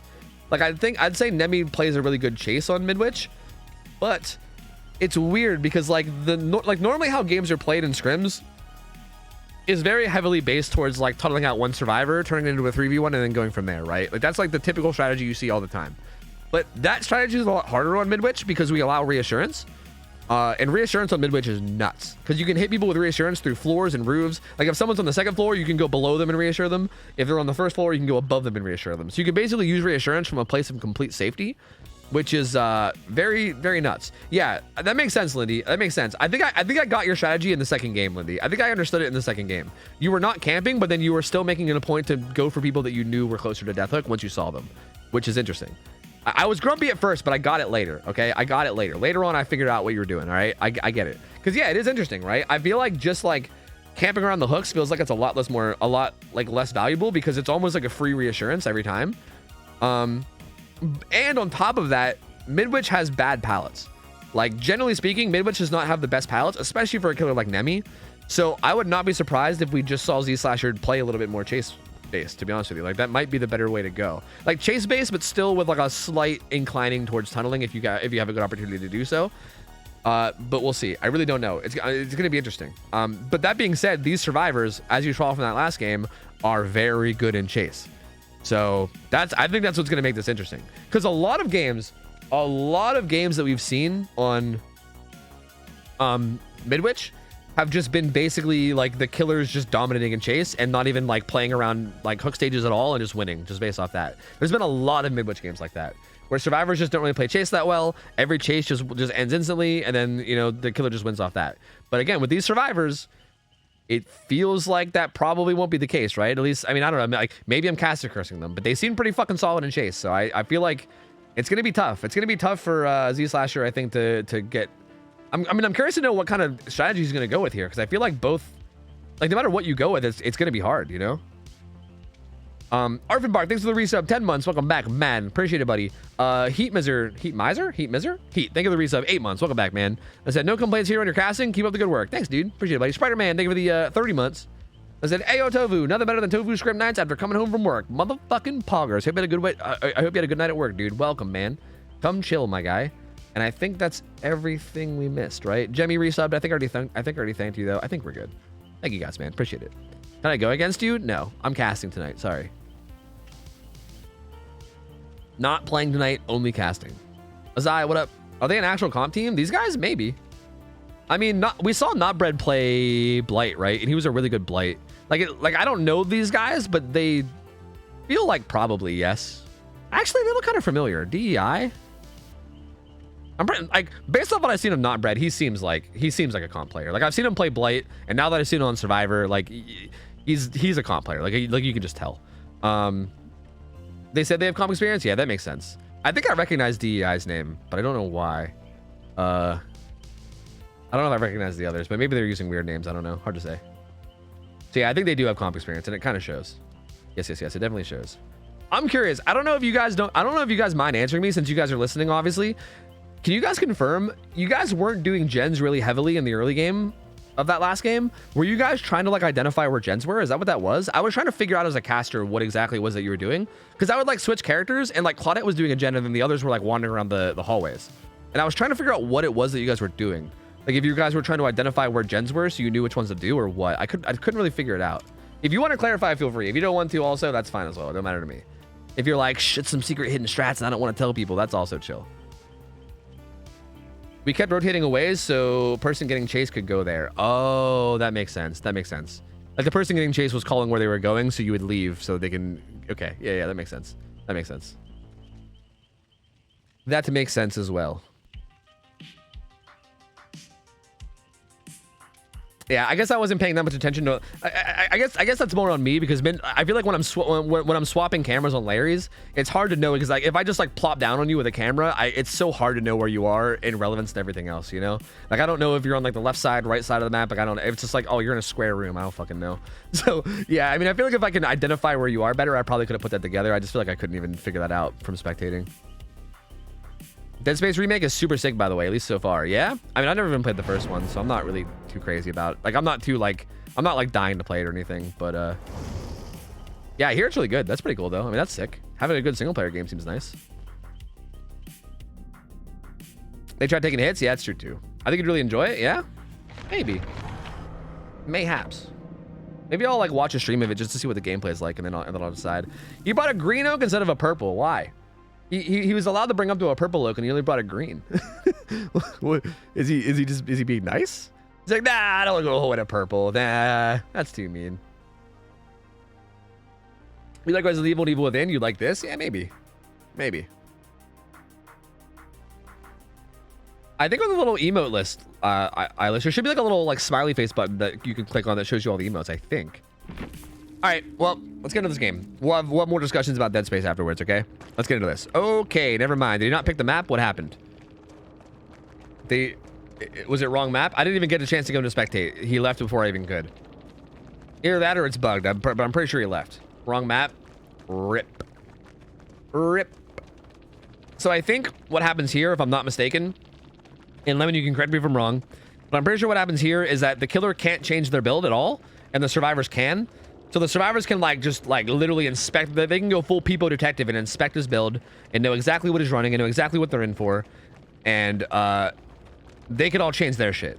Because this was like a mistake on the killer side, right? The killer has to set the map. So because he made the mistake, like, it's not really right for the survivors to be punished, right? Because like knowing what survivor has like reassurance, knowing who has like deliverance, like these are pretty big things, right?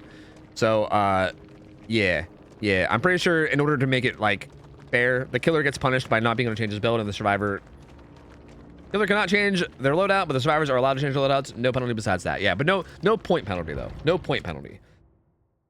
They changed the purple oak. No! I guess technically not. I mean, I wouldn't really care if he did, but technically, I mean, Lemon does like his technicalities. So I feel like with Lemon around, I feel like the answer is probably no, you know? Lemon would probably give him a penalty if he switched to purple. He'd be like, nope. But anyway, here we go. Back in again. The survivors might have just not even changed. I don't know. But they should know what they're in for now if they saw the build. We'll see. We will see. Also, I would maybe stream single player games. I don't know if I would stream Dead Space though. Like I had a really good time streaming Elden Ring. Like I think my Elden Ring streams were like some of my favorite streams I've ever done. Same thing with like Resident Evil 2. I legit think my best streams that I've ever had on this channel in terms of just like entertaining, in terms of like entertainment, was my Resident Evil 2 streams.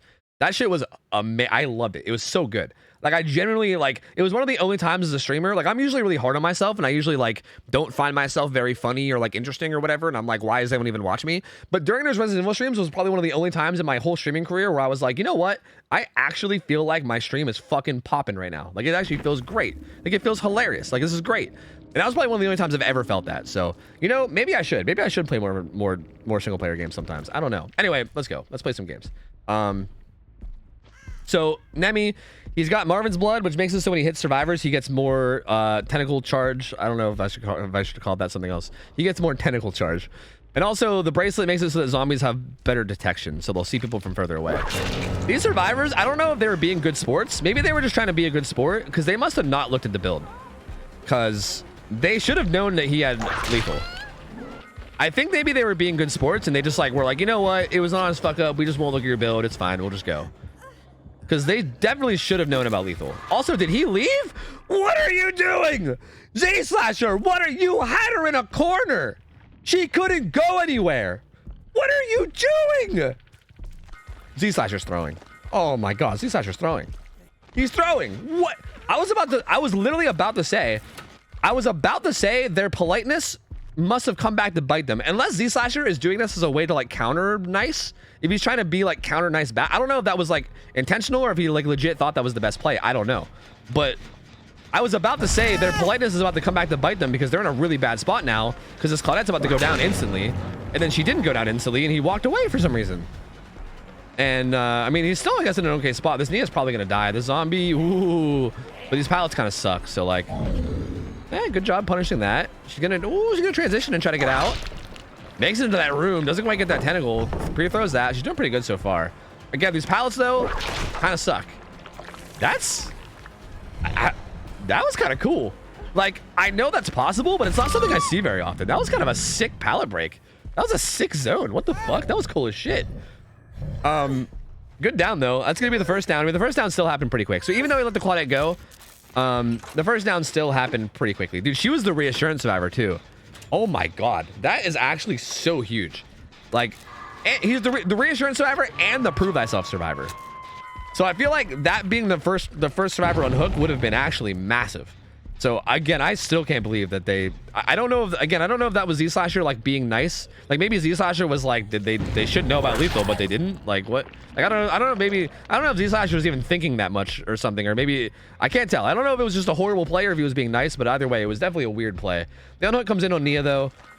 She's gonna start getting away. She's got Sprinto Bursto. Oh, but Nemi's right there. He dropped down, so he's right on top of her. She's in trouble. She's in trouble. This might be a very fast second hook. Oh, very fast second hook, dude. Uh-oh. I mean, they unhooked quick and they charged deliverance, but again, was that worth it? I don't think that was worth it.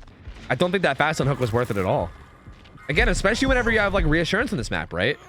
I mean, I know that Nemi was pretty far away, but like still, you know? Like she got unhooked, she sprint burst downstairs, but he just kind of came back, fell down, and he was right there on top of her. I guess they thought he was like far enough away that she can get a ton of distance, but I don't know. Ended up not being the case. He gets that pain res hook. Kinship's already activated, so she's gonna sit here for a long ass time. As a matter of fact, they can even reassure her too. So hypothetically, that hook stage can last over 2 minutes if they want it to. If the Claudette wanted to go like underneath her and reassure her, but they unhook her right away with Nemi right down the hallway. I don't like this from the survivors at all. I hate this. I really, really hate this play from the survivors. I think this is really bad, honestly. I mean, we'll see if they'll do okay anyway. I don't know. He's got deadlock, so the whole time he's chasing her down and tunneling her. Gens will be harder to do because every time they finish one will get blocked. They're going to be definitely body blocking, right? They have to be. What's happening here? Why is he not catching up? What's he tentacling? She's kind of getting a lot of... Oh, Z-Slasher. What is going on in this game? He decided to cut through the middle, but they're surely going to call that out, right? Like they're gonna calm that. And I think they did it. I think she's doubling back. So yeah, she's doubling back away from where he cut through. She's back to where she originally was. Because they're going to be calming where he's going. Oh, no. What? Did she just get pieced up by a zombie? Did the death hook survivor that escaped the tunnel just get pieced up by a fucking zombie? No way, dude. No way. That zombie is the fucking MVP, dude. What? He lost his tunnel. That was so good for the survivors. And then a zombie fucking pieced him up. What? That's so insane. Oh my God. Dude, that Nia is probably pissed. I'd be so pissed. You know what, too? On these indoor maps, these zombies are sometimes really quiet. Like, sometimes you have no, like, sometimes you turn a corner and then they're just there and you have no idea. Like, it might happen right here. That eight almost got hit right there, too. Like, it's hard to detect them on this map. Like, very, very hard. So it's honestly not even that surprising. It's not even like I don't think the Nia even, like, potatoed out. Like, she probably just turned the corner and the zombie was probably just there and she had no time to react. Like, that legitimately happens on this map pretty, I wouldn't say often, but, like, it happens quite a bit, no matter how good of a player you are. So, very unfortunate for Waddles. And honestly, that zombie is mega clutch. Mega clutch, because honestly he needed that kill bad and it didn't look like he was gonna get it because they did a really good job of calming and keeping him far away. Ooh, the auto aim kicking in, I think. Like, the survivors played that so well, and Z-Slasher kind of let the tunnel go a bit. Does get that down on the Ada though, so it's gonna be one dead, 3 gens left. This is gonna be possibly a Scourge hook. We'll see what the survivors are up to. They're over here twiddle footing around, you know, kind of hanging. Claudia do be dropping into bathrooms. Survivors across the map again. Claudia has reassurance, but I don't know if the Nemesis is going to really play around hooks that heavily at this point anyway, to be honest. Not as a 3v1, especially with things like reassurance still in play, especially if they see the reassurance. But we'll see. That gen does have a ton of progress. You know what? He actually might. Because this gen in here is at like 90%, so you can hook her there, and then you can also just kind of camp her and the hook at the same time. So you're basically regressing a gen and camping a survivor at the same time, which is very, very good. The Claudette will most likely come under and hit her with reassurance from underneath, which we'll probably see pop up soon. Soon TM soon. Yep, it's there. Yeah, it's there. So she's reassured now, so she'll be chilling there for another 30 seconds. He can see the aura, so he knows. Yeah, he's like, where is it? Where are they? Where's that dirty reassurance survivor? And they're over here. Yes, he's gonna chase them down. Oh, they're kind of gonzo though. They're kind of gonzo. Let's see what they're doing with the time that they've bought. Felix is doing a gen the whole way across the map, but there's a lot of gens near this hook survivor. Like, Z-Slasher's actually in a pretty good spot here. I mean, even with this guy being reassured, because I'm pretty sure Felix is doing that gen way off, like that one way off. There's like four gens all like right here in a row, right? This one's the furthest one away, and that one's not even being worked on. He did give a lot of room here for the unhook. They're not going to do it, but he did give a lot of room for it. Felix kind of looked like he wants to make his way over for it. Felix definitely willing to die for this unhook if he can. I don't know if Z-Slasher will let him. If Z-Slasher's smart, he would just deny this unhook. Yeah, just deny it. Just deny it. Just deny it. Yeah, don't even let him have it. Oh, he got baited. He got baited. Baited. She's gonna get away. She actually has lucky break too, so it's gonna be even harder to tunnel her. But I don't think he's even going to. He's gonna hook Felix, but Felix has Felix has deliverance. So not the best hook. He's carrying him to a different hook. I'm guessing this is a Scourge hook. It must be the reason. Because that hook spot that he had before seemed pretty solid, but this one must be a Scourge and the other one maybe wasn't. No, it's not a Scourge. Because if it was a Scourge, you would have got the gen damage thing. So I'm curious to know why he carried him to that hook instead of that hook right there. Did he have breakdown or something? No. Huh. Why? I feel like that hook he had was way better. It was more like centered around the gens that he had. He carried him like to like a side hook, which is weird. No gens had any progress? Yeah, that might be it, right? Maybe the only gen that had progress was blocked, so it just didn't even damage it. I thought it would still show, but maybe not. Yeah, the Felix insta-deleting, so he's just gonzo, and now they're all just free, right? They're all free and back into the map. Now they can all run away from the 3 gen. He's gonna be broken for a while, so he's gonna have to be a little bit worried, but these guys are now free to just do whatever they want. Pressure the map. Name's gonna go after Ada here. That interesting that didn't hit Ada or the pallet. It looked like he was trying to like split the difference there, and he was like, if I don't hit Ada, I'll probably break the pallet, and he got neither. Punches her, she's gonna run away. She's gonna probably try to get away from all the gens. Actually, she's kind of running into the gens. It might be kind of hard for these guys to identify where they are, though, to be honest. Like, again, a lot of these indoor maps are really hard for that. Like, it's very hard sometimes to identify where the 3 gen is and where gens are. And like, I feel like gen macro in general in indoor maps can sometimes be really tough. So ideally, she should run away from the gens, which she kind of is, but also kind of not. Yeah, she's gonna die right there. I think this is a Scourge based on the way he acted before. I guess we'll find out. The mystery will be solved right now. Don't worry. We'll see. Hold on. We'll solve the great mystery. Let's see. Hey, you're right. It was a Scourge. Okay, so yeah, I guess it was just that I think the only gen that had progress was just blocked by deadlock. So I guess it was a Scourge and it just didn't damage anything. But it did this time. He thinks it was this gen, but it actually wasn't. It was actually this gen. So they're gonna get this one done with Proof Thyself. There's only gonna be 1 gen left after this. But also, he's like, what? Like 3 hook stages away from winning now. So this is getting close. And these three gens are pretty tight. They're pretty tight. They're all in a row. They're all just in a row right here. So this is a tough spot to be in for these guys for sure. And also, they're gonna have to unhook this guy. Like, if Z-Slasher wants to like really hard camp this guy, I mean, they do have reassurance. I guess they can hit him with that, and they probably will. Claudette looking around with Blood Amber just to see where the killer is. Gonna hit this guy with reassurance from down below. Thumbs up. You're doing great, bestie. You're doing great. Keep hanging out on that hook. You're doing great, bestie. Thanks, bestie. Nemesis is gonna hang out here. He might be content with literally just sitting here for this kill, but I don't know. Like, that's a lot of time. He doesn't know, but this survivor does have Prove Thyself. So she's probably gonna run over and get with the Felix and try to finish this gen. And then we might be in like a 2v1 exit gate scenario. Oh, he failed the skill check. Also, he's getting chased. Oh, he failed it because he let go. I see. Z-Slasher said, fuck it, I'm chasing. Dude, drop. He's chasing Claudette. Is he going to stay on her or is he going to go back? I think he's going to stay on her. This probably feels like the right play. I think if he stayed on that hook, he probably would have lost, to be honest. Oh, he barely got to her in time. Holy shit. Good pallet break there. He's going to just be trying. This chase is really important. How much time this Claudette buys here is going to make or break this game. And the pallets here are not very good either. So, like, it's going to be hard. Insta throws that one. I'm surprised Z-Slasher didn't come around the corner with his tentacle. He might have got the down if he did. He drops down. He hesitates a lot, too. Oh, man. Z-Slasher's slipping up a little bit in this chase. I think he could have had her down much sooner, for sure. Gets her down there, though. These guys are going to be resetting across the map. That's her first hook, so it's not really the end of the world here. Major vault, major vault, major vault. And these guys got healed up, so they're probably going to try to duo a gen. They don't have Prove Thyself. They do have this gen in the science room. I don't think they're going to go work on it. There's a gen there, and then there's 2 gens downstairs on either side. I'm not sure if they know exactly where every gen is. It looks like they know where this one is. They're kind of beelining straight to it. This is the one that I think Felix was doing earlier, so he's going to go right back to it. He let go to avoid pain res and then tapped it right as pain res came in. Fucking pain, dude. Oh, pain. But yeah, it looks like Claudette's gonna be pressuring, or not Claudette, Ada's gonna be pressuring the science gen. He hears her, so he's gonna chase her away. Felix is gonna go get that unhook. This is a tough spot. I don't know if the survivor's gonna be able to get out of this one. There's only 2 hooks left before the win. This is a really tough spot. I think Z-Slasher to like leaving that hook to get that chase was so important. Because I think had he camped that hook, I think this game was over for the survivors.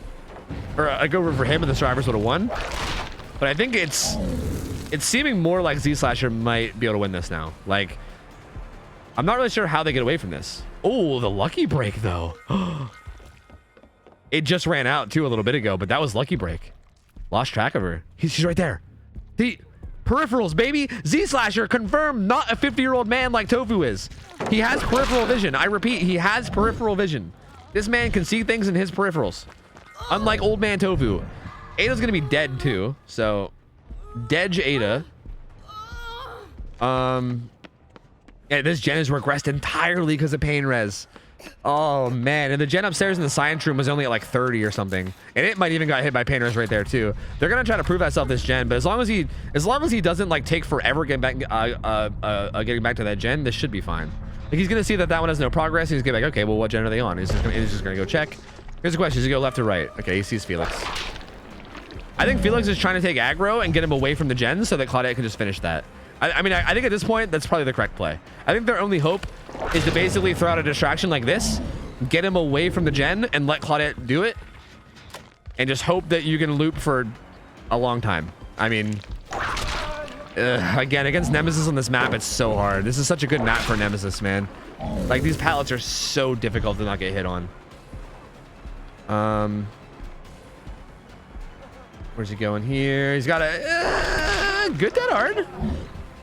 Gonna get some distance with that, but again, like one more hit and he's dead. And he needs to not go down at all. Like, it's not even like he just needs to wait for the gen to get done. Like, he can't go down at all. The gen needs to get done, and then he also needs to have the exit gate get open, and then he needs to get out. So no, it's not gonna happen. He's gonna go down. That's gonna be GG. That is going to be GG. That's gonna be hook number 9, and that'll be it. Pain res kicking it again anyway, just because fuck it, why not? He's probably knows exactly where they are, so I think he's gonna head back, or maybe he doesn't. He thinks that they're on science gen, I think, but they're not. They're not on science gen. They're on what the fuck would you call this room? I don't know what you would call that room downstairs. The old double table room, you know, the old double table gen. Mine's called that though. This game is clearly over. This was interesting. This was a very interesting one. I feel like Z Slasher fucked up a lot with like how he played early game by letting that Claudette go. And again, I can't tell if he did that to be like good mannered or what, but I think the survivors fucked up a lot with how they played around the hooks. Like, I don't like how they played around that first hook at all. Like, I'm not sure what their line of thinking was. I'd love to hear it, because maybe I'm just not understanding something, but it seemed to me from my amateur point of view that they should have just reassured those hooks and like kept them up and kind of pressured the killer by making him feel like he needs to camp them and patrol them and keep an eye on them.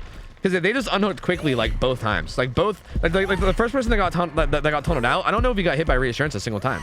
I think he just got unhooked twice, like quickly both times.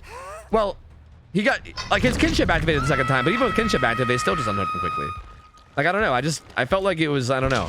Like, I felt like they could have left the first guy on hook to like sit there for a while, you know, and then probably use that to get more gens. It feels like the first tunnel out just came in way too quick. And then at that point, it was a 3v1 with pain res and all these fucking obnoxious ass perks. And it was just a little bit too much. And again, with Nemesis being so strong on that map, it's so hard to survive and chase. You know what I mean? It's just so tough. So, good try. Very, very close game. Like, super close. Again, like, super... Like, had he not dropped down and left that hook, that they would have finished that last gen and then probably got out. So, like, again, that was, like, one little play away from being a survivor win. That was a really, really close game. But Z Slasher doing just enough. Doing just enough to get the win. So, GG's, man. GG's, well played for everybody all around, and we'll have to get another survivor team and see how it goes. See how it goes. Also, that zombie. I forgot about the zombie. I literally completely forgot about that. That zombie, too. Had that zombie... I literally completely forgot about how Nia even died. I completely even forgot. That zombie literally carried that game. I completely forgot about that. That fucking zombie was ridiculous. I'm going to say this now. As like a spoiler, I'm pretty sure we're changing Nemi's map for next week, by the way. Because if you looked at that zombie play and you were like, oh, that's fucking stupid. Like, that's just some dumb RNG. I agree with you. And I'm pretty sure we're changing Nemesis's map for next month. Because, yeah, zombies on that map are kind of insane. And Nemesis have also just been kind of dominating on that map. Like, it's kind of nuts. Like, on top of zombies being sometimes just, like, uncounterable on that map, like, sometimes you just turn a corner and they're in your face and you die. And there's nothing you can do about it, right? So on top of that being kind of an issue... Every pallet on that map is like a fucking death trap against Nemi too, which is also rough. So I think we're going to change the map. I don't know exactly what to yet. We're still kind of discussing it. But just FYI, just because I know a lot of people are going to be like, oh, that was stupid. And I agree, it was kind of stupid. Because it's a shame because I feel like they played it so well, right? Like the Nia got a lot of distance. 2 survivors got in the way to body block. Z Slasher tried to cut through the middle to cut her off, and they even calmed it perfectly, and she like doubled back. Like, they played it so clean and smooth in terms of like keeping her alive, but then the zombie was just like surprise and then ruined the whole thing. So that was again, as much as I like am hype about it because it's like such a stupid thing to happen, and for entertainment purposes, it's just fucking hilarious, and I want to laugh about it. I can't also help but like feel bad too, you know? Because God, it was such a skillful play from the survivors that just got shut down by a silent zombie. So I don't know. It's tough. It's tough. So I think we're probably gonna move that. By the way, we'll talk about that more probably throughout the week as we announce like the new maps and the new rules. We try to basically change up rules and change up maps and stuff like every month. So at the start of every month, there's usually some changes that happen. So if you guys care about any of that, just keep an eye out and we'll get the new ones in. We gotta get new survivors in, meow. We gotta get some new survivors in, meow. Does every killer get a map change? No. No. Not every killer every week. It's just we change up just some. Like we try to make like Lemon said that he wanted to try to have like around 5 or 6 map changes every month just for the sake of variety. But we usually try to look for whatever map seems like it's not working for whatever reason and then change it. But we might even just change the map sometimes just for the sake of variety. Like even if a map seems okay, we might just do it just to get some variety, just to mix things up, right? Just to see some different stuff. What's up, Vez? Doing good. How you doing? Let me pay out. I forgot to pay out. Do you know? Did you know Slobby's broken? Yes. That's another thing that I forgot to mention. Hopefully these guys know about it. All mangled add-ons and all mangled perks right now are banned. You can't run Gift of Pain. You can't run Slobby Butcher. You can't run any mangled add-ons. Those are all banned at the moment. So hopefully everybody knows about it. Because if anybody finds themselves accidentally running those, it's gonna be big sag. Yeah, we're also. I'm getting rid of Suffo Pit on every map. That's already a thing too. Trust me, I have made a vow to delete Suffo Pit from scrims. Fuck Suffo Pit. That map could eat a fucking dick. I fucking hate. After seeing that map like 6-7 times, I hate that map now. I fucking hate it. What about AutoHaven? Yeah, we actually brought back AutoHaven already. We already have a few killers on AutoHaven. We have like 3 or 4 killers that are on AutoHaven maps already, and we're gonna slowly start bringing back AutoHaven maps again. Yeah, but like cautiously. I'm still kind of cautious about them. Does this mean Trickster finally gets off freaking Pale Rose? Yeah, maybe. Yeah, maybe.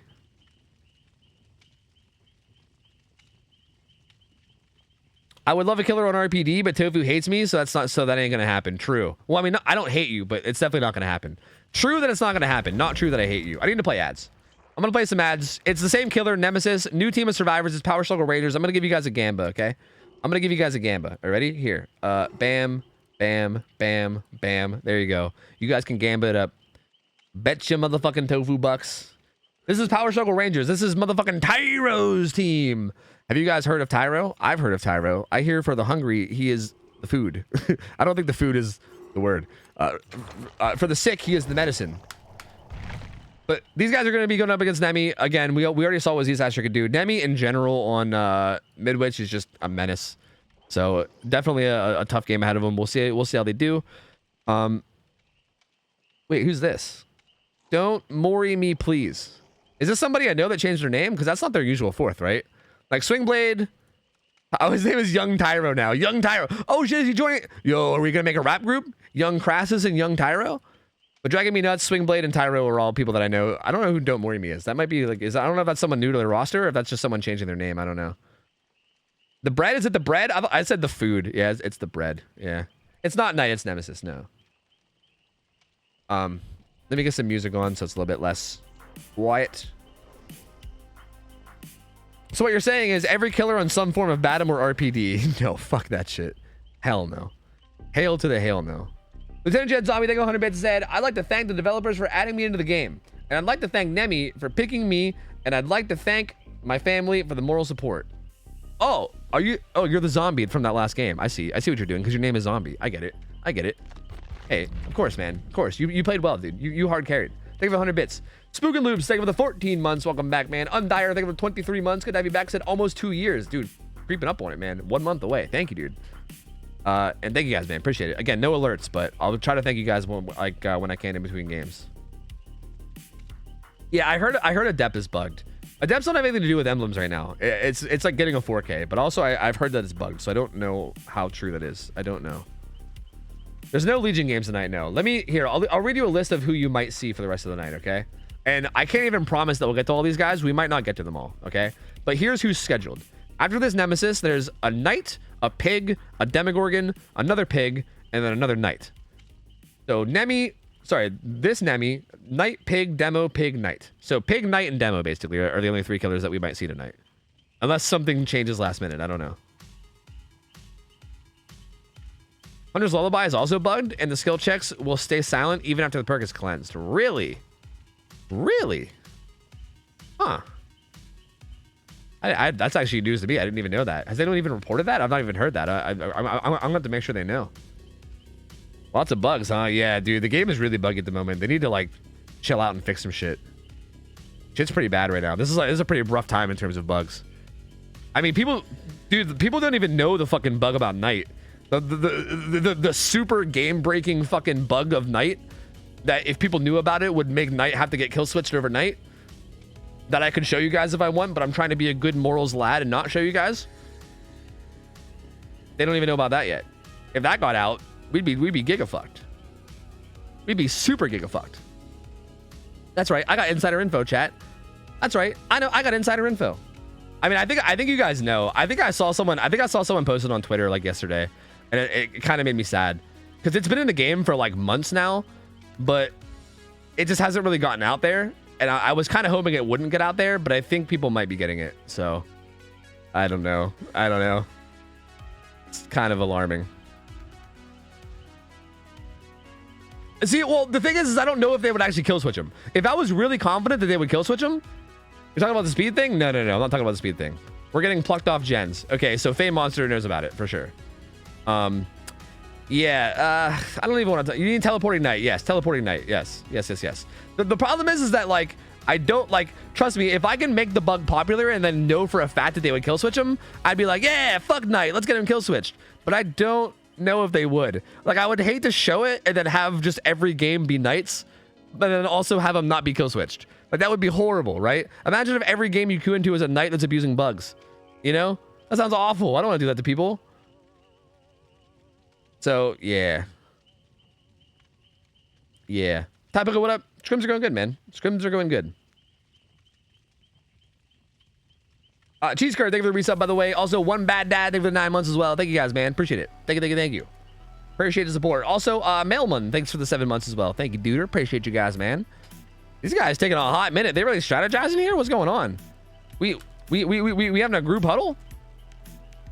I don't know what's taking this lobby so long. These guys are taking a hot minute. So how you guys doing?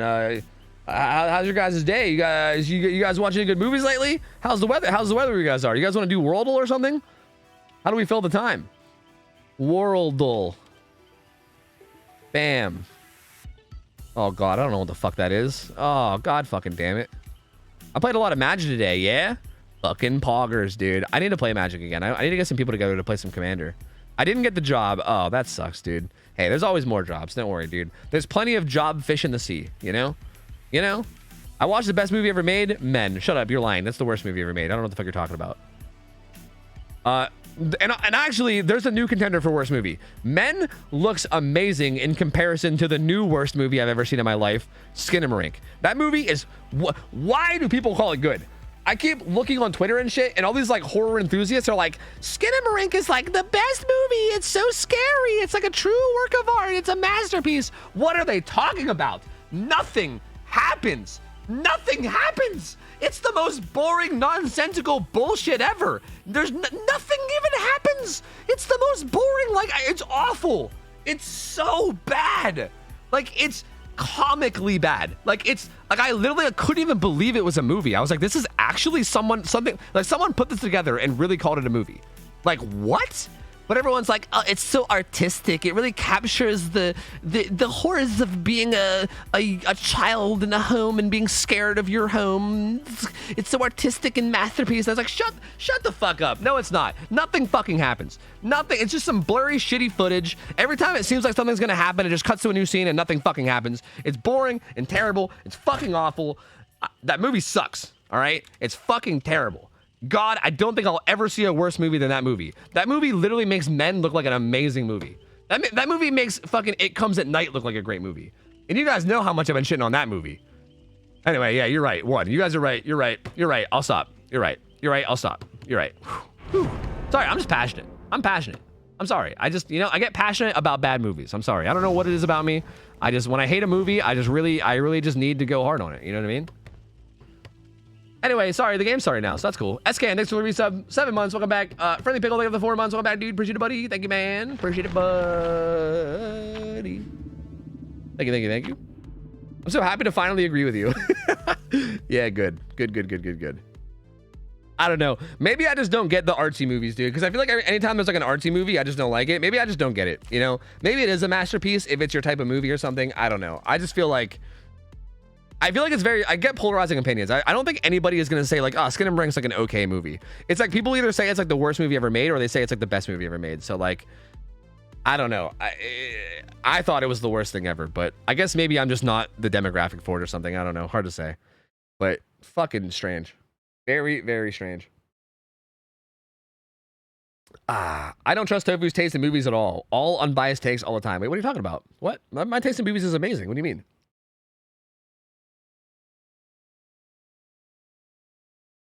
What do you mean? Yo, Frank and Freaky, thank you for the 168 bits. Thank you, man. Clone, thank you for the resub. 6 months. Appreciate you. My 2-month streak is about as bad as that movie. Yeah, but you got 6 months total, so you're doing fine. You're doing fine, buddy. You're doing fine. Don't worry about it. You're doing great. You're doing great, buddy. Keep up the good work. You're doing fine. Is it the worst movie ever made? And you'll never forget it. Would that make it psychological horror? Oh, true. Maybe that's the point of it. Maybe that's the deepness there. Anyway, let's go. Let's do this game. Let's see how this goes. Wow. Fearmonger on the build this time around. Jolt on the build this time around. That's... I don't like that. And corrupt and lethal? Z-Slasher, what are you doing, buddy? This is a strange build. This is a very, very strange build. So usually you see corrupt or lethal, right? Because like they're both like early game perks that help you out that go away after a certain amount of time, right? Like lethal basically, like obviously lethal like extends aura reading for other perks or whatever, but aside from that, it basically goes away. It's like a one-time effect and then it essentially goes away outside of like the passive effect. And same thing with corrupt, right? Like corrupt lasts for the first 2 minutes or until a down and then it goes away. So usually you just pick one of them to help you with the early game and then you have 3 perks that help you throughout or whatever. But he went with both early game perks. So like once a down comes in, both these perks are basically just going to be dead. I mean, he has no other aura reading too. So yeah, these perks are literally just going to be dead after the first down happens. Which is interesting. And then he has Jolt and Mindbreaker. And even Jolt is kind of weird because like, well, in this map as Nemesis, I feel like a lot of your downs are going to happen with your power and not your M1. So a little bit of an odd build, I'd say. I guess he's going to try to make a point to down people with M1s, I guess, but I don't really know how I feel about it. He finds Swing Blade. He's going to be... He runs his spout. He finds another one here, too. Good job baiting the tentacle. He's going to not fall for the moonwalk, and he doesn't. Good job. Does get tentacle there. What's he going to do with the speed boost? He's going to get the fuck out of there. Z-Slasher is so odd. His decision-making is very odd to me. Like, I guess this isn't horrible because this gen has a lot of progress. But I don't know, because I feel like that guy just seemed like a pretty free down if he stayed on him. But he's gonna chase him. He's gonna chase him instead, which is gonna give them even more time to get some gen to get some gen work done around the map. This young gen's gonna keep running away. Survivors are in a pretty okay spot at the moment. Corrupt's almost gone. They have a gen at like 99. I don't know if somebody's gonna go finish it or not. I'm not sure if they. Again, this team is one of those like. They don't have like a ton of prior comp experience before scrims, so they just have the experience that they've had from scrims the past like few months or whatever. So I don't know how good their comms how good their comms are in terms of like being able to communicate where that gen is to each other. Like a lot of times, like teams that don't have a lot of experience with this kind of thing, it's hard, right? You're in Midwich. You're like, yeah, I don't know, in the corner of in the corner room with the thing, like the one with the table, you know. That was a weirdly brave play there from Yunjin. I don't know why. Not really sure why she ran up to tap that gen with the killer still being so close. She's gonna go down here though, or not. The tentacle's gonna miss. So never mind. Still. Oh my god, that zombie. Was that a zombie? No, I think that was a Dwight. I don't know what that was. That scared me. As I clicked away, I thought there was a zombie in his face, but there wasn't. Anyway, I think Gunjin's gonna go down here. She only has this window, and it's a really bad window. But Z-Slasher is just fucking these tentacles all up. What is going on? And he's dropping chase again. Z-Slasher, what are you doing? And these guys are doing the gen while injured. What are they doing? What is everybody doing? Okay, well, Tyro still has a good bit of distance, so he's gonna get away anyway. Like, he's got the zombie, Jesus Christ. I mean, he's gonna get, I wouldn't say he got away. He's gonna get somewhere. Oh, nope, down he goes. He's actually gonna get Jolt activate too. He hit 2 gens. So that's like, what, 16% regression with Jolt? That's a good bit of regression. And it also makes them start regressing too, so that's a good bit. He's gonna put him on the hook. And man, this was an interesting start. I feel like a lot of misplays from both sides. I feel like Z Slasher should have committed to one of those chases sooner. Either one of them would have been fine, I think. But I think he should have committed to one of those sooner. And I think the survivors, had they played safer, would have punished it really hard. But the fact that he didn't commit, I think should have been punished harder, right? Like he decommitted before he even saw Tyro. Like he just wanted to go back to like check on that gen, I guess. But like if they would have just not tapped the gen while injured, and like even the young Jin tapping the gen while injured was risky too. Like it feels like they're just playing really risky rather than playing safe. Like if you're injured, just get away from the killer and heal up, right? Like don't stay in his radius and do a bunch of risky shit. Just go heal up. They did hit him with reassurance though. 3 gens pop. So even though I would say it's been pretty sloppy from both sides, I'd say it's been less sloppy from the survivors because yeah, 3 gens in. God, he's just fucking whipping and punching everyone now. God damn, dude. Not sure how I feel about this either, the fast unhook. I mean, again, I'm assuming Ada has deliverance, maybe even unbreakable, but this kind of just speeds up the tunnel process when you already had reassurance on him and you had a bunch of gens far away from him too, right? Like look at how far every gen was from him. I don't like this either. Oh man. I feel like I'm sorry. She didn't even get deliverance. Oh, she didn't even get deliverance either. That made it extremely not worth. Yeah, this is rough. This is rough. The survivors were in a really good spot, but I feel like, dude, this feels very sloppy from both sides. I'm gonna be honest with you. So far, the survivors are still in a pretty commanding position though. Like Ace is on his second hook, Ada's hooked. As long as they get themselves out of this scenario without everyone dying, which could happen, right? I mean, 2 people on hook is kind of scary. They're in the same hallway too. That guy gets hit with reassurance. I could also reassurance him from down below too. Nemi knows that someone's down below now because he saw that reassurance. He knows that she's probably gonna be trying to reassure Ada, so he chases her away. But as long as they get out of this without like this could snowball, right? Because these guys are hooked in the same hallway too, right? Like they're hooked right close to each other. But he is committing far away, so they'll probably be able to unhook. And yeah, so yeah, the survivors are still in a pretty good spot, especially since he walked away like this. But man, this was like, bro, this is just so much sloppiness. Young Jin gets hit. She's gonna be running away. She has a fresh hook though, so like not really the end of the world if she goes down. Oh god. Fucking zombies on this map, I'm telling you, are nuts. They're nuts. They're fucking nuts. Tyro needs to get away and heal up. Well, he has built the last on his toolbox. But he didn't even but he didn't. It's not fully empty yet. I think you need to fully empty it, right? Isn't that how it works? I thought he had inner healing, but he didn't. He's gonna run over and heal. Oh, I hope I didn't bug him. Okay, I didn't bug him. Good. He got basement in. That's not great. But that's also the other side of the map. They need to heal up Tyro, and then Tyro needs to play really safe. He needs to play because he's the only death hook survivor right now. So he needs to play really safe. He needs to, like, if there's a terror radius or whatever, if the killer's nearby, they need to try to identify where the killer is, and Tyro needs to stay the fuck away from him. And also probably stealth, you know? Like right now, yeah, he should be very worried. I don't even like this.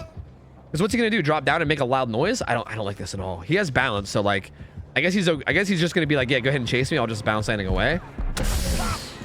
Oh, I don't like this at all. I think he should have stealthed instead. I think he should have just stealthed instead. I don't like this at all. Oh, I don't like this at all. Oh, I don't like this. Oh man, he's running towards the basement too.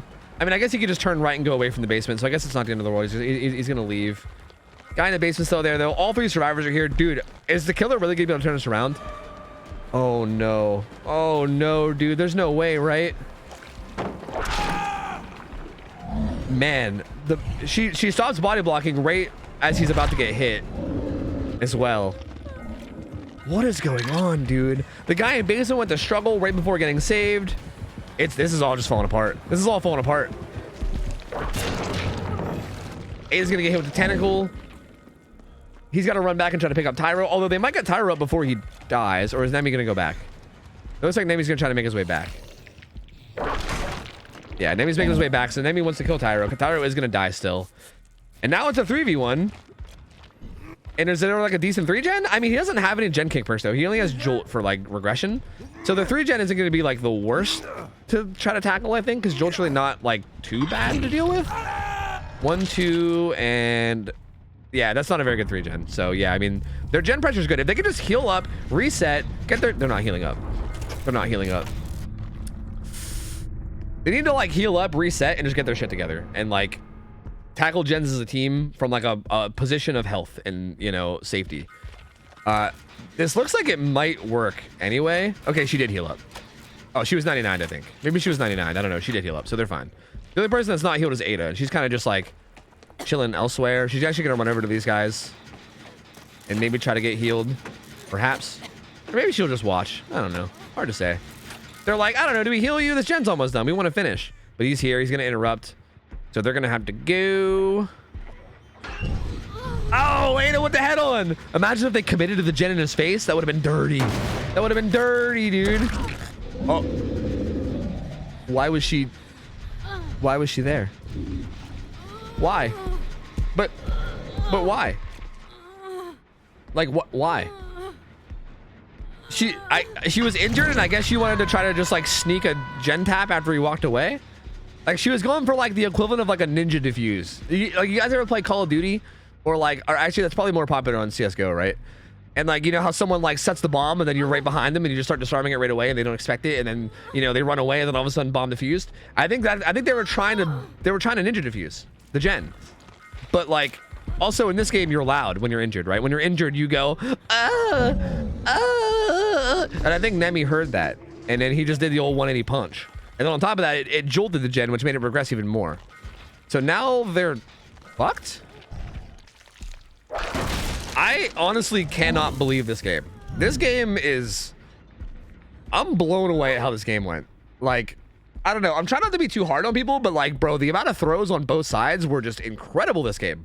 It was wild. Like, it was wild, man. I can't believe it. Like, at first I was like, oh, dude, Slasher's done for. Like, Z-Slasher played this early game really badly. Also, his build, I still think his build is very questionable too, but like, regardless, I feel like he played the early game kind of questionable, and I was like, oh god, I think he's throwing with this early game. But then the survivors turned around and they were like, yeah, you think that's a throw? We'll show you, pussy. And then they threw even harder. And I just like, bro, I'm just so confused in so many ways. Like, I don't know. I'm just filled with confusion all around. But he's gonna be chasing the Dwight now. He's 2 hooks away from winning. I think the Dwight is the only one that's not on death hook. Wait a minute. Good skill check. Yes, I agree. I agree with DBD. That was a good skill check. I agree. He's still on the Dwight, still getting chased. He's down below though. Like, he should be able to communicate to these guys that he's that's gonna jolt it. He should be able to communicate to these guys that it's down below, so they should know that they're safe to do this gen, right? And they do. So they should get this gen done. But then what? They need to save Swingblade before he goes to struggle, and then also get out. So this is crunch time, right? They're gonna get this gen done. What happened? Wasn't it just at like 80? How did it?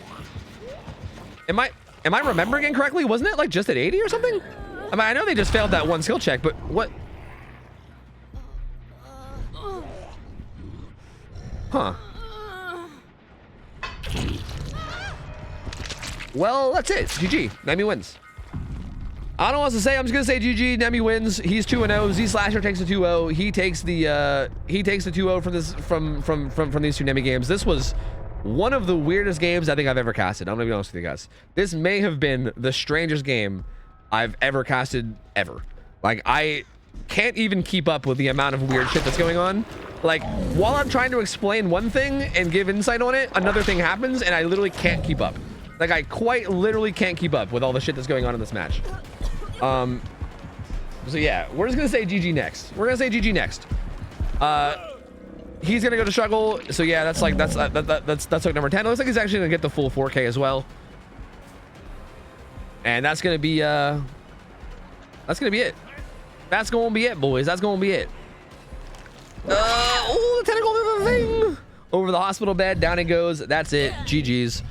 Hey, I mean, I guess well played from Z-Slasher to come through in the end, right? I think his early game was a little bit messy and sloppy, and I think he got off to like a very bad start, and he was in a position where it looked like he should have lost, but he managed it. I mean, to be fair to him, like, the survivors made mistakes and he took advantage of said mistakes basically perfectly, right? Like, he did a really good job of taking advantage of all the mistakes they made, so kudos to him. Like, he started out sloppy, but then he got it together. He saw them making mistakes and took advantage of them perfectly and played it smart. So touche from Z-Slasher. I mean, he definitely earned it after the rough start, you know? But that's basically like, that's essentially quintessential good killer gameplay, is taking advantage of mistakes, and he definitely did that. So GG's. I mean, GG's. I just don't even know what else to say. I'm just gonna say let's go back to the lobby.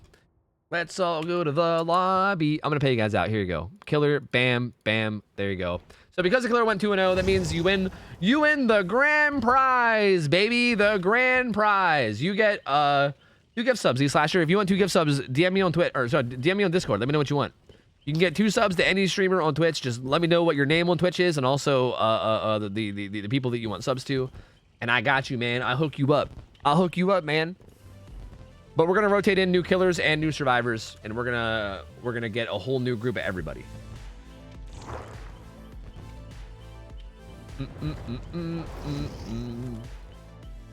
That was such a wild game, dude. That was such a wild game. My brain, I think my brain needs like a rest after that one. I just don't even like. What's the banned survivor perks? Circular healing and wait, no, just circular healing, right? I think that's the only global ban right now, right? I think. In terms of like global bans, anyway. Your brain needs water. You're probably right. I think my brain does need water. I think you're right. I'll wait for the team to come in to make sure we know who's playing, and then I'll give you guys another prediction, and then we'll vote, and we'll go from there.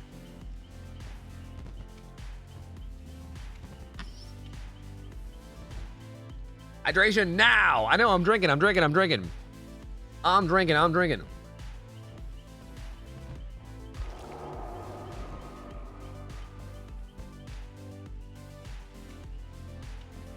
I think it's Rats of RPD. Got the motherfucking Rats of RPD versus Demonic Ghost. Motherfucking hoggers. All right, so this is gonna be the Knight. Oh, the Knight got a new map. We took the Knight off the game. The Knight was already dominating on the game even before the buffs that he got. And after the buffs, we were like, this just feels unfair. Like, I did a couple scrims as him after the buff on the game, and it literally just felt so dumb. Like, it might be beatable, but it was like, fuck it. It was way too much in the killer's advantage. It was way too much. So we put him on Temple of Purgation. I've never seen a scrim played on Temple of Purgation ever. So I have no idea how the fuck it'll go. I literally could not tell you. But we figured, why not? For the sake of like variety, we'll throw them on. We'll see how it goes, and then maybe we'll change it. Because again, we're changing a bunch of maps literally for next week. Because like next week is the start of the new month, and we're gonna change up a bunch of maps. So this is gonna be like a test run. If this goes well, maybe we'll keep it on him for a whole month. Maybe we'll change it before next week. I have no idea. We're just gonna try it out, and we'll see. If these Knights start using the bug, will you stop spectating? Oh, I'll ban them. I'll end the scrim and ban them. There's no way. If they intentionally abuse a bug, I will absolutely. I'll end the entire scrim. I'll ban them from stream and scrim nights. There's no way. If someone came into scrim night and just to abuse bugs, that would be absurd. So I don't think that's gonna happen. Demonic Ghost would not do that. Be my dad, please. No. No. Absolutely not.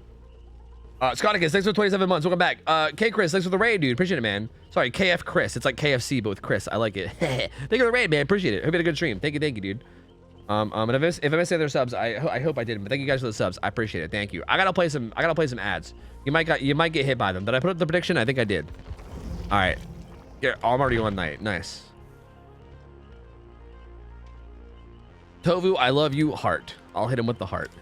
So Demonic Ghost is a killer from the team Killer Mains. He's a killer main, all right. We've seen him. I think we've seen Demonic Ghost play Freddy as well as.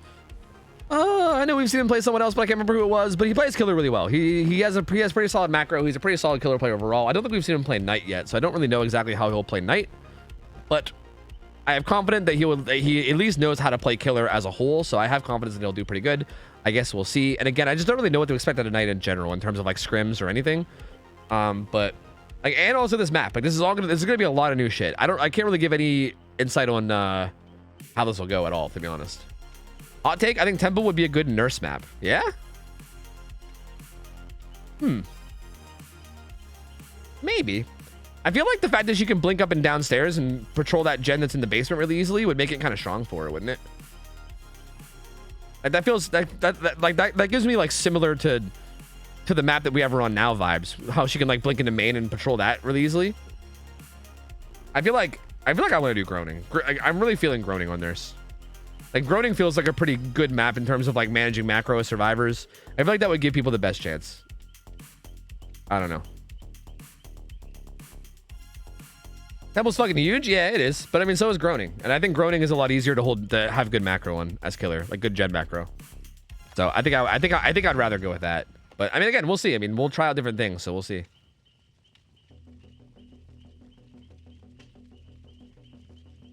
For good nurse maps, are we looking for a worse map? I mean, kind of, but not one that's miserable. That's the thing. I don't want to like we could just do like Larry's or something, but that's like miserable. You know what I mean? Like I don't want people to be miserable, but I want like the survivors to like have a good chance at winning. Yeah.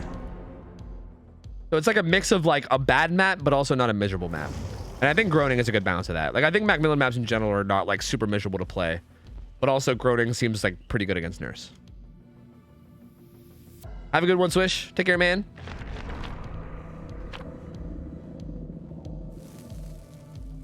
This team has double killer hours. Maybe. Honestly, maybe. This is what happens when killers win all the time. Like this is how scrim nights have been going a lot lately, man. This is our last survivor team, actually. This is literally our last survivor team. Because yeah, I mean, killers have just been dominating all night. That's how scrims have been, which is again a big reason why I'm trying to move a bunch of killers to harder maps. Because scrims have been dominating or killers have been dominating in scrims quite a bit just in general over the past like few months.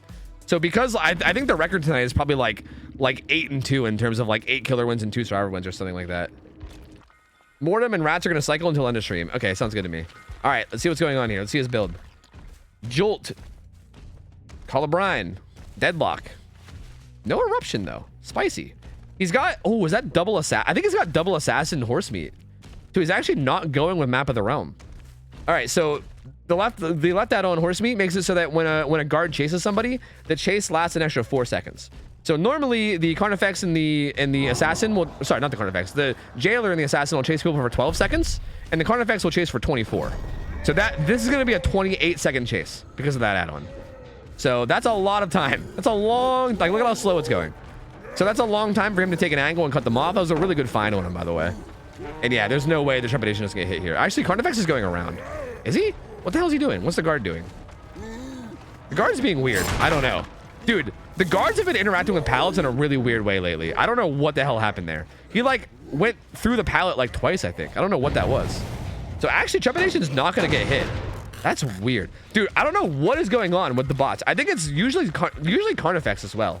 Like Carnifex is just like, I don't know what's happened, but he's, oh, wait, also that's Overcharge. That's not Jolt. By the way, I said Jolt earlier. That's not, sorry, that's Overcharge. That's not Jolt, by the way. I'm an idiot. Ignore me. That's not Jolt. That's Overcharge. Anyway, it's fine. Regardless, that was weird. Because like the guards, from what I know, they're supposed to just like hold W and basically follow your exact trail as if it's like dropping breadcrumbs and they're following breadcrumbs. I thought that's always how they were supposed to work. But ever since the patch, like Carnifex, I feel like Carnifex in particular, but all the guards sometimes like just act very unpredictably, like, which sucks because you have to know, like, the way that you're supposed to play Knight is you're supposed to go the opposite way that the guard goes so that you can pincer attack. But if you don't know where the guard's going, then how can you pincer attack, right? And that's kind of what happened to Demonic Ghost there. It kind of sucks. Puts the guard in front of him. He's going to aggro on him. And again, this is an assassin who goes really fast. Assassin goes 110 or 4.4, and it's a 16-second chase. So he's going to get hit by assassin probably no matter what. Okay. Yep, gets hit by assassin, and now he can follow up and try to get the down himself. But this chase is this first down is taking a while, so they're doing a pretty good job so far. I'm surprised he didn't zone out the corner a bit more. He's kind of giving her distance to run away. Yeah, I feel like he misplayed that a little bit. I think he should have positioned himself like further out and then sent the guard in, because he kind of gave her the outside of the tile, which lets her run out like this, right? So in trepidation's, is there someone here? Oh no. I can't believe he didn't see that coming. She like went down under the pallet on purpose. She like made it a point to go down under the pallet. That kind of like implies that somebody might be nearby to save. That was a tough start for Demonic Ghost, dude. This first hook is taking a long time. This team is playing this very, very well so far. Like that first chase already took a hot minute, but now that it came in and the flashlight save happened, now it's even worse, man. It's just taking so long to even get started now. It's gonna get that pallet throw too. I think guard's gonna come back now. He's gonna set him up around this gen that has a bunch of progress. It feels like, I don't like this. It feels like Demonic Ghost is going into like desperation mode right now. He's like more concerned with like controlling this gen than getting it down. He's like letting everyone heal up and reset. He's like using his guard to patrol the gen rather than get it down, which is not really what he needs right now, right? Like that gen doesn't matter in the grand scheme of things, right? You need to kill survivors. Like that gen, there's a million other gens on the map, you know what I mean? Oh, this is not going great. I think it's double Carnifex. Yeah, you might be right. You might be right about that. It's double one of them. I thought it might have been Assassin, but I think you're right. I think it might be double Carnifex. I don't know all the add-ons exactly. I know it was double of something. I definitely know dried horse meat though. Claudette's gonna go down here unless he dead hards. Or unless he fucking whiffs, man. Unless he gets his ankles completely shattered. Okay, now she goes down. So that'll be the first hook of the game for real this time. Unless like a fucking flashbang comes in or something. So there you go. Claudette will be hooked, but they got 2 gens done. They're working on a third. They have it about like 60, 70%. Looks like they're maybe a little worried about pain res or something. But nope, no pain res, which they'll find out. And there you go. That's the first hook. I mean, pretty much 3 gens in. So this is a really tough spot. I mean, the survivors having a commanding lead right now, like a very, very, very commanding lead right now. And the gen split is really nice too. There's 4 gens left, but there's one there, and then 2 back. So the gen split's all over the map, right? Their gen macro has been very, very good and on point. And there's really no good 3 gen to hold down right now, which is unfortunate because his perks kind of benefit holding down a 3 gen, right? Like he has like 3 gen kicking perks, but he's not really gonna be able to utilize them that much because there's just not really a good setup. There, he got a chase with Carnifex again. Again, 28-second chase with Carnifex, so that's a lot of pressure. As long as Carnifex does what you think he's gonna do anyway. Now I'm going to trepidation, but again, this is a fresh hook, so this is just another fresh hook, and that's if it doesn't get flashlight saved. I'm scared. No, okay. So this will be another hook, but it's a fresh hook, right? So this gives them still all the time in the world. They're doing the gen at the oh, Jeff was actually at this gen. He's gonna bounce lightning away. They're doing the gen down here at the stone wall, the one kind of far away. This is the one that he was like hard committing to in the early game. So they're getting it done now. And they have another gen far away from this hook too, right? Well, kind of. Actually, there's kind of a 3 gen here. I guess that hill hook kind of makes this an okay 3 gen. Yeah, you know what? This is an okay 3 gen. I take it back. I said that there was no 3 gen, but I take it back. This one's actually okay. I thought that one over there was further away than it was. So that was actually my bad. This is actually a pretty solid 3 gen.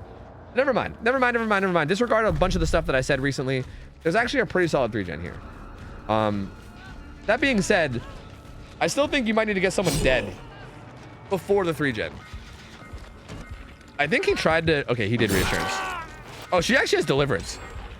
She has deliverance, so they're literally just like... They're kind of baiting him here. He's thinking that he's going to get this guy to struggle, but this guy's just going to deliverance right before he gets to struggle. So this is actually... This is doing nothing for him other than buying them time. Like they're like, okay, let's pop every gen other than the 3 gen. Let's like heal up, right? Like I'm sure the Jeff might go heal up or find a teammate to heal him up. And then they're just going to tackle gens, right? They're just going to pressure gens because this guy's going to pull himself off right before he goes to struggle. And this is another reason why, like, even just switching targets once is like dangerous, right? Because like, you know, you grab the deliverance driver and your pressure is going to be all gone now. Whereas if you would have just stayed on the Claudette who he hooked first, could be a whole different game, you know? Could be a whole different ball game right now. Could be a whole different ball game. She's about to pull herself off right now. There it is. Puts her in a deep wound. She's gonna... Oh, she's not gonna get very far though, I don't think. I think she has sprint burst. Jeff's the... Oh, there... Okay, yep, never mind. She's gonna get pretty far. She should have just stopped. I don't know why survivors don't do that. If you're trying to body block for somebody, if you run through like a tiny hallway where you can literally block the entire way by standing still, just do that. Like that could have been avoided if she just stopped in that hallway. That's really odd. I see that a lot and I don't really understand it. But yeah, I mean, I guess good play from Demonic Ghost to just go around and get the down they needed. I mean, that really is what he needed. But she's not on Deathhook though, so like this is good, but it's not amazing. On top of that, she got pretty far away from the 3 gen too. Like that hook, the hill hook was like the perfect hook because it was right in the middle of the 3 gen. There's no way he can get back to that hook. So this was really smart by Trepidation to run away from the 3 gen to die. That's like the most important thing. I think he could have got even further if they body blocked better, but you know, details, it's fine. They still did good enough. He's gonna kick that with Assassin just to keep people off of it and regress it. He's gonna find Jeff. And now it's tough. They were like tripled up on this gen, so he doesn't really have to worry about the other gen too much. Oh. Finds the Claudia. They do unhook though. Trepidation should really go across the map and heal. Like he should get way... Yeah, he is. He also has the med kit, so he can even heal himself. Yeah, he needs to just get way across the map and heal up. Like he needs to stay way far away from the 3 gen and only come into the 3 gen if he's full health. Like he needs to be really disciplined on that. These guys really should all be doing that, really. And they almost all are except for Jeff. Jeff's only here because he has bounce landing. Even this I don't like. I don't even like this. This feels unnecessarily risky. He's gonna get away with it because the knight's gonna kick the gen, but I don't even like this. He should be out of here. Why are you playing this pallet? You should just go, just go. I hate this. I don't like this at all. He's gonna get away with it too. That's such a risky, that was like such a risky play that he just gets away with. I hate that. I hate that. That pallet is not safe. That pallet fucking sucks. If a killer sees you there and they know what they're doing, they can literally just force the down on that pallet. They can basically just not kick it and force you to not leave it and then just kill you there. And then he can put you on the hook in the 3-gen and then be in a really strong spot. I hated that play. He didn't get punished for it, so it didn't really look as bad as it could have been, but that was definitely not a great play. Just, I don't know. But they look like they're doing okay now. They did heal up. Everyone but the Jeff healed up, but it looks like he's trying to heal up right now with Kate. And yeah, they should have this under control. This should be the survivor win at this point. Like, it should be, as long as they don't throw. All they have to do is like identify that, okay, the 3-gen is in this corner. You know, if we ever get injured, you run to the opposite side of this corner and then heal up, and only come into this corner if you're full health. And then pressure the outside gens, right? They should be pressuring that gen at the wall and also this gen here. Just pressure these gens as much as they can with 4 people, even against Knight, who's probably like, Knight's probably one of the most obnoxious 3-geners. Even against Knight with 4 people, you should still be able to do this. Like, it shouldn't be that bad. It might take a minute, but you should still be able to do it. It's just going to be a long war of attrition. And for Demonic Ghost, he's basically just going to be hoping that they throw. Like, the only thing that I think saves him here is them throwing. So as long as they don't do something stupid, like again, like as long as they don't like go into the 3-gen injured and go, like if they don't like go down into the 3-gen or something, right? That's like the only thing that would probably save him, is if they just make a major fuck up like that. Otherwise, he's just stalling this out and making it take forever and just praying that they fuck up. But they look to be pretty disciplined. They look to be playing pretty disciplined. Claudette's taking aggro of the Carnifex, so Zarina can pressure the gen. Honestly, if they were calming this better, Claudette can probably just run back and grab the banner, honestly. Like, she can literally just double back and grab the banner.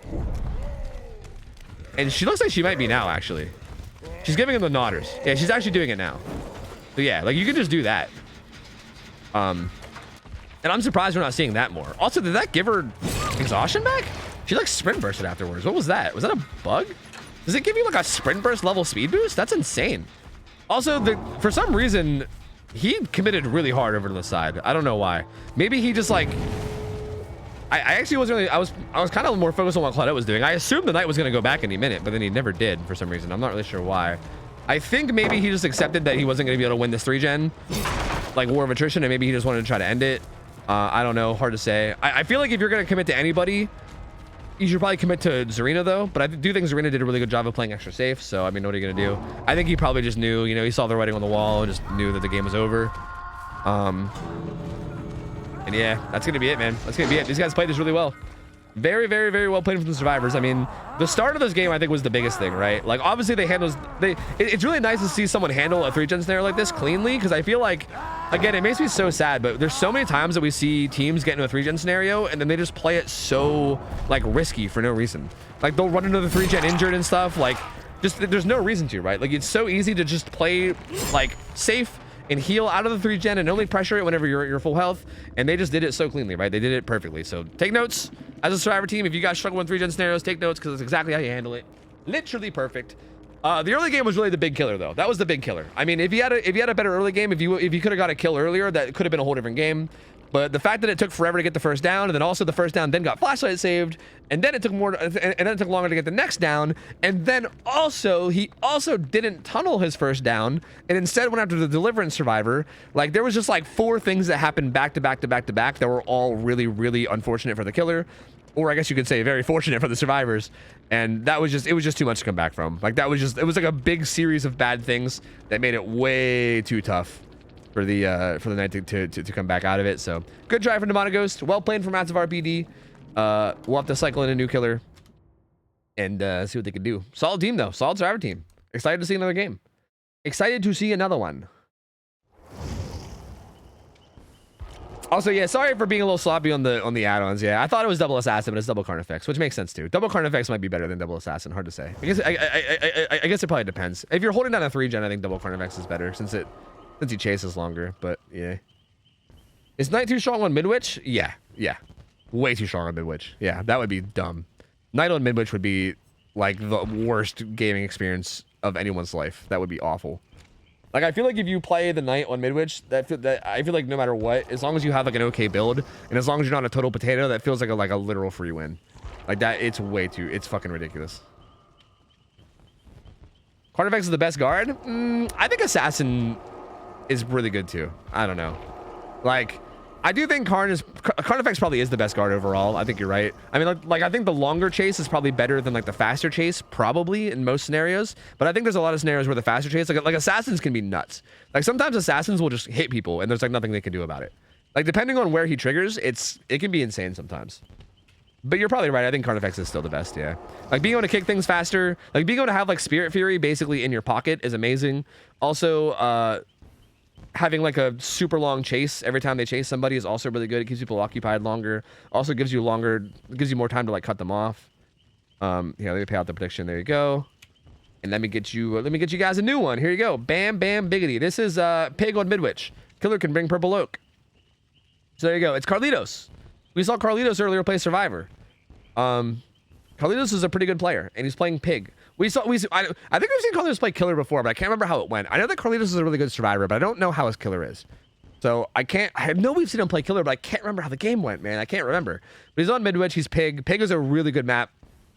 Pig's a really good map. Midwich is a really good map for Pig, is what I was trying to say. And but again, tough team. You know, this team is really solid, so it's not gonna be an easy game for him, no matter what. Even with a good map, it's still gonna be kind of tough, man. It's gonna be tough because these guys have been playing really clean and really smart. So I'm assuming they're gonna keep that going into this map. And yeah. Also, I just want to say, I know that was only one game on Temple, but that game felt fine, right? Like, the Survivors won, but it felt like they also like outplayed the Killer very heavily. But I also don't feel like the Killer didn't have a chance, you know? I know we have another night scheduled that we might probably get to before the night's over. So I'm curious to see how that game goes. But honestly, that game didn't feel too bad on Temple, really. I might need to see some more, but...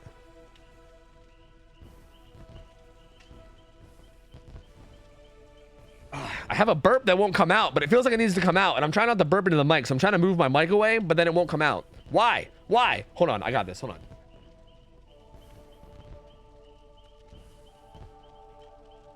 I fucking hate burping. I hate my body. I hate bodily functions. Why can't that just be a blob? Why can't that just be like a weird jelly blob monster that just kind of like melts onto a chair and then just like exists, you know?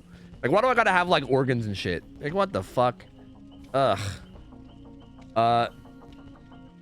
King Spider, thanks for the resub. I think I got you, but just in case I didn't, thank you for the resub, man. Welcome back, dude. Thank you, buddy. Want me to come burp you like infants? Yeah, please do. Come pat on my back and go, there you go.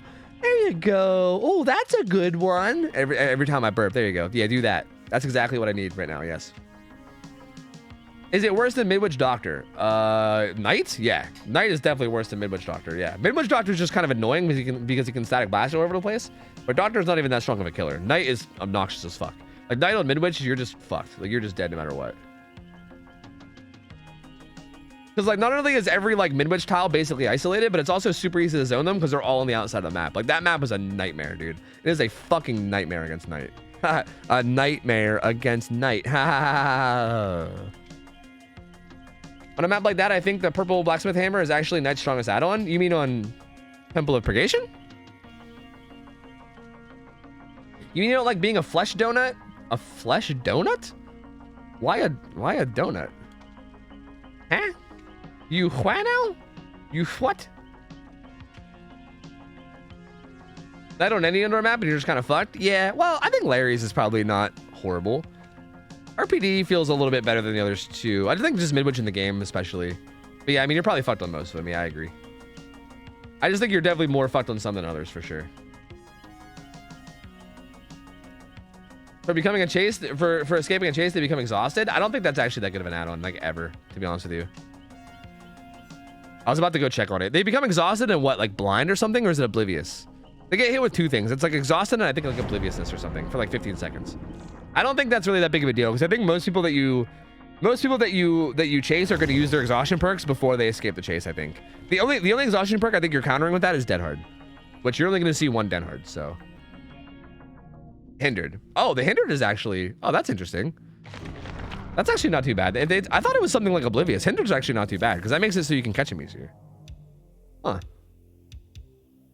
Yeah, maybe. I still feel like you probably would just rely on cutting them off and using your guards well to just get hits without it. I don't know. You're probably better off with other things still. Like, I don't know if that's better than Horse Meat or Map of the Realm, right? Like, in my opinion, the add-ons you should be running is Horse Meat and Map of the Realm, and I don't think that's better than either one of those. Wizop, thanks for 21 months. Welcome back, buddy. Appreciate it, man. Thank you, dude. All right, let's see how this game goes. Midwich has been a menace of a map. So again, this will be interesting because Pig is allowed to run anything, right? We're allowed to run it. You're allowed to run anything. You can run videotape, which we've seen very, very often. Videotape seems to be the go-to, and it kind of makes sense, right? Because Pig doesn't have the best chase, so like realistically, it's entirely possible for a Pig to not even get all 4 of her bear traps down before the game ends. And on top of that, considering the fact that scrims seem to be heavily about tunneling out one survivor, it's sometimes hard to get your bear traps on other people at all because like you're tunneling all the time, right? So videotape is just so powerful. I'd be very, very surprised if the killer didn't have it. Like it's such a good add-on. It's just like, it's basically just like add another gen or two to the game, essentially, is like what the add-on is. It's fucking nuts. So I'm expecting to see that, and I'm curious to see it. Yep, there it is. I'm curious to see how it goes. What else does he have? Rule set number 2. So same add-ons we saw earlier. So they all have bear traps, and they also can't see the jigsaw boxes until they have a well, they can't see the auras of them anyway until a gen is finished. That being said, they can still just stumble upon them and find them on their own, but they just can't see the auras through walls. He also has a bunch of gen king perks. This feels very, very similar. You're right, I did close Gamba. Thank you. This feels very, no, it already is closed. This feels similar to, this is like literally Melindy's build, except instead of Eruption, there's Deadlock, which is actually surprising because like Eruption, you know? I wonder if these guys are just trying to get used to the no Eruption because Eruption's going away. Like we're banning Eruption for next week. So maybe they're just trying to get a jump on it. I don't know. But this is like the 4th or 5th game tonight that we've seen like a person that has a build based on kicking gens with no Eruption. Billy Enjoyer out here, also being a Pig Enjoyer, not falling for any of those baits at all. I think Carlitos was trying to bait him into looping around so that he can get the inside, but it doesn't quite work. But he zones him anyway and gets a hit, so he's going to get smacked regardless. Billy Enjoyer is going to run in here. He's got a window and a couple pallets that he could use, so not a bad spot for him to be in. He also needs to break out this wall if he wants to come in here as well. Ooh, he thought he would double vault and he didn't. Okay. Billy Enjoyer doing a good job here. Yeah, I mean, he can even tie in the window. I was going to say, he can tie in the window here as well. And he can even loop around the outside if he vaults and go back if he wanted to, or he can play this pallet. He has a lot of options here in terms of what he can do. He's going to stay here instead. He's also using the Blood Amber really well, too. This also seems like the survivor that they want chased, right? He's got Diaz, he's got Dead Hard, he's got Kinship.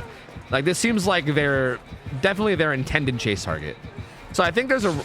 Oh, no, Carlitos! No, Carlitos! Not the ankles! No! Oh man, he's doing so good too. He hasn't even used his Dead Hard yet. Oh, this is a tough spot for Carlitos. He's gonna have to Dead Hard here or else he dies though. Can he get it though? No, did not get the Dead Hard. That would have been insane if he got it. So the down does come in, I would say relatively quickly.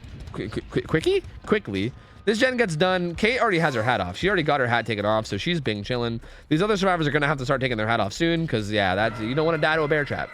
You don't want to go die into bear traps. It also looks like, I think I saw like a bunch of auras. So has she searched? There's 4 auras, so if she might have searched once and that's it.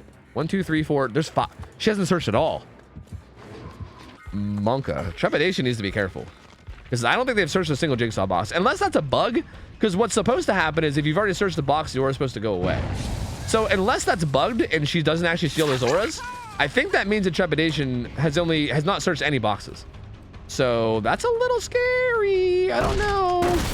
Especially considering Kate already got her hat off, which means that Kate might have got hers off like first or second try. If you guys don't know how pig traps work, there's basically a guaranteed 12 attempts. Like across the whole team of 4, there's a guaranteed 12 searches. So it can be like it could basically be like 3 searches on each survivor, or it can be like 4, 4, 2, 2.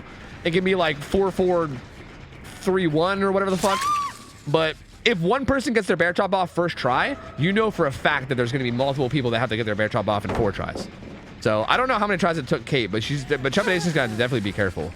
But Trepidation goes down. Carlitos kind of whiffs a little bit on Kate there, and then she vaults a pallet and gets live. That was pretty nice from Kate there. Kind of flashy. Look at that. Kind of a juicer. Kind of some juicer plays here from Blink, man. Good plays. Giving them the business, honestly. Getting the absolute business. Also, Carlitos kind of just completely ignored the unhook. Now, again, this map is interesting because normally you guys hear me and I'm like, oh, don't let the person that got unhooked get away. Like, tunnel them down, tunnel them down, tunnel them down. Like, that's normally how I am. But on this map, it's kind of unique because it's one of the maps where I think you can make a very good case for playing in the opposite way. They still haven't picked up trepidation. They're here. Oh no. Oh, that's rough for these guys. That's a rough spot to be in. He's gonna hook trepidation and he's gonna be able to hook blink right afterwards too. That's 2 new hooks. Claudette still has to take off her bear trap, so she's still busy, right? She can't really do much right now. Jeff is doing a gen, but he's gonna have to start worrying about unhooks here soon. And there's just gonna be like no gen pressure coming through while they deal with this. But to finish my thought, the reason why is because you can reassurance through floors. And I know I've said that like a million times a day, so you guys have already probably heard this. But yeah, the fact that you can reassurance through floors means that like camping out hooks is a lot less viable. I still think like tunneling out a survivor is still really good, regardless of whether you camp them first or not. I still think focusing out somebody is still a good plan though. Do these guys have deliverance? The deliverance didn't. Oh no, they just didn't. Okay, they must just not unhooked. I was gonna say the deliverance didn't activate, but they probably just weren't the person that got the first unhook. So yeah, no deliverance in play either for this whole game. This Claudette wants to be healed. They're just kind of worried about where their pig is. Where is the pig? She's downstairs right now, so they don't really need to worry. I'm assuming they're communicating that, so they know. Jeff has reassurance, so he could reassure these guys through the roof. Dude, I don't know what is going on with skill checks with Spectator, but that shit is funky, dude. This guy needs it bad. That guy there, he's not hitting it. What's happening here? You gotta get that guy with reassurance, man. He's about to go struggle. Get him, hurry. Oh. I don't know why he hesitated like that. He could have got him before struggle when he didn't. That's so weird. Oh, Pig's just blocking the fucking... He said, none shall pass. None shall pass. Blink went struggle too. Why is he not reassuring them through the floor? I don't know why Jeff's not reassuring them through the floor. He could have reassured both those survivors. Is there something not working? Because it looked like he was going for it. I mean, he got the trepidation too late, but I'm assuming he was probably trying to get that guy too. But he didn't get either one of them, and they both went to struggle. That's so weird. Because reassurance could have said he could have like both those survivors should have not gone to struggle. Oh my God, what's happening? Okay, I think I get it. I think I get now why confusing plays are happening. I think Buffalonium is oh my God! Look at him go! Oh my! Carlitos is so confused. What the fuck is going on? Okay. Buffalonium's gonna be hooked. Carlitos is in a really commanding position to win now. That's super unfortunate. I don't know what the fuck is happening to his internet, but I think Jeff's internet is literally dying. That was the weirdest shit. That explains a lot of the questionable stuff that I think has been happening for the past like minute or so. I think. Maybe that's why like maybe he was reassuranceing people, but then like the lag was making it not actually kick in or something. I'm not sure. Because again, I was so confused as to why he wasn't reassuranceing him when it looked like he was like trying to. So maybe that's why. I don't know. The unhook comes in though. At this point, this game is looking pretty over unless these survivors have like a insane comeback of some kind. There's no deliverance in play for them to work with. There's only 3 hooks away from the game being over. 2 different survivors are on death hook, although it's neither one of these guys. Neither one of these guys are on death hook. So at least there's that, right? At least he's chasing someone that's not death hook. That's good for the survivors, I guess. Also, I guess he hates pallets because he said, fuck you. But Claudette does get some distance, get away. She has a pallet here, but it's not the best. He could utilize his dash here as a bait or as an actual tool. We'll see what he does. Yep, very good dash. The dead hurt comes in though, so good job from Claudette. She's gonna get away and get some distance. I forgot about this. This was something we were talking about earlier. Are you gonna be okay? Woo! She's okay, baby. She's okay. Oh wait, we lost Jeff entirely now though. We lost Jeff entirely, which means this is hook number 9, which means this game's over. Man, I don't know what happened here, but I mean, it seemed like a lot of it is just Jeff lagging. That was really unfortunate. That's the game-winning hook. That's hook number 9. I mean, again, at this point in the game, even if Jeff didn't DC at this point, I feel like it was still basically over anyway. Like, this is... He's got such a huge lead at this point in the match. It would be very, very hard for these guys to come back. I mean, it's not impossible, but it would be very, very difficult. So yeah, that's it. They might keep playing it out at this point just because, you know, why the fuck not? But I mean, if they wanted to DC, I wouldn't be opposed to it too, because the game is definitely over. There's no way they're gonna get enough points. Even if there was like a penalty, like I don't know. This is not even gonna get close to like a penalty deciding game. But hey, maybe they want to keep trying. I don't know. This guy does have DS. And he do be juicing, you know? He do be juicing. I mean, when you're under pallet like this, it's a lot safer. Yeah, there you go. You can just do that. That was a good dash attempt by Carlitos. But yeah, when the survivor's under pallet, it's a lot harder. Like, essentially what... Like, that kind of thing would work on a lot of, like random gamers you get in, like, a public match because they would panic and throw the pallet on one side, but... Not our boy Billy Enjoyer. Not our boy Billy Enjoyer. This guy enjoys Billy a little too much for that. He's gonna decisive strike and then probably have his dead heart up for afterwards. There he goes. Still has his dead heart up too. And to be honest with you, I don't think Carlitos even knows that he has dead heart because I don't think he dead hearted him last time, right? Or no, he did, didn't he? No, yeah, he did dead heart him once. Oh, but doesn't get it. Goes down. Wait, he's exhausted. He already did dead heart. I'm stupid. Sorry, my brain's rotting. Don't mind me. He did dead heart. These two are on these guys are on two separate gens, so I guess they're trying to get as much gen pressure as they can before the game ends. But it's not gonna be much. Damn, he hit him with the nopers. Hit him with the nopers, man. Not like this. He's gonna find. Who's he gonna find? I think it's Trepidation. Where'd he go though? Oh, stealthing. Sneaky. He's not even. I don't think he's even trying to sneak. He's just not. Yeah, I was gonna say he's just kind of bing chilling. The old sprint overs. No, he's out of this bitch. Later. Kate's still doing another gen upstairs on the other side, so I think he's trying to avoid running him to the Kate. Gonna go into the old back of the library. Is this the... What's happening? Did Carlitos lag out now? Is everyone's internet dying? What happened? No, he's fine. He got a phone call maybe. I don't know. He got a phone call? I don't know. Bro, who fucking knows anymore? Literally, who knows anymore? I have no idea. Yeah, the old librarian tech. Look, even Trepidation's like, what the fuck just happened? Like, excuse me? Mass confusion. I don't know what's going on. Another gen gets done, though. Look out. The comeback's coming. Even though the game's already over. The comeback's coming, baby. Finds Blink. Gonna chase him down. He needs to just kill one person so Hatch can spawn and we can end this nonsense at this point, you know? We must end this. Yeah, I mean, if the DoorDash shows up, it's cold out, man. It's winter, you know, in most of the world anyway. It's winter in the majority of the people's worlds. So, like, you know, DoorDash shows up, you can't just let it sit out there, you know? You gotta go get that shit before it gets cold, you know? I get it. I get it. Weird match. That's gonna be the final kill on Blink. Hatch will spawn soon. Are they, again, I don't know. Are they gonna DC? Are they gonna wait it out? I don't know. Hard to say. I think they're gonna try to go for Hatch. Maybe. I don't think Trepidation's not even on the bottom floor. Trepidation's on the second floor. We in there? Sprinto Bursto? Out of this bitch? Is Trepidation lagging too? Is it the server? Because I feel like I don't know if I was seeing things there, but Trepidation looked a little laggy there as well. Like running around, it looked like a little skippy. Is it the servers? I hope not. I don't know. Oh, either way, there you go. I mean, that's the first win for Carlitos. So, if I'm not mistaken, you guys said we're gonna rotate Mortem and Rats of RPD like over and over again until the night's over or something. So I think we're just gonna bring back Team Mortem, right? I think. Because yeah, we ran out of survivor teams.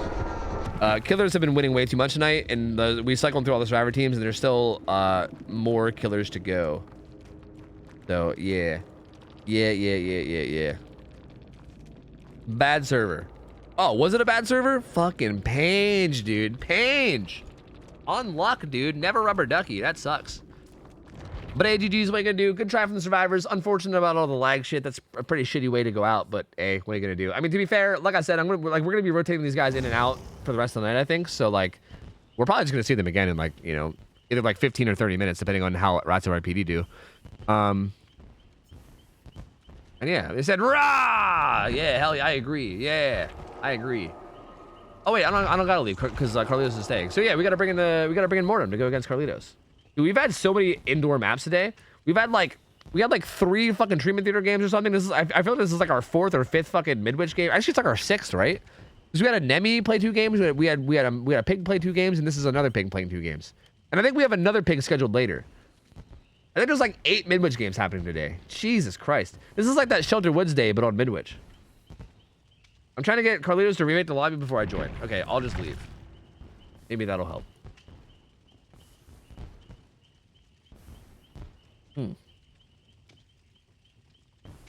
HDM'd Jeff was lagging out. I don't know if that was a typo. Jeff was lagging out and couldn't reassurance. Yeah, that's what I figured. I mean, like once I saw that Jeff was lagging, I figured that's what it was. Because yeah, it seemed like an obvious thing for him to reassure. And it also seemed like he was trying to do it, but he couldn't. So I figured there was something going on there like lag. I just didn't know what it was. So yeah, that makes sense. Refund? Nope. That's how it is, man. And them's the gambas, dude. Them's the gambas, you know? We ain't just refunding because someone lagged out. That's how it be, dog. That's how it be. Killer gets paid. Killer do get paid. All right, we'll make a new one though. We'll make a new one. It's gonna be Carlitos against Mortem. Mortem is the team that played before Rats of RPD. So it was like that. It was like that really good team that my memory is. I'm forgetting how they lost. Who'd they lose to? I can't remember. My brain is fucking fried. I can't remember anything. Either way, it doesn't matter. It's these guys. You remember Waddle, Not Bread. You guys remember these guys. You guys remember these fellas. Oh, I think they lost to Nemi on RPD, right? Isn't that what it was? Was it the RPD Nemi? I think. Either way, yeah. Didn't they beat the Knight? Rods of RPD beat the Knight, and that was their second game against Pig. They lost to that Pig. So they're out, and these guys are back in. These guys have already played. So this is not really like, if I'm not mistaken, I mean, I guess for technicality reasons, they're probably not playing for prizes at this point. They're more just playing to give the Killers opponents until the night's over. Because we just don't have any other survivor teams. So, yeah, as far as I'm aware, I think that's what we're doing. I believe. I do believe.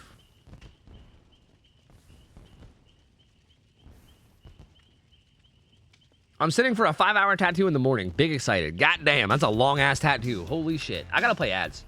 You guys might get hit by him. Sorry if you do. What's the killer? Oh, wait. Same killer, right? Pig. Yeah. This time, I won't get jump scared by a zombie. Trust. Well, to be fair, there won't be any zombies this time, so I do believe you. I do believe you. Based on the fact that there's no zombies, I got faith. He said, why lie? Oh, yeah, that's right. That's how they lost the zombie. How am I forgetting? How the fuck am I forgetting this?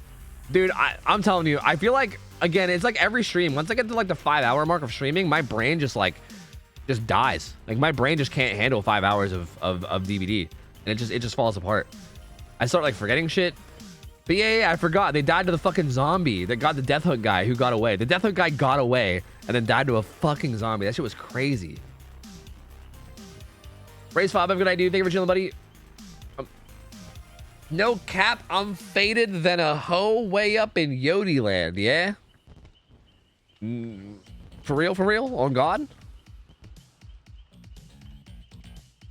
I'm being bullied in 4K. Yeah, by who? Oh, by everybody. I see. Hey, it happens. Happens, man. Zero Jesus, have a good idea. Thank you for chilling, buddy. Thank you for hanging, man. Toby, you fucking moron. You literally need water in your body to survive, you fucking idiot. You're feeling like shit all the time. Yeah, you're right. Let me drink water. Thank you. Thank you for that. Thank you. Ads are pretty much done, so I'm gonna go back. They'll be done within like the next like 10 seconds, so I think we're good.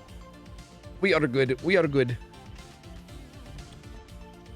And we will see how this goes.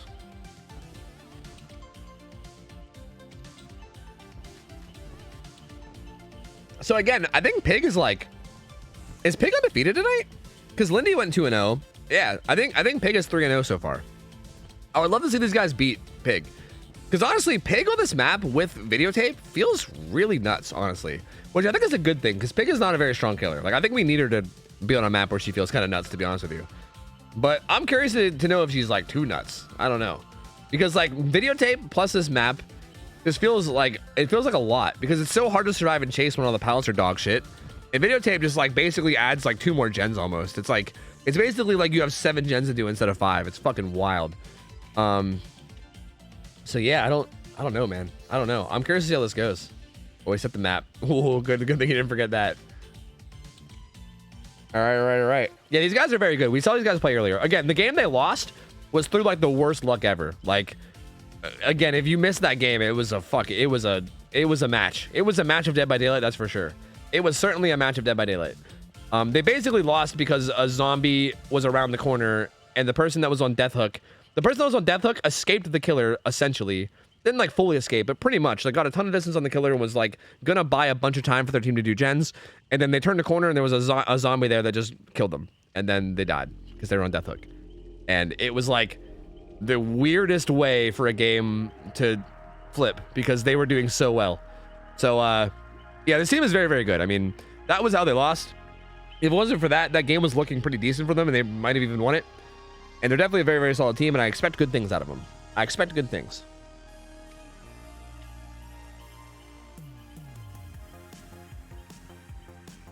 Zombies are just nuts, man. Like, they're nuts. I've never been a big fan of zombies because, like, it's just RNG. It's just like, oh, if you happen to go somewhere and there's a zombie there, unfortunate, you die.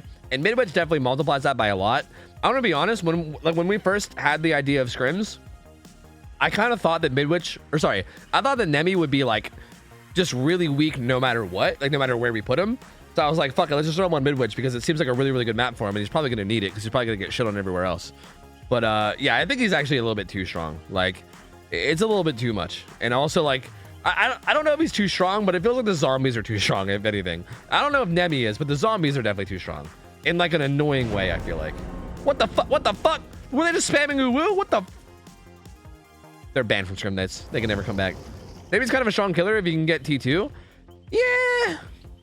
I would say he's a kind of strong killer. I agree with your wording, yes. I think you worded that well and said that he's kind of a strong killer, yes. Because I don't think he is strong, but I think he's kind of strong. Like, he can zone decently and stuff, but he still, like, requires, like, essentially 3 hits to down people a lot of the times. And, like, people can just hold W a lot of the time. Like, he still feels like a slightly better M1 killer in a lot of situations, you know what I mean? Like, if we put him on, like, a tough map, he would get dumpstered, I think. But it also feels like Midwich might be a little too much for him. So, I don't know. Hard to say. Hard to say. Yo, Phasums, thanks for the 4 months, by the way. Welcome back in. Emperor Dave, thank you for the 1 year, dude. Thank you, man. Wizop already got you. Thank you guys all for the subs. You guys are way too kind. Thank you, nerds. Thank you. Appreciate you. Knight's map is Plague's map. Sure. You worded that weirdly, but yes, sure. Yes. I don't like Nimi very much because he's the only killer that can kill a survivor AFK. Yeah, I guess so. I mean, technically, if a pig puts a bear trap on you, then AFKs, you could, hypothetically. But yeah, I guess. I mean, if you're dying while the enemy's AFK, then I don't know what the fuck's happening to you. That's a little bit weird, but... I mean, I do agree that the zombies are a bit obnoxious, but it's fine. That's a discussion for another day. It's cool. Let's get into this. Carlitos, Pig, Midwich, videotape, again. I'm guessing rule set number 2 probably, again, right? Yeah, same exact build overall. And again, no eruption, which is very interesting too, right? Like, still no eruption too, which is very, very interesting. Because again, it feels like this build is like built for eruption, you know? But just not doing it. And again, it might be like preparing for the future. I don't know. Maybe they're just like, fuck eruption. I don't want to run it. Hard to say. By the way, videotape is going to kind of act as corrupt intervention in this game in the sense that it's going to slow down the early game because they're going to have to worry about their bear traps, which opens you up to run other things, which is what he's doing. We'll see how the survivors handle it. I want to watch the killer, but I also want to see how these guys are doing it. Oh, was that first try? Again, if that was first try, that's something that these guys definitely need to note. Because that means guaranteed some of the survivors are going to have 4 tries. That could have been second try maybe, but I feel like that was probably first. Because I don't, like, did they even have time to search too? There's no way, right? That had to be first try. So, realistically, what these guys should be doing is the other survivors should probably try to get, like, at least a couple searches down. So that you at least know you're, like, at the very, like, worst, you're, like, halfway to getting your hat off before you pop a gen. Because if you pop a gen with no searches, that's when shit gets really scary. You might end up dying to your bear trap. And you also can't really afford to, like, do anything other than getting your bear trap off, right? Like, if you have no searches when your trap activates, you can't, like, help with unhooks. You can't help with anything. You have to get your bear trap off immediately, and there's, like, nothing else you can prioritize, which is not great in terms of teamwork. Either way, he finds Ada. He's chasing her around. She does a really good job of getting distance after that hit. She has a pallet here. There might be a pallet in there. There might be a classroom too. I don't know. Oh, nope, goes down. I guess technically they're all classrooms. We know what I mean. The dead zone classroom. She goes down. That's going to be the first hook of the game, which is pretty quick, actually. This came pretty quick for Carlitos. Let's check in to see what everyone's doing. Claudia's doing a gen. I don't know how many times she's attempted it. Not Bread is trying to take off too. So 2 gens being done. Not Bread was searching a box. Oh. It's fine. No one saw it. What are the chances that Tofu was spectating you at that exact moment, right? Like, Tofu spectates killers all the time. So, like, what are the chances that he might have been spectating you for that exact moment that you failed that random skill check? I mean, seems pretty slim, right? Slim chance, I would guess. Oh, Carlitos. Seems pretty content with just... Yeah, are we having a moment right now? Are we? Oh, fuck. All right, now Brett's gonna bail and do some other stuff. This is interesting from Carlitos. I'm surprised he's coming to this so hard. I guess he was waiting for reassurance. She could have done that from down below, though. Huh. Weirdly, not really what I expected from Carlitos there, to be honest with you. I mean, to be fair, there's 3 survivors that all have the reverse bear traps on, so, like, they are, like, in a tough spot, right? Like, she's gonna pop this gen. These guys are gonna have to start worrying about taking their bear traps off. So, this is an interesting spot to be in, right? And again, this is what I mean. Like, if you haven't searched a box yet, right now, you can't even help with the unhook. You would have to just get your bear trap off. That's why those, like, early searches are so important. Like, Notbread looks like he only has maybe, like, 1, 2, maybe a third over there, maybe. So this is either a guaranteed one. If it's not this one, it'll be the next one. I don't know. This one might even be the guaranteed one. I don't know. Oh, how did that miss? Oh, the body block comes in. Oh, that was so smooth. That was smooth like butter. That was smooth like butter. Takes a hit there too. They're all gonna get away. Notbread wants to get chased because he's gonna have reassurance up. He also has Dead Hard too to help him out as well if he needs it, which he will. He can't get away though, but that's okay because Deliverance is a perk that exists in Dead by Daylight. Oh my god, that almost worked. If that would have worked, I'd have lost my mind, dude. I'd have fucking lost it if that worked. So yeah, this is a really good position for survivors because again, they got the guy off hook out of there and he's gonna be able to get his bear trap off and hopefully, actually he already had his bear trap off. Hopefully these guys will be able to get their bear traps off. The guy that got unhooked can probably get away and hopefully be somewhere safe. And this survivor has Deliverance. So yeah, there you go. He can just pull himself off. Really no danger at all. They don't need to commit any kind of they don't need to commit any manpower or any time to it. They can just get on and do their thing. I hear someone here though. This must be Ada. Damn, Carlos did a good job of sniffing out Ada. I mean, that might have been a game sense thing, right? Because you would assume that a team that knows what they're doing. That was unfortunate, by the way. That was just like some weird auto aim cuckery. I mean, I'm assuming that what that was is I think that was Carlitos assuming that like the survivor that got off the hook will be just doing a gen far away from the hook, right? Because that's like the logical play in most scenarios. So I think that might have just been a game sense thing because he just immediately sniffed her out, like immediately. So I think that might have just been a good game sense thing. Please say unhook himself rather than pull himself off. Oh, yeah, you're right. We're in a DBD Twitch chat, huh? Maybe I should be a little bit more careful with my terminology. Claudette though, beep beep beep beep beep beep beep beep. This is okay. This one's are guaranteed though. She's fine. She's fine. Unless the pig interrupts her, she'll be fine, and she's not. So yeah, that Claudette's not actually in any danger of dying. She'll be 100% a-okay. But this Ada's on her second hook, which is a little bit concerning. That's a little bit concerning. Who has reassurance? They're all injured too though. Nia's got reassurance. She's in the opposite corner of the map. And she's injured, so that makes this really scary. I don't know. I think she's gonna start making her way over to try to reassure that hook. Or maybe even just unhook since the pig seems to be kind of far away. But tough spot. They get another gen done. Claudette playing safe. You love to see it. Just throw on pallets. A little bit the right play, but a little bit sloppy there. She like started to run down towards the hook survivor, was like, wait a minute, that's not the right place to go, and then ran away. So smart of her to not go towards the hook though. That was smart pathing. Runs to this pallet. They just need to get that Ada safe. That was almost so good, and then she jumped out too early. Oh, that was almost so sick. That was like so close to being the sickest thing ever. I think what these guys should do is they should heal up this Ada, and then this Ada should run away and hide. And these guys should heal each other without Ada. That's what I think should happen. Like, I think they should specifically get Ada away and then reset each other 1v1. And not make sure the Ada doesn't even get spotted. But they didn't, and I think if Carlitos has really good depth perception, or if he just sees what two survivors went left, he'll know that Ada went right. And he will look for her, but he is not searching in the right place. He thinks that she got further than she did. No, Carlitos! You made the right decision, but you just didn't look in the right place. Well, you know, well played for the survivors, because it looks like Ada got away. So, you know, never mind. I take it back. I take it back. I guess the play they made was right. They just are stealth gods. I guess the unhook on the Claudette, she gets smacked once, and he's gonna, I guess, commit to her.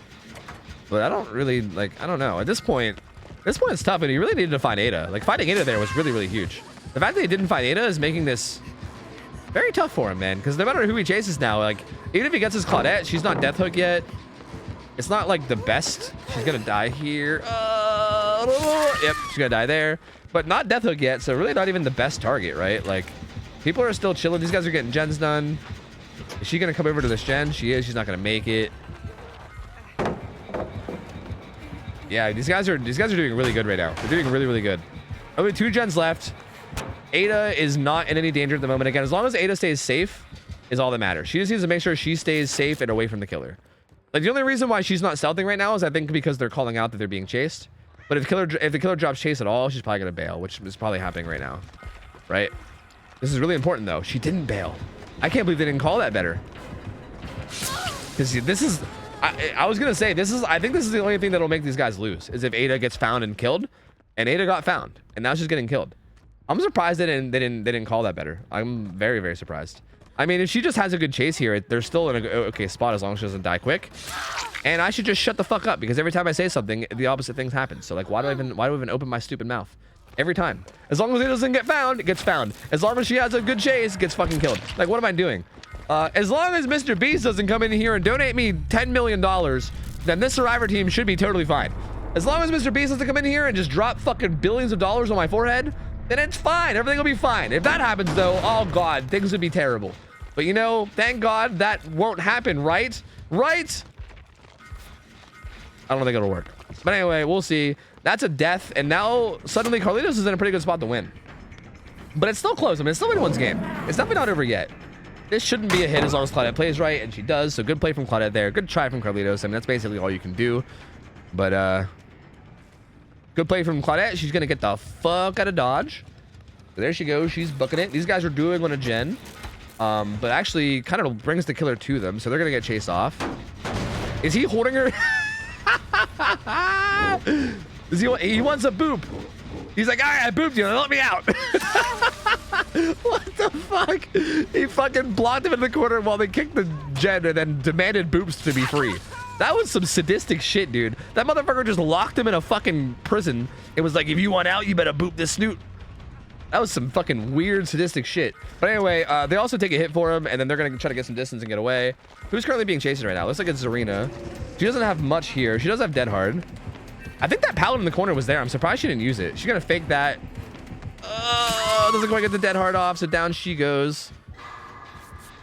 The Claudette will be healed. Or sorry, the Claudette will heal up in the end. They'll probably hop on this gen as a duo. And that's going to be Not Bread's second hook. So they're going to be on death hook after this hook. Interesting. Actually, she's duoing the gen. Or sorry, she's soloing the gen. She's going to get chased away. This gives Nia time to come up and get the unhook. But she does. They're trying to decide whether they want to heal or just slam gens. And honestly, it probably is a tough one. They're healing in the middle where it's safe. The middle is the safest spot there, because no matter what direction you come from, you have an equal amount of distance to get away, which is good. We'll see how well Claudette can survive. This pallet kind of sucks, because even if you throw it and she kicks it, like, you're zoned, right? Like, no matter what, you're basically dead here. Because if she kicks it, you die, right? Like, she kicks that, you still die. Like, there's no way you don't die there. So, that pallet, unfortunately, is just kind of dog shit. And, yep. Pig's gonna get that down. This will be Slapper's second hook too. We'll see what they can do with the amount of time they have. They're gonna, oh, this gen regressed so much. This was the gen they were doing before. It regressed so much from that Colorblind eruption, or that Colorblind overcharge. Colorblind overcharge, man, like if you can let overcharge build up to like its speed or whatever, bro, those gens just get deleted, dude. They get fucking deleted. My lord. Yeah, this is looking pretty rough at this point. They did reassurance him through the floor, but again, I don't think the pig is even gonna play around the hooks at this point because they don't really need to. Kicks that gen. Nowhere to hide, not giving any info. Oh yeah, she does have overcharge, you're right. What am I even talking about? Let's just call it Brian. I was looking at the last night. Either way, even just call it Brian's nuts anyway, so it doesn't even matter. If it was overcharged too, it would have been even more nuts, alright? But there's no overcharge. I knew that. I was just testing you guys. Good job, you guys passed. Well done. Well done. You win one tofu buck. Congratulations. Although, you know what? Pig's kind of struggling to find people right now. This is actually going kind of okay. They like stealthed away. They're gonna finish this gen down here. This is actually not over yet. Reassurance was on the survivor, so they've been chilling on this hook forever. They did get one gen done. Unfortunately though, deadlock. Deadlock is, oh man, just every perk the killer has is getting so much value. Nia drops down, gets smacked. I mean, she kind of needs to be the one chased because she's the one that's not death hook. So I think she did that on purpose. I'm pretty sure that was like a purposeful let me get hit and take aggro so that you can unhook. Because she was the only one that wasn't death hook. And if anyone else tried, that would just be death. But yeah, Pig's going to actually drop the chase from the 2 death hook survivors and come this way. For whatever reason. Interestingly enough. Huh. Kicks that gen. Has nowhere to hide, getting value. Nia's still holding W. She's trying to get the fuck out of there. But what do they do here, man? This is tough. They got to find a way to like get reset and try to tackle this last gen and also have a really, really good strong chase, you know? Oh, I think somebody wandered in front of him and he's giving him the nodders. Uh-oh. Uh-oh. Uh-oh. He's getting the nodders. Uh-oh. Yeah, this is kind of what he needed. Because Not Bread's on death hook. So, did he have DS? No. This is such a tough spot to be in. Nia's getting chased again. She does have a god pally here though, which is good. He's got to kick this and keep chasing. A gen is getting started, but it's just getting started. It's also upstairs. I think it's right above him, right? I think it was the one that was right above him. So Nia actually has to loop away from it. She can't really she can't go that way. Otherwise she interrupts the gen, which is kind of counterproductive. Doing a good job with his window though, just being a nuisance. That's gonna be entity blocker, I think. No, not yet. Yes? Is it? I can't tell if it's entity blocked or we just couldn't see it or if it didn't get blocked. I don't know. The chase might have dropped. I don't know. She's a fresh hook though, so again, game's not really over yet. They're gonna try to duo this gen. I don't think they're gonna have enough time though. Oh, they're not gonna have enough time. They needed like just a little bit more time. They just needed a time transplant and they would have maybe had it, but they just don't quite have enough time. And this is gonna get kicked with Call of Brian again, which means it's probably gonna regress a fucking ass load. Man, I think the survivor on hook is the reassurance survivor too, so no potential reassurance. And they also have to save him before he goes to the next hook stage. If he goes to struggle, then the killer wins. Just FYI. So looks like Claudette's gonna go get him. Oh, this is tough. And now it's like at this point it's next hook stage wins. So the only way survivors win this is if the killer or the survivor can loop long enough for the gen to get done and actually gets to get open, which on mid-witch is gonna be kind of tough. Gonna be a bit tough. Does have a couple pals to work with still. Oh, which way are you going? Which way are you going? Oh, down he goes. Down he goes. No dead hard coming in either. Was that even the dead hard survivor? I keep forgetting who even has it. I'm pretty sure it was Not Bread. Yeah, no dead hard. Unfortunate. Well played by Carlitos. That's gonna be the winning hook. That was a close one. That was a very, very, very close one. Honestly, that's interesting. That was so close. They're gonna get the final gen done though, so there they go. Again, I think the deciding factor here was Ada getting found and killed. I feel like I'm surprised that they didn't like calm that better. It must have been like a momentary again, it's hard to blame them. Calming on mid-witch is fucking hard. Like it is hard to like know where you are and where the killer is and call out what's happening because it's just like everything looks the fucking same. You know what I mean? But I don't know what whatever happened. Regardless, Pig basically found a way to find Ada, who was the only death hook survivor, and they managed to chase her and get her out. And then once the game became a 3v1. Became so much easier from there. I think had that Ada played a little bit stealthier and not got found, that probably would have made the difference. But yeah, these guys are... I thought they were splitting on gates, but they're actually not.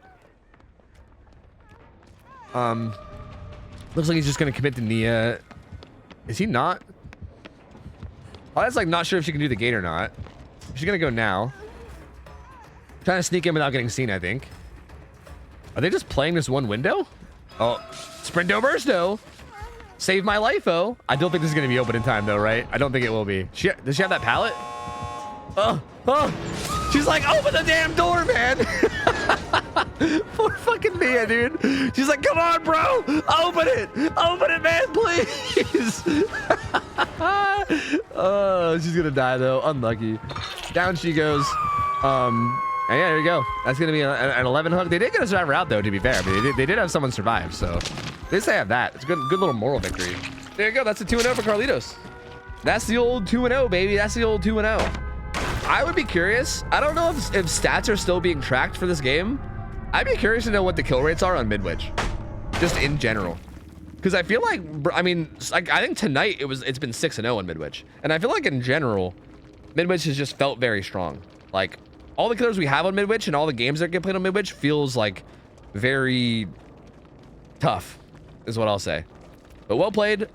Good try from Team Mortem. Good Good play from Carlitos. I think, if I'm not mistaken, we're going to move on to the next killer and probably have them play Rats of RPD. Like, I think we're going to do the same thing. I think the next killer is going to play Rats of RPD, and then if they win, they're going to play Mortem for their second game, I think, is what's going to happen. I believe. Maybe.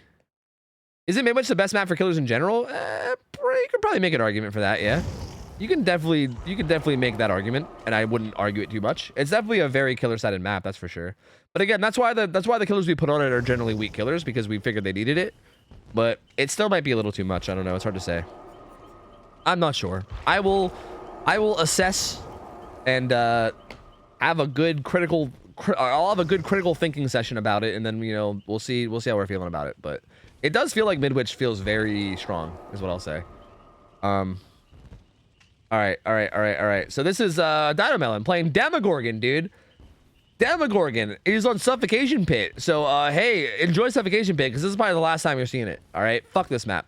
I am gonna fight hard unless Lemon is like threatening to quit Scrim Knights over keeping this map in the game. That's probably the only way this map is staying. Because like I want this map gonzo. I fucking hate this map. Fuck so. Yeah, Lemon's on board too. Okay, fuck that map. Yeah, fuck Suffo Pit. Yeah, I want this map gone. I fucking hate this map. I hate it so much. But it's Demogorgon. You guys love Demo, right? I mean, I know the community loves Demo. I'm not one of you guys. I hate Demo, but rip Suffo. It won't be missed. I agree. But let me pay out. I'll give you guys a new prediction here. Bam, bam, bam. You'll see. I'm pretty confident you'll see. Unless I say that, I'm probably gonna like get Caster Cursed again. I'm gonna say you'll see them. We'll somehow get like the best Gen RNG ever. Somehow. But so far, out of like, we've probably seen like what, maybe like 8 games on Suffo Pit. Pretty much every single game, with the exception of maybe one, has had like either like a really tight 4 or 5 gen on one side of the map. That's just like disgustingly hard to break. Like, it's like heaven for like Colubrine Eruption killers or any kind of a 3 gen scenario. It's like a super tight collection of gens that are really, really easy to hold down. It's a fucking nightmare, dude. It is a total nightmare. We've seen it so much, and it's basically just decided. Like, many games have been decided by just that. Like, we've had a lot of games where Survivor teams have played like phenomenally well, but they just can't break the super tight 3 gen. Like, they have to fight really hard to get like one of the gens out of like the 3 gen, but there's like 5 of them there. It's not even a 3 gen, it's like a 5 gen. It's just, dude, it's miserable. Fuck this map. Fuck this map. So this will be the last time we see it, all right? This will be the last time we see it for probably a while. So enjoy it. This is Demo. This is Dynamelon. Dynamelon, we've seen Dynamelon play a few different killers. Dynamelon has played very, very clean throughout Scrim Knights, by the way. He might be undefeated, maybe? He might be undefeated. I think he's undefeated. I think we've seen him play Dredge and also Slinger, maybe? Maybe even a 3rd killer if I'm remembering it. I don't know. But Dynamelon's always played really well. He has pretty clean play on every killer that we've seen him play. We've not seen him play Demo yet, so I don't really know much about his Demo play, but I would assume he's pretty solid. I gotta play some ads, so I'm gonna hold the lobby hostage, but feel free to get your Gambas in. You guys already know this team. We were cycling through the same Survivor team, so you guys know this team. It's Rats of RPD again. So, yeah, just get your Gambas in, bet on whatever you want. Where's Demogorgon? I want to hover Demogorgon so I don't confuse people. There we go. There, and he's a fellow Scrim mod. True, and he's also a fellow Scrim mod. True. For Suffo Pit not to have a 4 gen, 2 of its gens would have to not... would have to have been moved to Cool Tower. Or sorry, to... Wait, you fixed Suffo. I thought your Suffo correction was you fixing Cool Tower. Yeah, no, I agree. I think we need to move some gens over to Cool Tower. I completely agree with that. Just get him off the map entirely. Oh, you're on ban, Batoka boy. Let's go. Welcome back, dude. Welcome back, you criminal scum. Did you ever find out what you did? Or are you still just like no idea? PG, what up? Yo, welcome in. Good to have you. Hello. Tofu favorite killer ever? Are you asking, or are you saying that Demo's my favorite killer ever? Because please, I hate this guy. I hate him. You know what? Playing as Demo is not that bad. I just hate going against him. Going against Demo is miserable. Hate that fucker. That tower is pretty cool. I agree. Cool tower. That's a pretty cool tower. You'd never believe it. They didn't tell or show me anything. That sucks. That's weird. You'd think they would tell you. That's very, very odd. Thanks for the commentary. I'm hoping my next Scrim Night game goes better. Thanks so much for putting these for putting these on. Best night of the week. Hell yeah, dude. Hell yeah. Yeah, hopefully you just take it and like learn something. Because yeah, I do think that like, again, I feel like your build was solid. And I think your strategy could have been solid with a different build. It felt like your build and your strategy were like clashing is what I felt like, fail-proof. But yeah, I mean, it was still cool seeing you play. And again, I mean, you're always welcome to come back and keep trying and try different things. You're also welcome to like, well, as a killer, I'm not really sure how possible it is to scrim throughout the week because I don't know how possible that is. But yeah, I mean, hopefully you can get some good practice and you can learn some stuff. And we're always down to have you back, obviously, right? So yeah, man, I appreciate you. I'm glad you like it. I'm glad everyone likes it. I love doing these too, dude. Alexander, thank you for the prime sub. Welcome in. Gav the best. Thanks for the 4 months as well. Thank you, man. Appreciate you guys. Thank you for the subs. That's what happens when you practice it. When you practice M2 and then suddenly jump into a perm tier 3 build. Oh, you didn't practice perm tier 3? Yeah, rip. Fucking rip, dude. Yeah. That's unfortunate. Yeah, because I was gonna say it just didn't feel like your strat matched your build. So I guess that kind of makes sense. But hey, it's a learning experience, right? That's the whole point. That's the whole point of this. Is for everyone just to have fun and learn and get better and have a good time doing it. True Kiryu, thank you for the prime sub. I'm gonna close predictions. So get your submissions in. But thank you for that primer, man. Appreciate it, buddy. Thanks, duder. We have time for like. We'll see what happens. If Dynamelon wins this game and he plays again, Dynamelon's second game might end up being the last game of the night. Because we're like 5.5 hours in. We'll see. But it's getting towards like end of the night time. So, well, if Dynamelon loses, then I guess we'll have to make a judgment call from there. But we'll see. All right. Let's go. Ooh, this is the first time we've seen Noed in a long time. I'm surprised we don't see Noed more. Noed is such a strong perk. Like, that perk can be a fucking game changer, dude. Knowing Ed is a very powerful thing to have, honestly. He has, I'm assuming this is Lepros Lichen, but I don't know. It might be Red Moss. It's probably Lepros though, right? We'll see. Is it Lepros? It is Lepros. So that's the add-on that makes it so that whenever I probably pronounced that wrong, by the way. I don't care. Look, if it's actually Lepros Lichen or something, then I don't care. Fuck you, okay? This add-on makes it so that when you teleport from one portal to another, you get aura reading on all survivors, every single survivor for 3 seconds. It is probably Demo's best add-on. Like, that is a lot of information to get completely for free. Like, bam, you see everyone on the map. That is so much information. Like, that's nuts. And you can basically use it like a little you could use it like a little mini lethal pursuer, which is what he just did right there, kind of twice. Gets that good opening hit on the trepidation. Has deadlock, pain res as well. No actual regression, just blocking. Well, I guess pain res is regression. So never mind, I take that back. But yeah, just pain res and deadlock, so kind of passive slowdown too. No gen kick is I guess more what I was getting at. Ooh, we'll see if he can use his power. Meow. Oh, breaks the pallet. God, Demo is so fucking oppressive. How does anyone find this killer fun?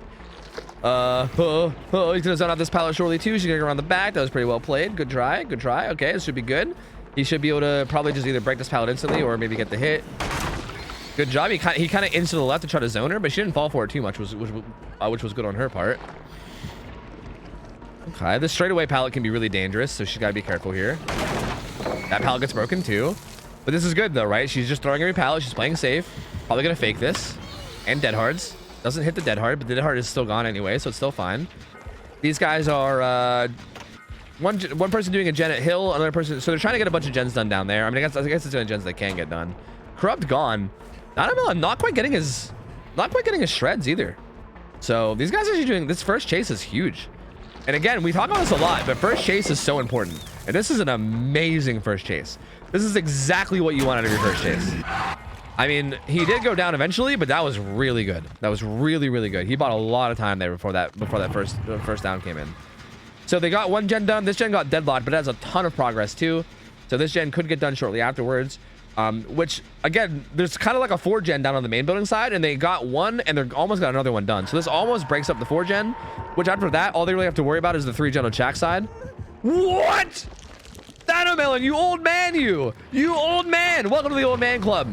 Welcome. I'm sending you an invite. I'm sending you an express invite to the old man club. Well, you're one of us. Gooble gobble, gooble gobble. I don't know how I didn't see him. That's crazy. Finds Nia, shreds that pallet too. She's gonna be kind of stuck in this corner. That's the gen she was working on that has a ton of progress. He's actually not staying on Claudette, so Claudette's actually gonna get away. She's gonna get healed and she's gonna get away. Just DS. That won't come into play, at least not yet. These pilots are pretty good against demo because they're nice and circular. Not a lot of opportunities to get shreds. Good stun there. Didn't even break it, so that's solid too. It means he has to take time to break it as well. Oh, baits him away. Good play from Dino there. Gets the down too. All right, they might be a little bit worried about eruption, but they're trying to tackle this is Shaq side gen. Oh, I didn't bug him out, did I? I gotta be careful switching characters. Zarina's got deliverance up, which is what I saw. There should be 3 gens on Shaq side, and there should be 3 on main building side now because they got one of them done on main building side. Actually, there's yeah. I think it's hard while he's rotating his camera so much, but yeah, that's basically the situation. It looks like there's one that's more central. But yeah, that's essentially the situation. The Shaq side 3 gen's really not even that good at all. But this arena doing a pretty good job of these 4 lanes. These 4 lanes are not very strong. And I was gonna say, yeah, like you're gonna die eventually. This is like a pretty weak tile. Like I'm surprised it even took her that long. So she played that really well. She bought a lot of time there rather than just dropping dead immediately. So well played. She will have deliverance, so she won't have to worry too much about she won't worry too much about having her team come save her. They haven't saved the other guy yet. They're just getting him now. I'm not touching camera. Not touching camera. I don't want him to bug out. Not touching camera until he's done. Are you done? You good? Okay, you're good. 1K. He's gonna find the hit on her right away. I think they should run. Yeah, so what they should be doing now is when they get chased, they want to go main building side, because this is where they know that there's not a 3 gen, right? They got 2 gens done down here. They know that there's not a 3 gen here at all. So like going down here is way better. Like this is infinitely better than going down on the other side of the map and having the chase last longer, because you don't really have to worry about these gens quite as much as the ones down there. So she's gonna go down and get hooked here, and these guys are probably gonna try to get a bunch of progress on these gens down here, which they're doing. Just eat the pain res, dude. I'm just gonna say it. I know we just had this discussion earlier. Just eat the pain res. I'm just gonna keep saying it. If there's no dead man switch, I think it's more worth to eat the pain res. I know we had the discussion. Nightlight came in here and he was like, yeah, but if you eat the pain res scream, then there's like a 1-second delay before you can work on the gen again or whatever. I don't think it's worth it, dude. It's not worth the risk. It is not worth the risk. That gen just regressed by like 30% between those failed skill checks and pain res. That was insane. Like, that was nuts. He finds Claudette, though. Everyone's injured, so, like, everyone's in danger of going down. Nice pallet break there. I mean, nice job getting to the pallet by the Claudette. But Dino does just shred it right away. Ooh, gets it down on the Claudette, too. Sees his arena. Everyone's been hooked once, though. Hook spread is, clean across the board. Nia's gonna try to get this gen done before pain res, but it might be coming. I don't know. Is she just gonna eat it this time? She might just eat it this time. No, she didn't eat it this time. Dude, a risk taker. I think they're crazy. I would just eat the pain res, man. Fuck it, you know?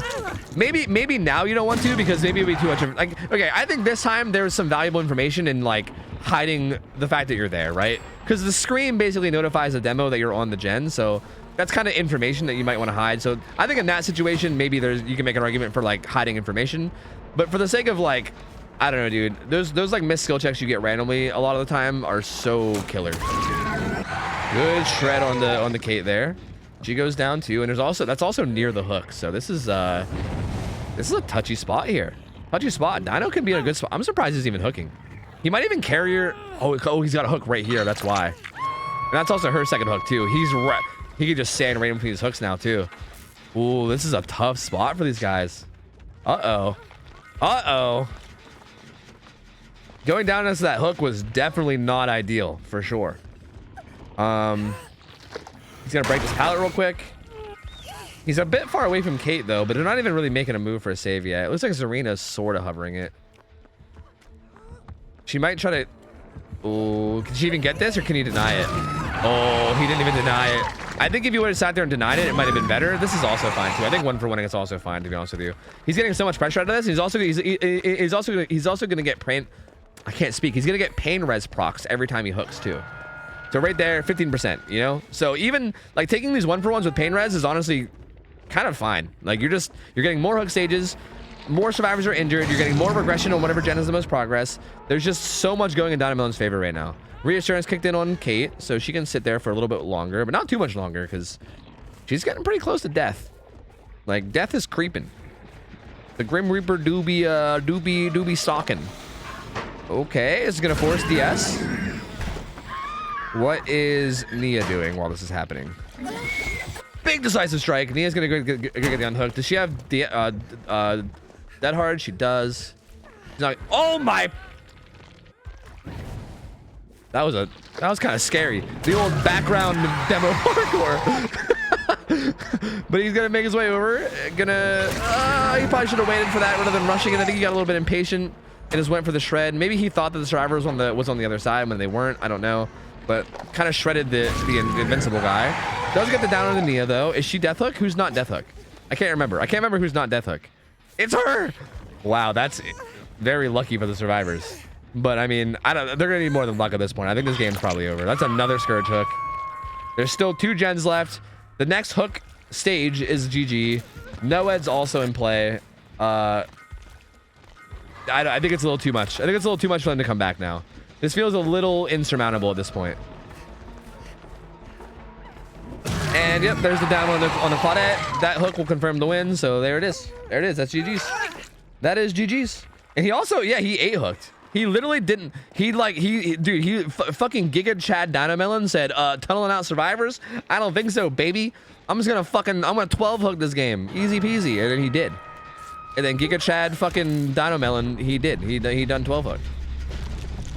So he's probably gonna port back if there is a thing anywhere to port to. I can't really see. And this will give him more rating again, thanks to Lepros. He'll know exactly where to go, which is also really, really strong. Once again, insane add-on. Completely insane add-on. They're gonna make that window and not get hit. But again, at this point, we're kind of just like, it's like a show match play out at this point because the game's already over. Good shred on the K there. She'll die as well. Is there any gens getting done? Zarina is running. Okay, Nia's doing a gen at the hill. The pain res, dude. Such a painful perk, pain res, man. It sucks like doing a gen and then you're just like, oh, there's another 15% gone. There's another 15% gone. Another 50% gone. It's like fucking hell, man. But Nia will probably be able to finish that gen. He's going to chase down Zarina and I think get the kill onto her too, I believe. This also, you know, this is interesting. She like faked it and then she didn't fake it. That was weird. Yo, kudos to my boy Dynamelon too, because this means I can just make it so that the next game's the last game no matter what. So my man making sure that the games line up with my schedule. Fucking poggers. Dynamelon the homie. They didn't actually get the gen done. Come on, just go commit to the gen. At this point, like for the moral victory, you know? Like come on, for the moral victory. No, for the moral victory. Go to the hill gen. Wait, she's just hanging out in the gamer hole. She's hanging out. Oh, she's doing spins. Spins at the gamer hole. I don't want to switch cameras because I don't want the bug, but oh. Some classic gamer hole touching. Is he going right to her? He might be. I might have bugged him out there. I'm not sure. Let's find out. Nope, he's good. Nope, he's Gucci. And yeah, that's gonna be it. That's gonna be it. GG's. Dynamelon playing really well once again, man. Once again, taking advantage of the fucking OP ass add-on that is Lepros Lichen. Once the 1v1, I don't know if a 1v1's good at this stage because there's like no pallets. There's no like. Okay, a little violence, but okay. I mean, you could have just said no and then just been done. I mean, yeah, that's fine, I guess. But anyway, there's like no pallets at this stage, so I feel like a 1v1 at this stage is kind of silly, right? Like, I feel like this 1v1 would be like, how far can you hold W before I catch up? Like, I think that's all that would be. So, don't really blame the Nia for being like, yeah, no, there's no point. They used like every pallet on the map almost. Like, there's no way. But yeah, GG's. Dynamelon played that really, really well. I mean, he didn't have to wait for Noah. He didn't even get that far. He just played really well throughout the game. The survivors like did a pretty good job throughout the match. Like again, I think the first chase was really good. They did a really good job of prioritizing gens, but it feels like somewhere like in the middle of the game is where like they kind of started falling apart. He got a lot of hits. Like I think the two people getting hooked right beside each other in the middle was kind of where it really started to snowball out of control. Like that was probably the biggest thing. Like dying right beside the hook was probably the point of that game where it went downhill and it turned around. So up until then, though, they were doing really good, and it was a really close match. Just that point kind of swung it a little too much in the killer's favor, and it kind of snowballed off that, and then just brought it home, baby. Brought it home. Brought it home. So, hey, we'll get Team Mortem back in here, and this should be the final game of the night. It'll be Dynamelon versus Team Mortem for the final game. See if Dyno can get his 2-0. Let me give you guys the payout. Bam, bam, bam. What's the lineup of killers tonight? Well, this is the last game. It's gonna be demo again for the last game. But you missed a bunch of stuff. You missed a bunch of pigs and Nemis, and there was a nurse, and there was a wraith, and there was a Myers. But yeah, no help from Ed needed. That's right. Who knows Ed? I don't even know Ed. Never met the guy. Don't even need him. Fuck him. Fuck him, man. Fuck him. Yo, Andrew, thanks for the raid, man. Appreciate it, buddy. Thank you, dude. Yeah, I don't know if somebody maybe informed you, but I don't think we're gonna get to your killer tonight, dude. So I appreciate the raid. Thank you, man. And I hope you had fun playing a survivor earlier, my dude. I just showed up. Nurse was allowed. Nurse is always allowed, yeah. Nurse has never not been allowed. The nurse games were pretty solid. We had a pretty good nurse player, so they were pretty solid matches, I must say. Pretty solid. I think all the games today were really solid. We had some really close ones. We also had like a couple games, for the sake of not spoiling it, if you guys have not seen them, we had like a game earlier that got decided by the most ridiculous shit ever, which I've already spoiled it a bunch of times earlier, so sorry if you've already heard it, but in case people didn't, I'll just stop talking about it to avoid potential spoilers. But we had a game that like looked like it was going to be a survivor win that turned into the opposite through like the most ridiculous shit. We've had a lot of interesting stuff happen today. I think this VOD would definitely be worth watching. We had some fun matches. Some fun matches, I think. I was warming up and heard one more match, and I'm like, okay, end stream. Yeah, it's getting late. Yeah, it's tough, man. If you're on like the end of killers, it's very tough because I feel like, again, like killers have been dominating Scrim Night so much. I'm hoping to change that. I'm hoping to change that through like map choices and like other stuff. But for now, killers have just been dominating Scrim Night so much that I feel like if you're one of the last killers scheduled, it's like chances are you're not gonna play. You know, we like cycled through all the survivor teams. Like we got through all the survivor teams and still had like 4 or 5 killers left. So it's like fuck. But yeah, hopefully we can balance that out a little bit more through like map choices and bans and shit, because we're working for it. We're working towards it. We'll get there eventually, I think. Not all hit. Don't worry, Failproof. You weren't the only one that didn't go 2-0. Don't worry, my guy. Don't worry. You're not alone. Just in general, on average, okay? On average. You know, yeah, you maybe weren't the one getting the goal, but you were still on the team. I said goal. The goal. You weren't the one getting the goal, but you were still on the team, you know? Because, you know, hockey analogies, get it? Because remember that time that everyone made fun of Patrick for the hockey analogy? Hockey, everything's DVD's hockey, This week was much more balanced, you think? I mean, I think I agree. I think the matches were balanced. I think the results, if you just looked at like the win-loss ratio, probably looks unbalanced, but I agree. The games did feel better. Like the games where the survivors lost didn't feel like they got, like, not all, well, some of them, but not all of them didn't feel like annihilations, you know what I mean? Gamba? Oh, did I give you a Gamba? My bad. Here you go. Get your Gamba in. My bad. Vote quick, because if they ready up, I got to end it before the... Like, once the game actually goes live, I got to end it. So, get your Gamba in quick. I just put it up. Get it in quick. You got, like, a minute or 2, maybe. Less. You got less, because they just readied up. You got, like, 30 seconds to get your Gamba in. So, go quick. Go quick.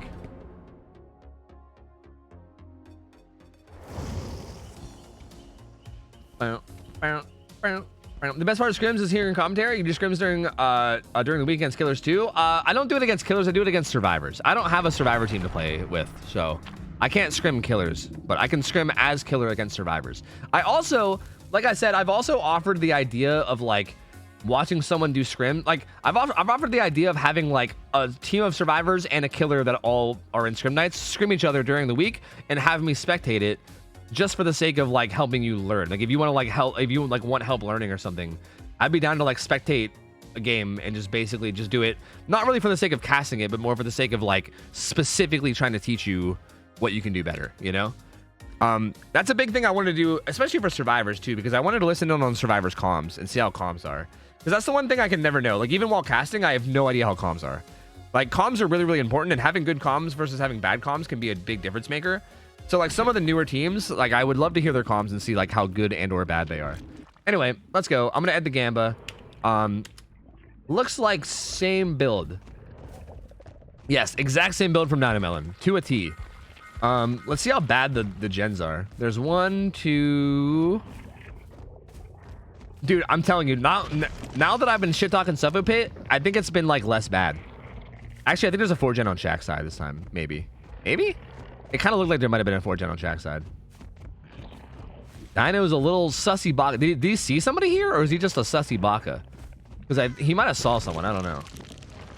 Because he's looking hard. Like, he really thinks someone's here, I think. But he's going to port back. He's going to get Lepros, so he's going to see where people are as soon as he's done teleporting. Auras, auras, auras, baby, auras. Yeah, there's definitely a 4-gen on Shaq's side. Definitely a 4-gen on Shaq's side. So I'm actually kind of surprised that he, like... If I was him and I spawned up and I saw the gen spawns, I probably wouldn't have portaled up main building side. I probably would have portaled up Shaq's side. Because Shaq also has basement, too. So, like, having a 4-gen on the side of basement, if you can, like, kind of hold that down at all, that probably would have been better. I mean, at this point, it's too late, right? He's already committed, and they've already got a bunch of gen progress. But, yeah, I mean, a 4-gen on Shaq's side sounds kind of dirty. Sounds kind of gross. They're doing the gen at main. They're also doing the gen back in the corner of Shaq. Claudette is healing with her med kit. And botany knowledge. The knowledge of the botany. Looks like Nia, I think, is picking up where she left off on that gen. I think that was the same gen that she left. Okay, another good pallet stun. The bait, but it looks like, I think he was already gone. I don't think he even did the bait.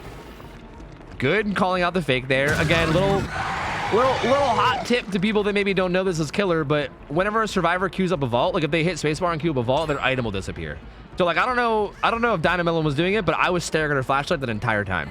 Like if her flashlight disappears, that's how you know she's vaulting. If it doesn't disappear, then you know she hasn't queued it up yet. And that might have helped him, maybe, or maybe he just like guessed it. I don't know. But Notbread goes down, kind of greeting that pallet, actually. Like kind of playing really greedy. That was unfortunate. This was like the lunar opposite of what happened last game. Last game where Claudette ran around and threw every pallet and then bought a bunch of time, Notbread kind of greeted that. No! I bugged him, didn't I? Fuck! Fuck! Why? God, why? Fuck! All right, I'm spectating Survivor for the rest of the game. I can't spectate Killer anymore. I'm sorry, I bugged him. Fucking hell. I was literally thinking about that earlier and I fucking forgot. God, shit, fucker, man. All right, well, we're spectating Survivors. We can't spectate Killer anymore. Son of a bitch. But this Nia's doing a pretty good job of looping this so far. Until that happened. Now she's dead. This is the demo's point of view. You can unbug him by switching back when he's teleporting. Oh, really? Oh shit, that's cool. Okay, I'll try it. I don't know if that's true. I think I tried that last time and I don't think it worked. So if I hear him roar, switch back. They're looking out for pain res. Oh, here it goes. While he's teleporting, right?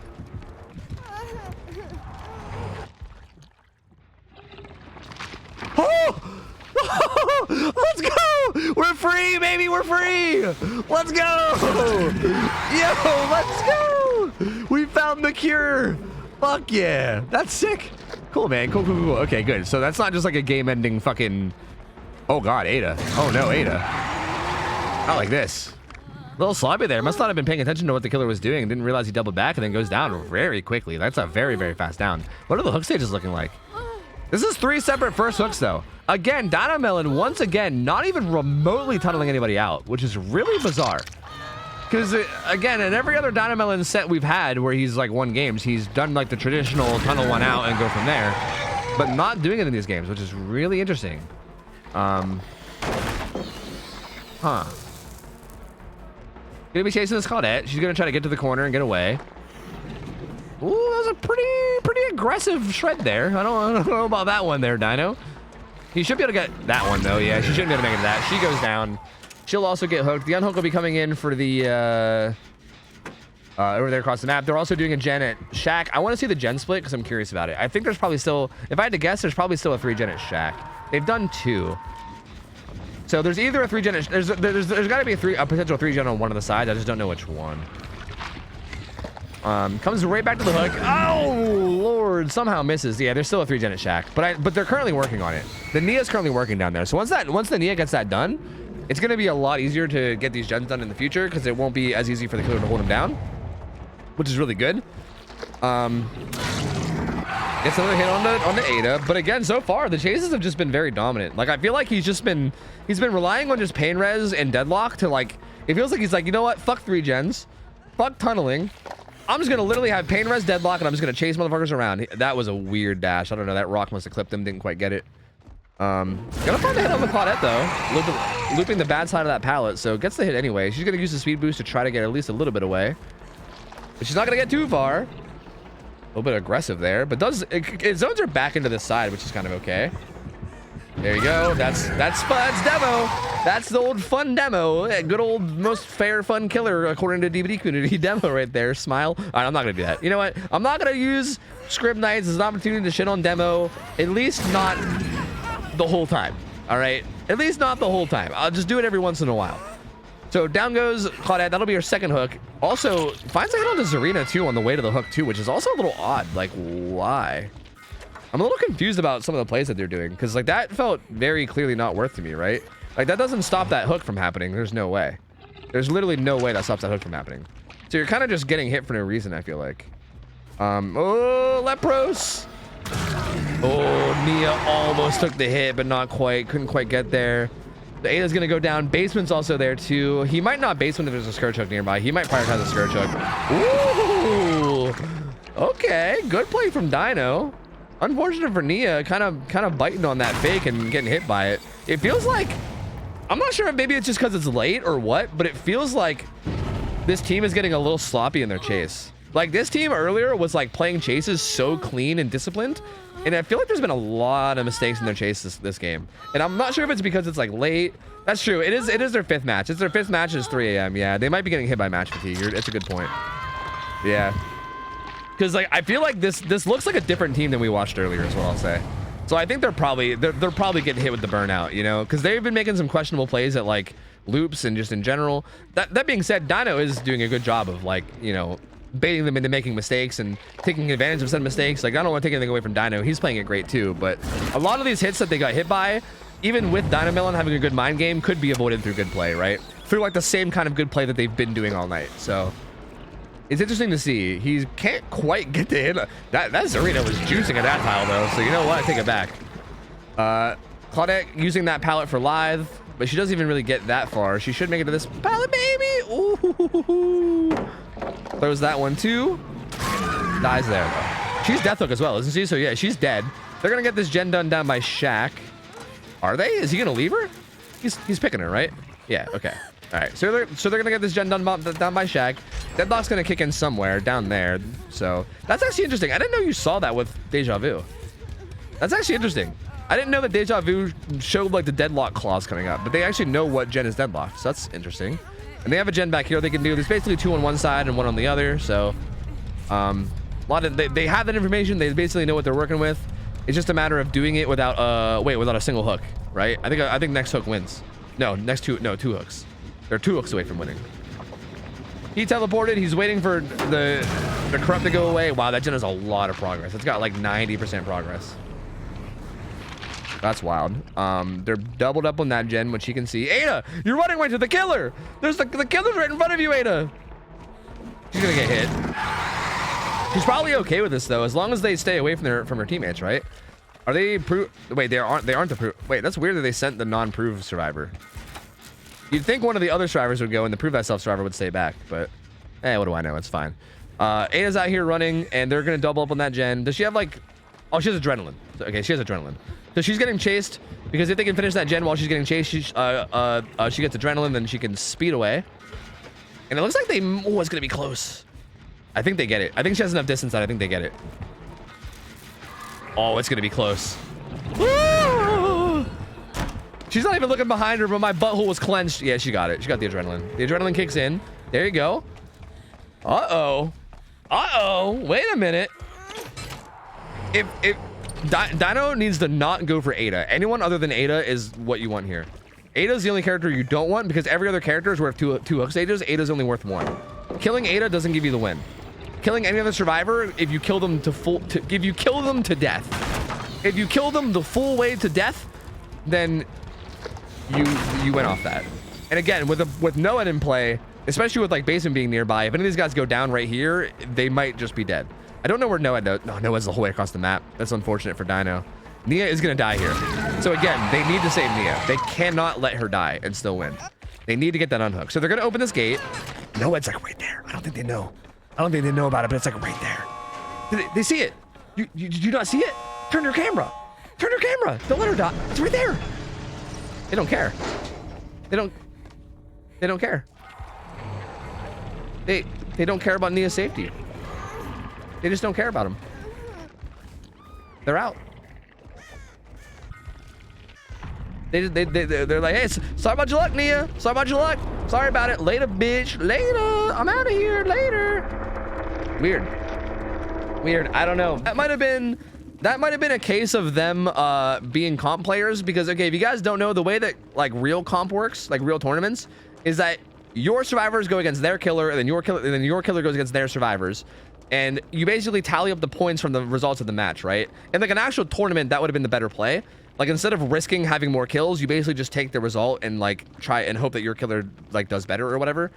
But like in scrims, it's like a best of one. So they might not have realized that the win condition required them to save. I don't know. Hard to say.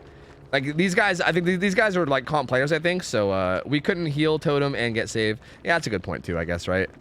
Because they'd have to break the totem and heal and go save. There probably wasn't enough time. That's true too. They probably, I guess that's also true. Because they're only on hook for 60 seconds.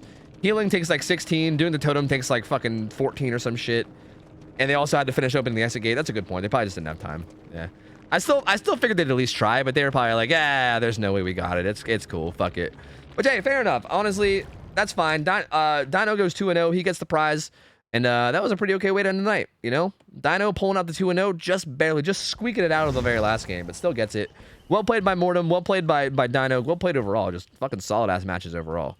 Solid matches overall. Yeah, GG's, man. GG's. That's going to be our final one. Dino, if you want your subs, DM me. DM me on Discord. Copy paste your name so I get the right amount of O's or whatever. And then you might still be in your previous messages. And then let me know who you want to sub to, and I got you, man. Let me know what 2 subs you want.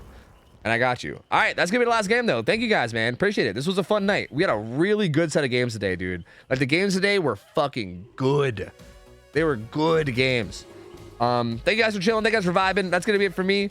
Again, every time I do scrim nights, I gotta do this shout out. Big shout out to the people behind the scenes that are running this. Lemon is, I think, handles like the brunt of the work for scrim nights, but he also has a whole staff of people. I think Cinna was doing overlays today. I think it was Cinna, right? I might be wrong, but I'm not sure. I think Cinna was doing overlays today.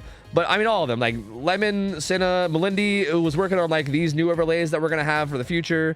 Dino Melon helps. We got a bunch of script mods. Shade, I'm probably forgetting people. I'm sorry. I'm leaving people out. I'm being a bad person. I'm sorry, but we got a bunch of mods that are working behind the scenes, and they are the ones that are even making this possible. So huge shout out to them. If it wasn't for them, we probably wouldn't even have these scrim nights at all. So definitely appreciate them. Yeah, I'll give you your payout. Don't worry. I'll pay up your fucking tofu bucks. Don't worry. I'll pay you your goddamn tofu bucks. All right. God. But yeah, those guys they volunteer like 6 hours of their night every Friday, right? Friday night, 6 hours. They're basically giving up for free just to come help us do this. And I love them for it because this is my favorite night of the week every week. Hope you guys enjoyed the games. I had a good time watching them. I had a good time casting them too. Again, if you guys are a Survivor team and you want scrims throughout the week, come hit me up. If you can get me out of pub games, I would love it anyway, because honestly, public matches lately have been fucking boring as shit. So like, if you want to come scrim me during the week, by all means, come hit me up, and I'm down, and we can help teach you some shit. But yeah, for now, I'm going to get the fuck on up out of here. I'm going to find somebody to raid. If you guys are new, by the way, feel free to follow as well. One last sellout. Just follow on the way out. I'm here 6 nights a week. Saturday is my only day off, which is tomorrow. So I won't be here tomorrow. But aside from tomorrow, I'll be here every other day of the week. So, yeah, I'm here 6 nights. I'm here quite often. You can come by and chill again sometime, you know? Come on by and chill again sometime. I'm going to raid... Who am I going to raid? I'm going to raid GTVel. I'm gonna raid GTVel. GTVel he's a good dude. He's a good dude. He's a Billy man. He's playing Plague right now. Disgusting. Gross. He's playing Plague right now, but he's usually a Billy main. He plays double Grievous Billy, and he's really, really good. He's also a super chill dude. He just like plays like good music. I can't tell you what kind, because the motherfucker's music range is all over the place. But he plays good music like while he plays usually. And he's just a really chill dude. He's got good vibes. He's also very good at the game. He's just like fun to hang out with. He's one of those like late night vibe streamers. You know what I mean? You just want someone to chill and vibe late at night. GTVel is your man. He is your man's. Also, if you guys enjoyed the comp content, go watch Karn's tourney tomorrow. I'm gonna keep shouting it out. Karn's running a tourney. She did her first day today. Her second day is tomorrow. Tomorrow's gonna be like the finale of it. It's gonna be like the whole way up until the finals. So it's gonna end. It's gonna be, I think, like all day tomorrow. So I won't be live tomorrow, but feel free to go watch Carnivorous tomorrow if you want more like content type stuff. It should be a good time over there. There's going to be a bunch of different content creators casting. I know like Lilith was casting with her, and I think so was like Linksy and some people. So like she has a bunch of co-casters that are casting with her. You guys can hang out and watch a bunch more comp games with a bunch of different streamers over there tomorrow. And yeah, go chill with Vel. I'll be back tomorrow. Thank you guys for hanging out. I love you guys. Have a good rest of your night. I'll see you guys on Sunday. I'm out of here. I'll see ya. I'll take care. I'll see ya. See you later. See ya.